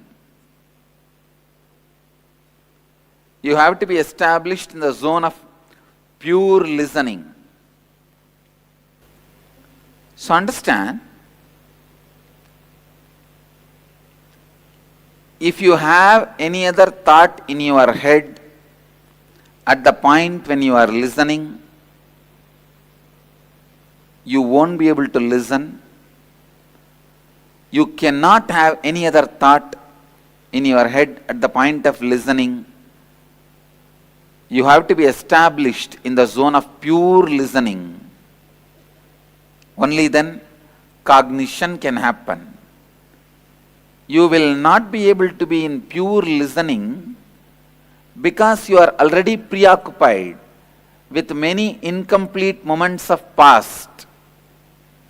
Incomplete moments of past sitting inside you in the present.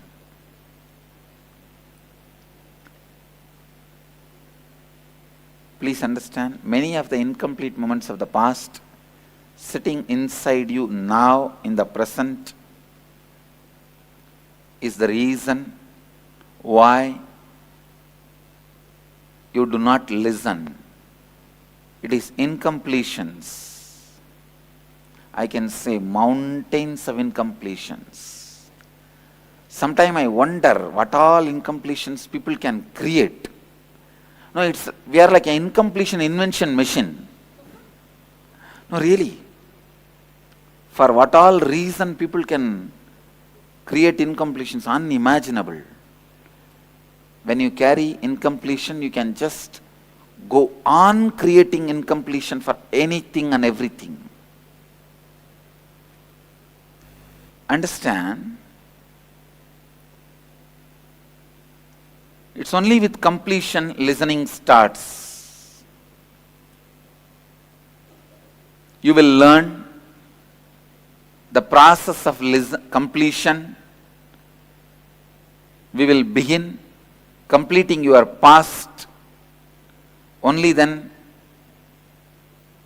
your ability for pure listening exponentially goes up. When you complete your past, your ability for pure listening exponentially goes up. We will work on a lot of powerful methods that will establish you in the state of completion, increasing the state of listening in you. Along with those techniques, continuously take on only this one spiritual practice, listen. This is the only spiritual practice I want you to do for next 21 days. That is listening. Everything else will automatically happen. Just be in the space of listening. Simply when I say start the pranayama, your body will start. You don't need to do. Nothing will be difficult if you are in the space of listening. Next 21 days, constantly remind yourself to practice this and be in the state of listening. Please understand, it is listening, listening, listening.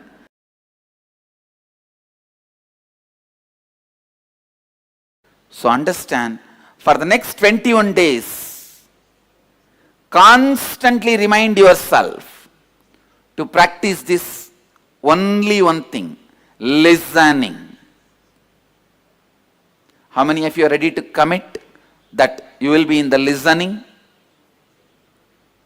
Great. I need only this one commitment from you.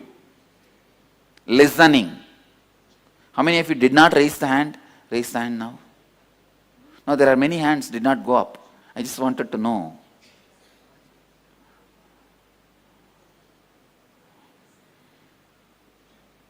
Okay. Now, let's take an oath. Let's take this as a commitment.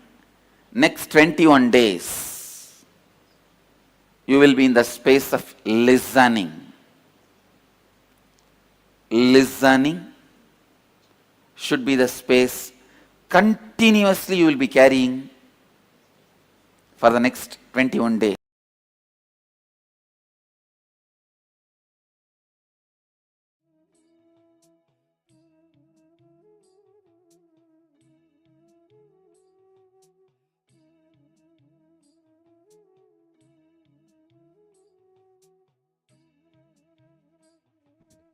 Yes, Nityanam.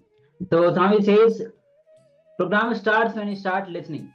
So I hope all of you have cognized what Swami has revealed. Yes, I would say revealed because this is actually in the Paramashivoham program itself. This, especially this session, is for the first time getting introduced. Revelation about the listening. So I would like to ask the participants what they understood about the listening. Please share your powerful cognitions, the shift that you understood from this video. Even it can be even one statement, one word, or even one line of a statement. Do not hesitate to share. Please go ahead and share, because Swami says program starts only when you start listening. So, as Swamiji was sharing, listening plays a major role in your life. But most of the time, before anything what is being heard, we don't generally listen. Before, when there is no listening, we come to the conclusion before even listening. Then we suffer. We start suffering because of the wrong listening. Because when we hear, we cognize it with our patterns, our incompletions. That creates suffering. Swami says very clearly that if you are in the space of listening, you will know who is a hero, who is a villain, who is a joker, and who is the enemy in your life. You will treat hero as a hero, joker as a joker, villain as a villain, and enemy as an enemy. That is why Swami says that listening is a survival need. So it's not some luxury that you have. Oh, I will be listening sometimes. Now I'm listening. No, listening is a survival need in your life. When you start listening to your own mind, because most of the time our own mind doesn't listen to ourselves. When you have to listen towards your mind, then you will start manifesting what you want. So come to the space of pure state of listening. Swami says that when you are suffering, when you are suffering from anything, start to listen to your heart. Start to listen to your blood flow. Start to listen to your liver.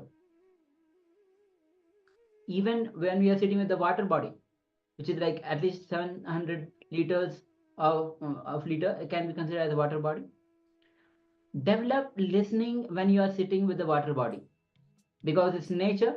Automatically your listening will develop.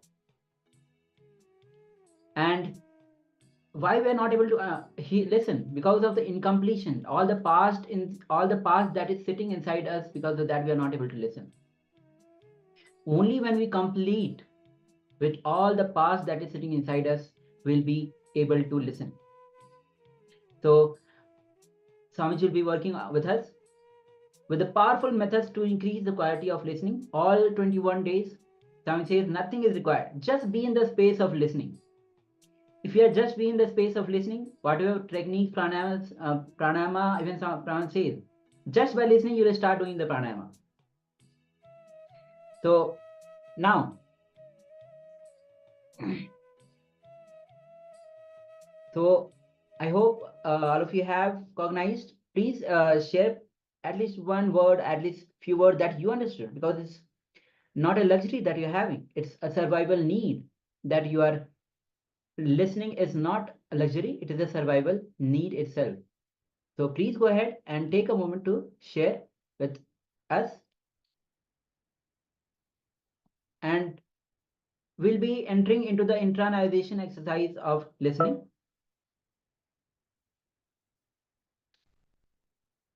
So life starts with listening. And the truth is, whether we understand or not, experience or not, believe it or not, we are nothing but word. We are nothing but a word that we create inside about us, about the world and about everything. So let me explain with an example. You might think that, how can I be a word? How can a human being be a word? I am a person, I am a human being. How can I be compared to a word? The problem is, even the idea that I am a human being or I am so and so in our mind is occurring to us as a sound, as a word. Anything which we experience, anything we cognize, anything we judge, anything we interact with in our life, all of it is reduced to some words in our mind. And this includes our own self, the identity of our own self, which is Paramashiva. In the mind cannot cognize Paramashiva, the infinite Paramashiva. So it always cognizes self, the being, also as a word, and that word can be anything. But when we awaken listening, simple listening, the best things in life will happen to us. Listening means hearing and then cognizing without any interference of incompletion. In Brihadaranyaka Upanishad, it is said, authentic listening is listening, default listening is hearing. Yes. So now we'll be entering into a short video where it's basically an exercise for listening, cognizing, and repeating. So listen to the video. We'll be asking a few of the questions, and you have to answer those questions. So few of the questions that we'll read it out, so that through the video you can listen, cognize the truth. So the first question: third eye power manifests from the space of enlightenment. Second, power manifestation strengthens and makes you live in enlightenment. Third, feel good feeling is enlightenment. Fourth, complete enlightenment is manifesting state of Paramashiva, space of Paramashiva, and powers of Paramashiva. Manifesting state and space is psychological. So now, let's come to the phase of listening. Let's enter into the video.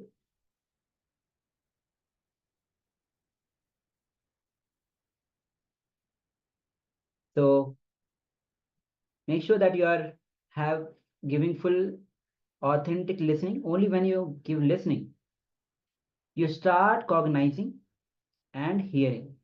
So let's begin.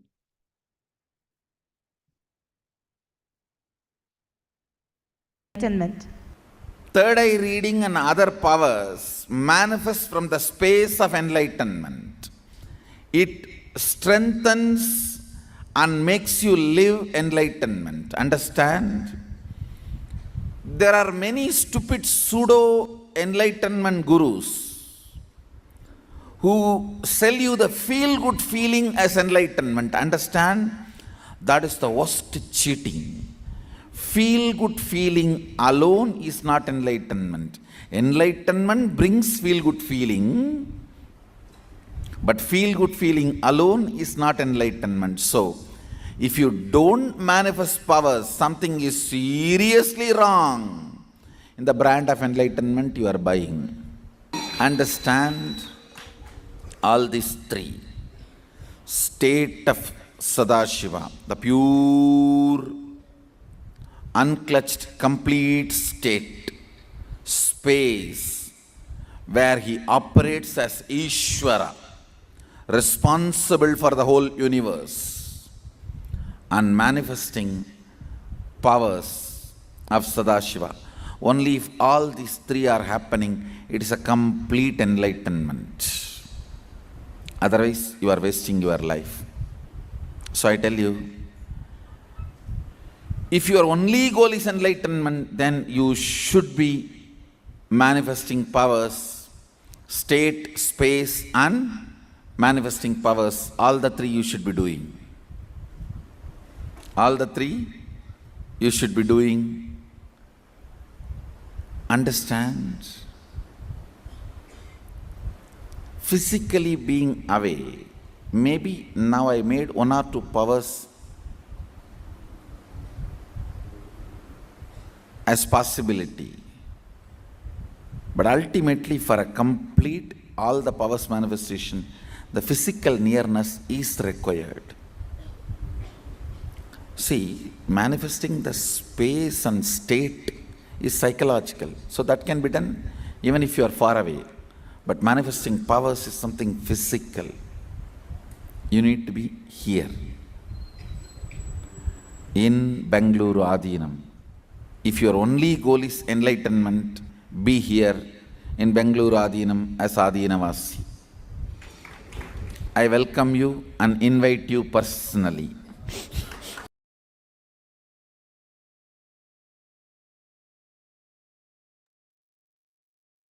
Yes. So now, all of you can start sharing. I'll repeat the question again. In the comment, in the Zoom chat, in the YouTube chat, please, against each question, after that you have listened and cognized, put your answer against each question as true or false. Okay. So the first question, third eye power manifests from the space of enlightenment. So take a moment, please, and put your answers in the Zoom chat.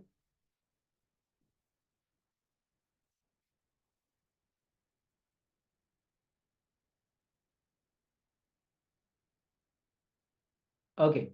Next is power manifestation and strengthens you and makes you live enlightenment. True or false?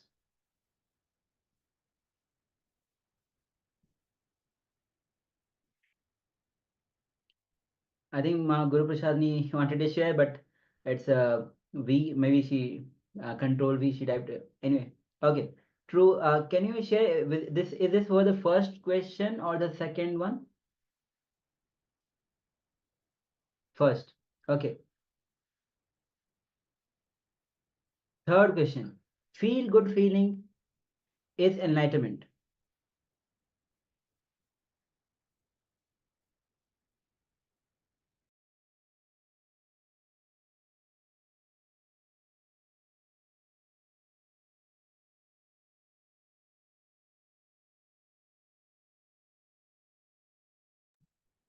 So if in case you have missed the second question, I'll repeat the second question again. Power manifestation strengthens you and makes you live enlightenment.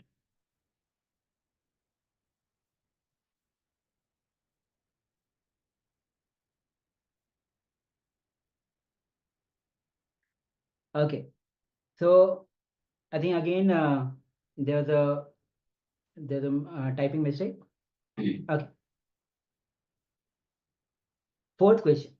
Complete enlightenment is manifesting state of Paramashiva, space of Paramashiva, and powers of Paramashiva.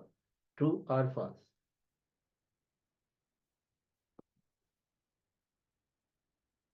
Okay. So now first question is manifesting state and space is psychological.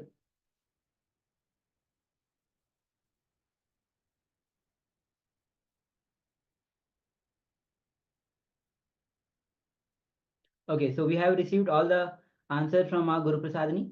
I request other participants also to please share.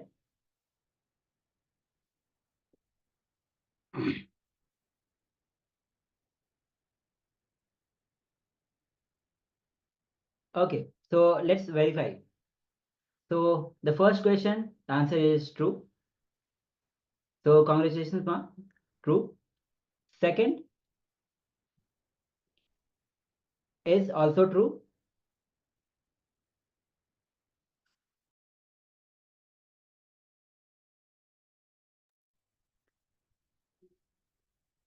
So let's project the slide itself so that you can actually verify.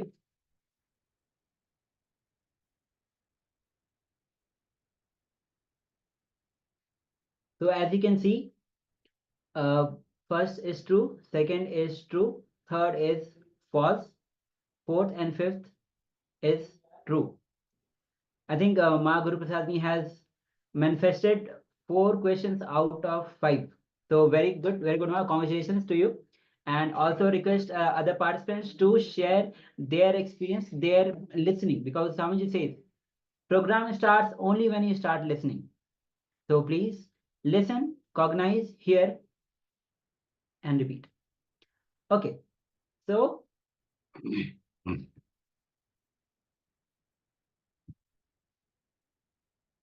now we'll be entering into a second video where again few questions will be asked. So have the second question with you, understand it, and then please answer the following questions that will be asked after the video. So please come to the space of listening.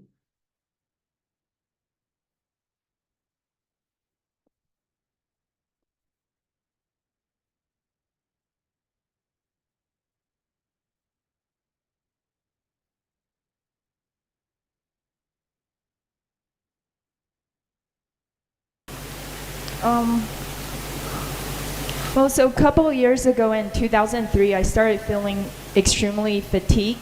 And every day when I got out of work, I started feeling very tired. So in the span of 2 months, I gained about 25 pounds. So I went to the doctor, and the doctor ordered a blood test and found out that I had thyroidism. And a couple of years later, I've been on and off Synthroid medication for my thyroid. And in 2000, from hereditary?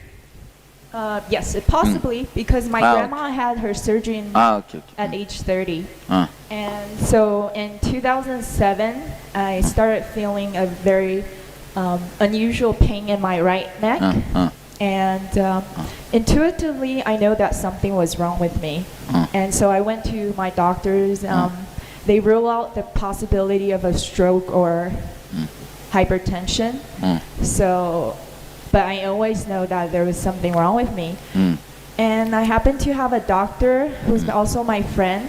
So that day, I left work early and I went to his office when I had the pain.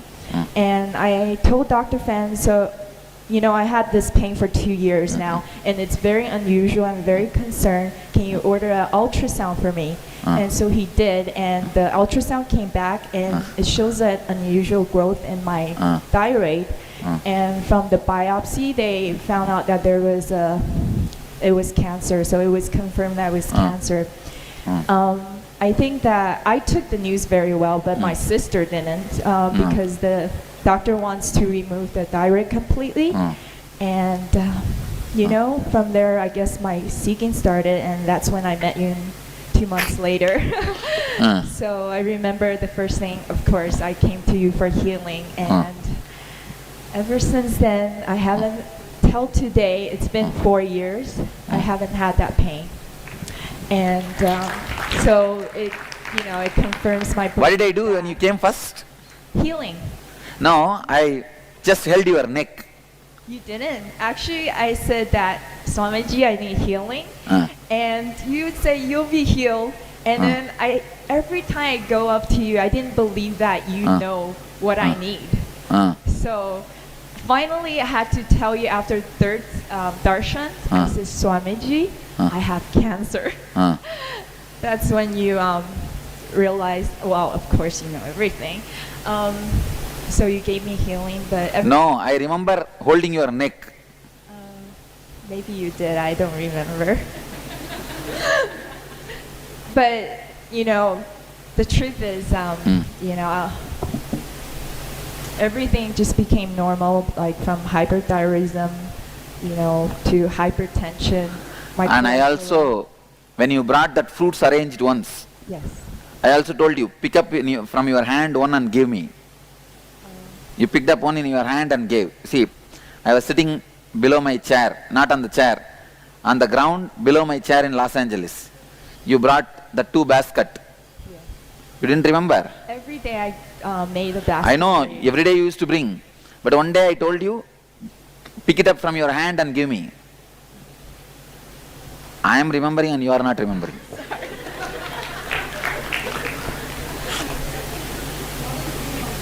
No, I swallowed her karma.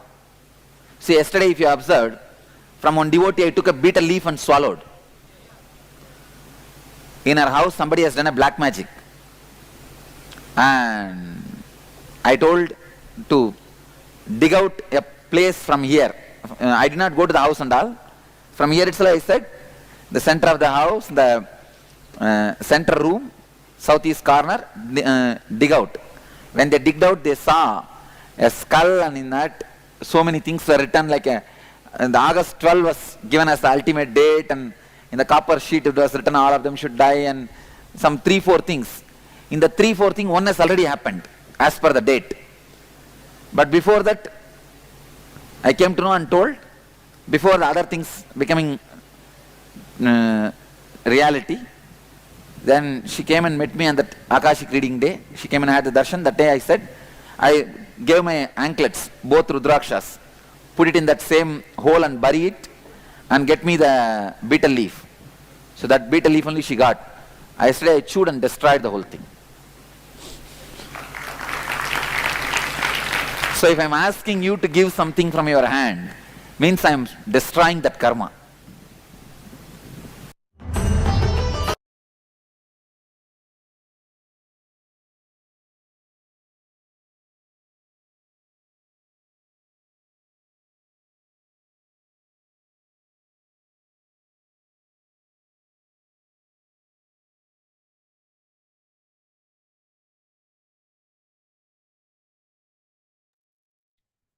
Okay, so I hope all of you have listened to the video.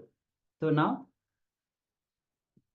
let's enter into the question and answer session. So first will be okay. So let's project the slide itself so that you can answer this question.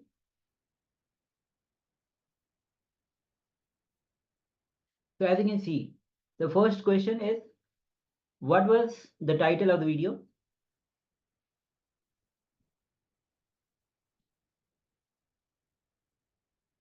What topic did the Supreme Pontiff of Hinduism covers in the discourse segment? Who is the Guru?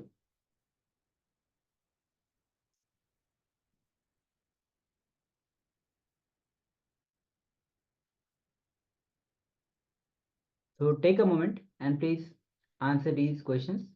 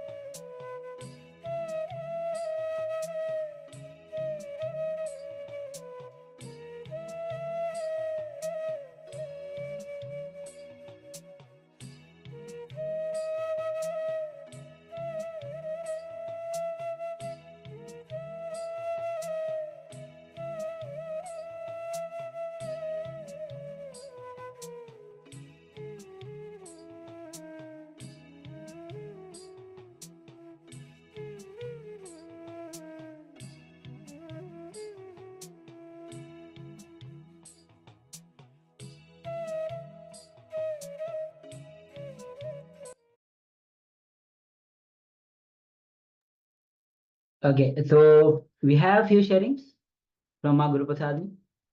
The title of the video, it says, tell all the incompletion, listen to me.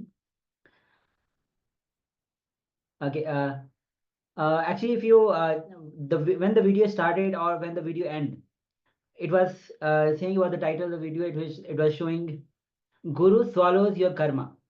So that was the title of the video. Okay, so second is actually right. A sharing from a devotee about her tumor being healed by Swamiji, where SPH asked someone to give her something in hand. Surely that was the sharing, definitely. So congratulations. So third, who is Guru? So beautifully Hridaya has shared Swamiji, definitely.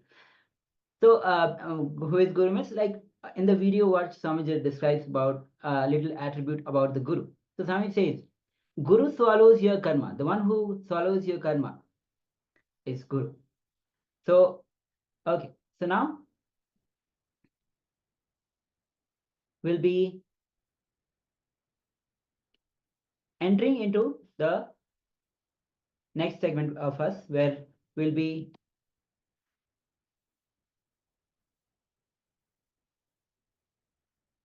entering into a kriya. Actually, it will be a intro to the kriya. Swamiji will be giving intro to the kriya for the migraine pain.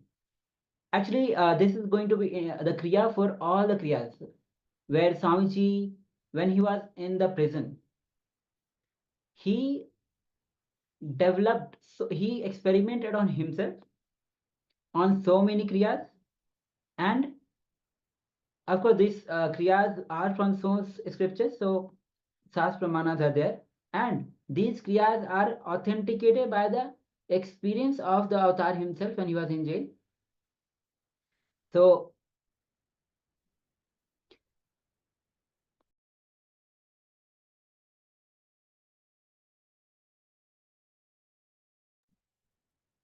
when he was highly persecuted by anti-Hindu forces, so that time when he was in persecution and he was put in jail, that time he experimented on himself on this various kriyas. So his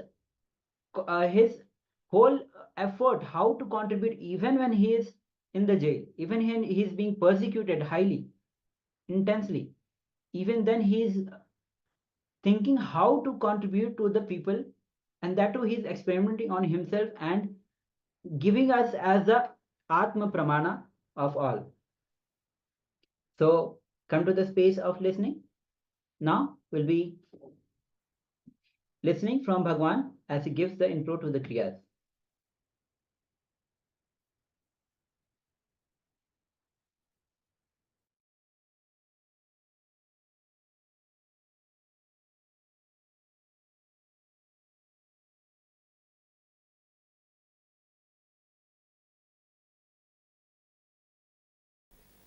Kriya is neither technique nor non-doing or Upanishad. It is all three put together and something more. See, spiritual working are three ways. One, doing, technique. Blow the right nose, left nose, so many things, technique. And non-doing techniques, just sitting in unclutched way. Third, Upanishad, neither doing nor non-doing, master's presence is working. Kriya is all three put together. Here you are doing, you are also made to sit in non-doing, and master's presence is also working. That is why I am saying Kriya is Jnana, Nirvikalpa, Upanishad, all three put together.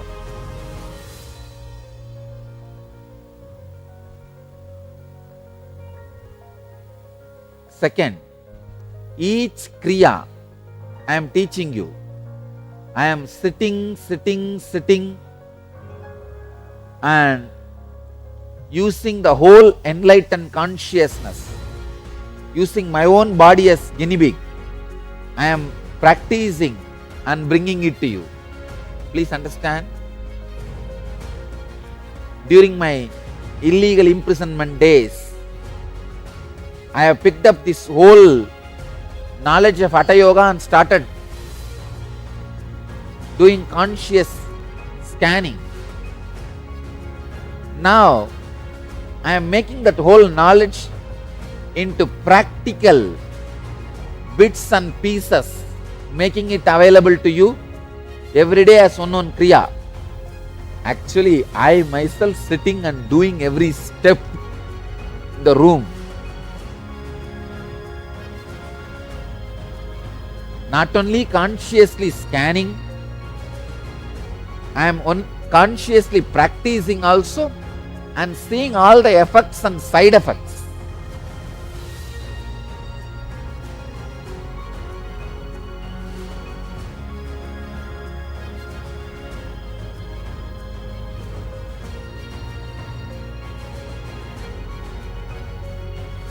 Only then I am bringing it to you.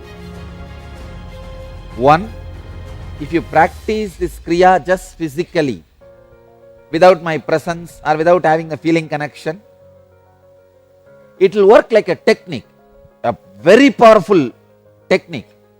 It will heal you physically immediately. But if you are doing it in my presence, with a strong feeling connection and all, this Kriyas not only heal those disorders, it awakens your Kundalini. Your very cell is taught to be immortal. The lesson of Nityatva, immortality, is awakened in every cell of you. So please understand, it's a very powerful spiritual process. I am making it very clear to all of you. Now whatever I am teaching is from authentic yogic literatures. Now these asanas, kriyas, pranayamas, mudras, bandhas, all are from authentic yogic literature. That is why I am giving you exact verses. I can give you the source of the verse also. Every line I am teaching is from directly from the source. My contribution is I experimented it with the modern day body, my body.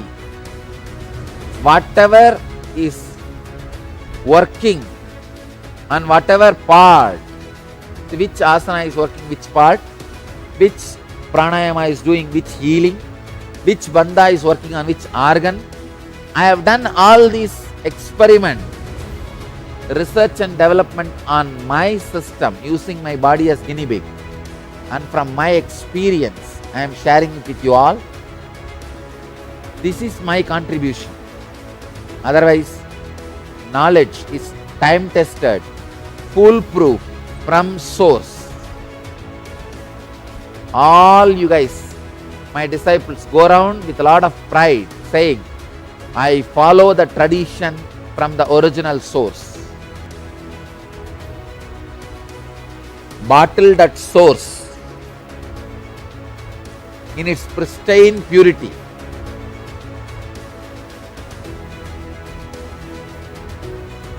That is one of the important things. I am not interested in you wasting your time. That is why I am bringing you the authentic source. I am telling you, everything I teach is from the source. Every instruction you get is from the source.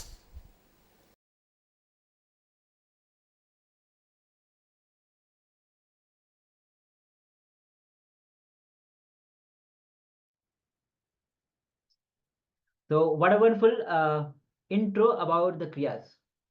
When all three combines together, the technique itself, when your non-doing and Upanishad, sitting with the master. When all three combines together, it becomes a Kriya. So I say that even the technique itself is powerful enough you to heal from so many diseases. But when you are doing it in the presence of the avatar, your very cells uh, become immortal. So now we'll be entering into the Kriya, a powerful Kriya. So please come to the space of listening and find a place where you can perform this Kriya. The Kriya is about care for the migraine. So I request all the participants, find a place where nobody is going to disturb you. You have enough space to perform this Kriya. So please come to the space of listening, and now let's begin.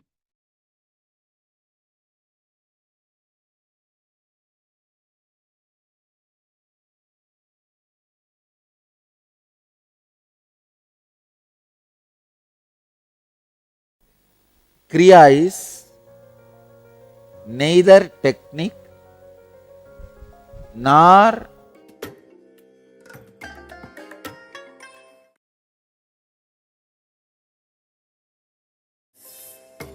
and manifest the powers of Mahasadashiva. Om Nityananda.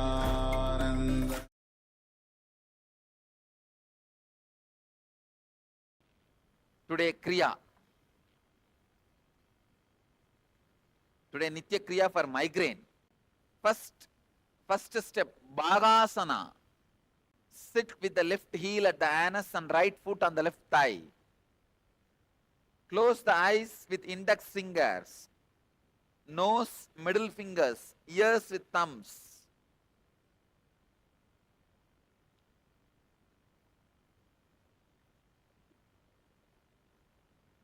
Bring your awareness to the eyebrow center, Ajna Chakra. Don't touch the mouth. Leave the mouth free. Because through mouth you are going to do the pranayama.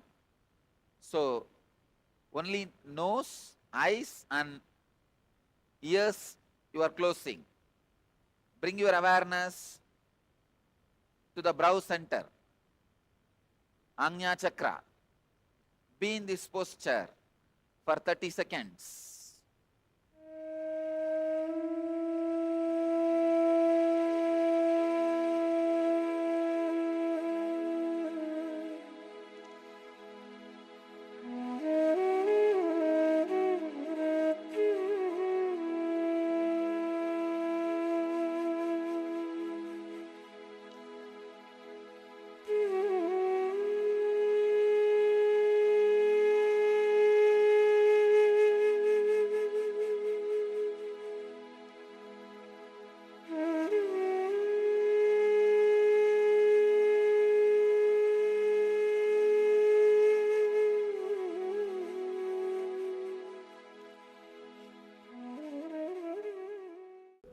In Bhagasana, Vamagati Kumpaga. Please understand. Let me give you the instruction. Don't remove your hands. Keep the hands in the same posture. Inhale through both the nostrils and hold the breath as long as you can. Then exhale through the nostrils itself. Do this 21 times. Don't touch your mouth. Leave the mouth in a relaxed way.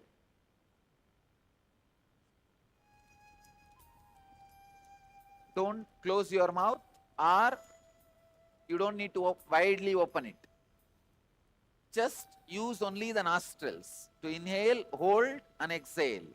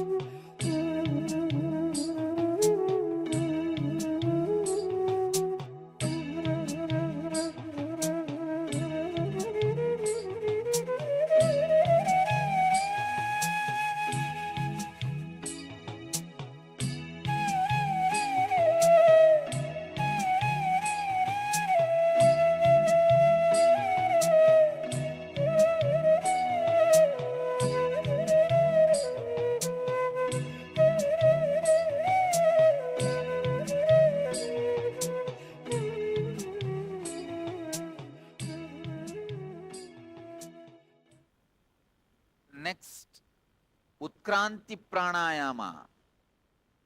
Inhale through the left nostril. Inhale visualizing. Please understand, inhale through the left nostril. While you inhale, visualize the prana, energy, traveling along with your spine. Inhale as much as possible.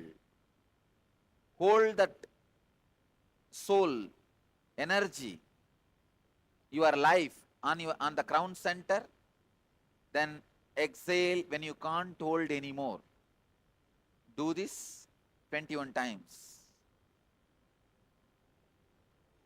Inhale, when you inhale, visualize the whole, your life, prana is being sucked, coming up to the crown. Then hold as long as you can there. Then exhale slowly through the nostril. Inhale through left, hold and exhale through both the nostrils. It's a powerful process. This kriya is used, this kumbhaka is used usually for people to leave the body. The yogis, when they leave the body, they use this kriya only. So it's very powerful.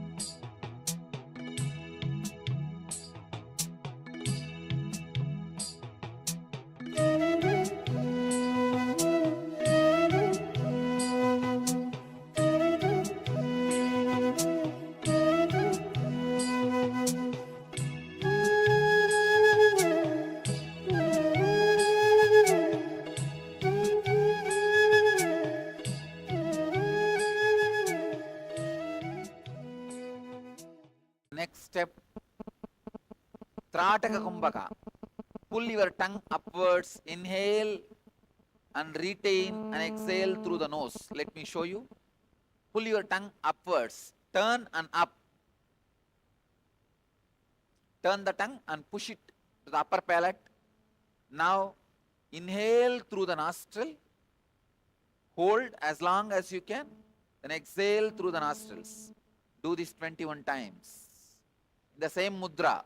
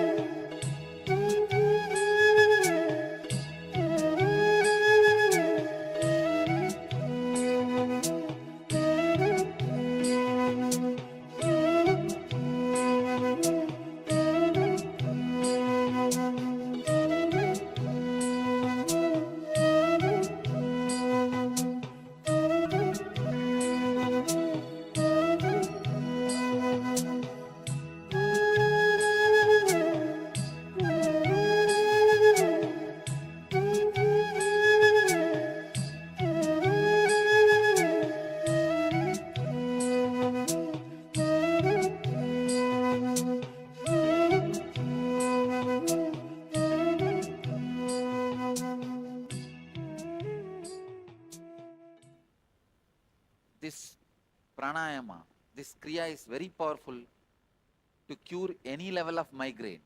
Any problem related to head will be healed. Now sit silently for 3 minutes in restful awareness.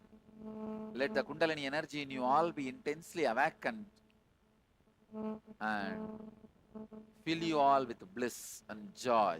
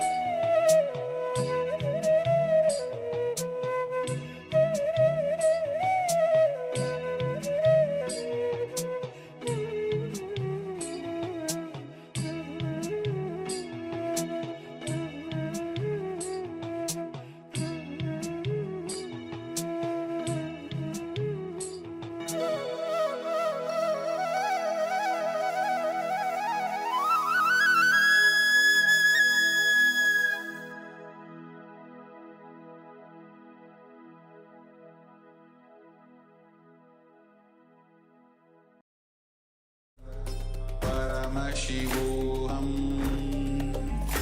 Om Nityananda Paramashivoham Om Nityananda Paramashivoham Om Nityananda Paramashivoham Nityananda Paramashivoham Om Nityananda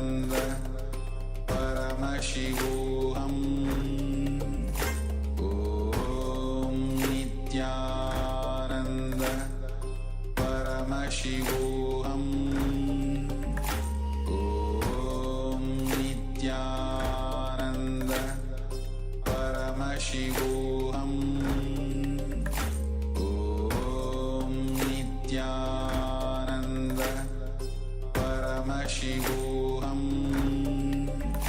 Om Nityananda Paramashivoham Om Nityananda Paramashivoham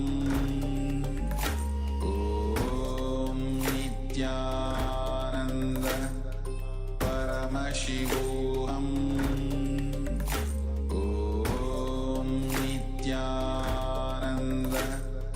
Paramashivoham Om Nityananda Paramashivoham Om Nityananda Paramashivoham Om Nityananda Paramashivoham Om Nityananda Paramashivoham Om Nityananda.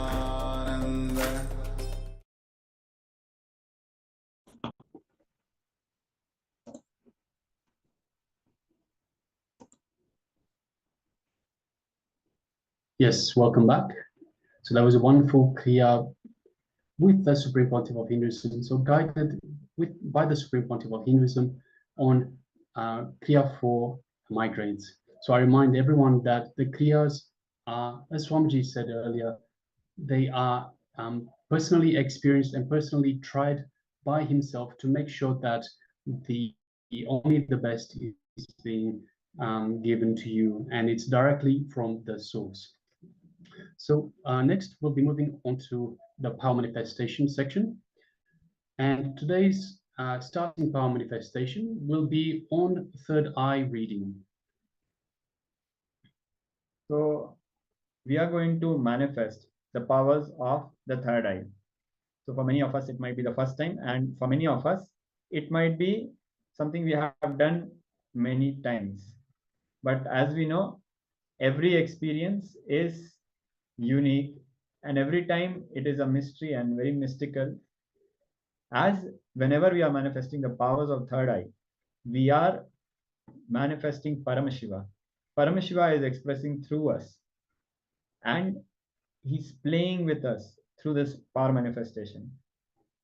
Indeed, there's humanity's or a human's role is to express the divine in him, and of course the divine's role is to manifest themselves through us, through humans.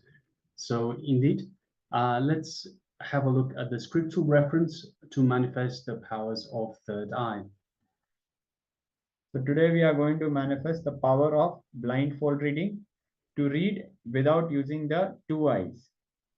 So the scriptural reference goes as such: Kapalantar manonyasa vishtam milita lochanaha kramena manaso dhadyat lakshayam uttamam. And the translation of this beautiful verse goes as: by fixing the mind on the inner space within the crown center and sitting stably without any movement, having the eyes closed, in succession by that stability of the mind and inner space, through the power of the third eye, one directly sees the ultimate goal, which is known as Lakshyam in Sanskrit, by having the vision beyond the sight, so beyond the two eyes, that reveals any object or place, attaining the space of oneness with the source, Paramashiva. So beautiful, beautiful scriptural reference there, beautiful verse. So now we will be starting with the round of power manifestation. Please sit straight with your head, neck, and spine in a straight line. Please get a cloth or an eye band to tie your eyes, to completely stop all vision from your physical two eyes. Chant the Mahavakya, Om Nityananda Paramashivoham. Understand that you are Bhagwan Nityananda Paramashivam. Any other identity is a delusion. Just drop it. Cognize yourself as Bhagwan Nityananda Paramashivam. Start reverberating with the Mahavakya Om Nityananda Paramashivoham and close your eyes. We'll give you a few minutes and we are going to project a certain image. After you have seen that image with your third eye, we'll be giving you some time to share what you saw. When you're manifesting this power, gently look through the third eye. Just pay attention to the brow center, the center between the brows and the nose where it meets, where the third eye, Anya chakra, is located. Just gently look through that region. Put your attention there as if you're looking at a flower without putting any unnecessary stress. Gently look through the third eye. So now we'll be starting with this round of power manifestation. We request all our participants to kindly tie your eye bands. We'll be giving you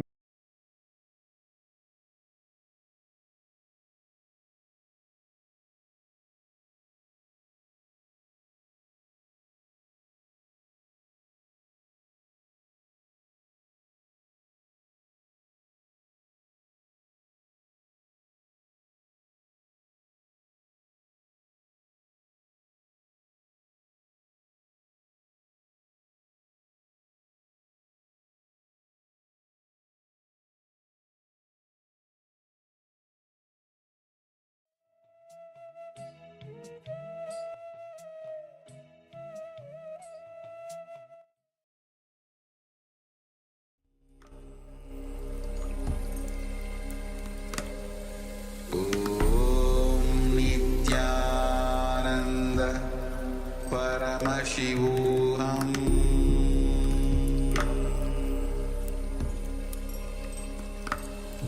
Om Nityananda Paramashivoham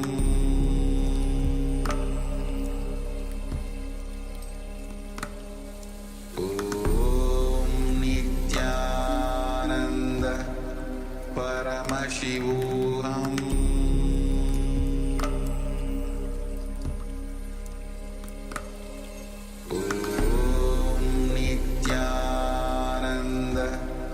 Paramashivoham.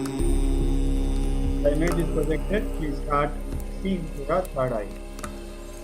Om Nityananda Paramashivoham.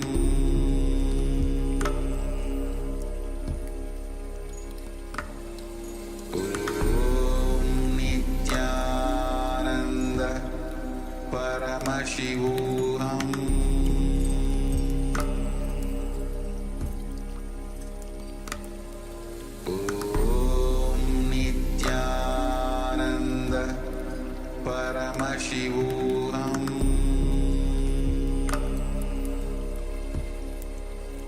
Paramashivoham. Om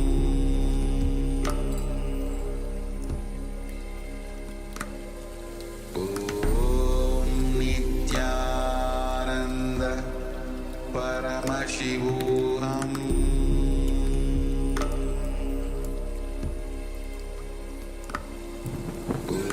Om Nityananda Paramashivoham. Paramashivoham.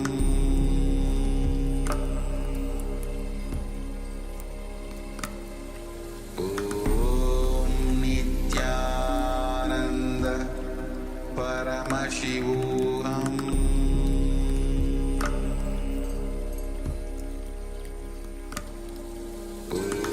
Om Nityananda Paramashivoham.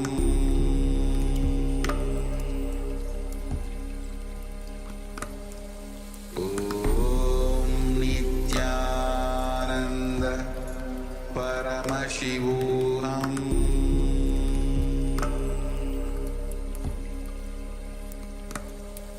Om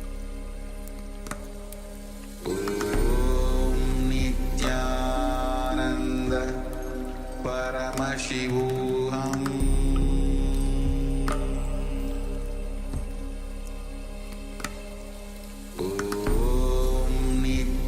Nityananda Paramashivoham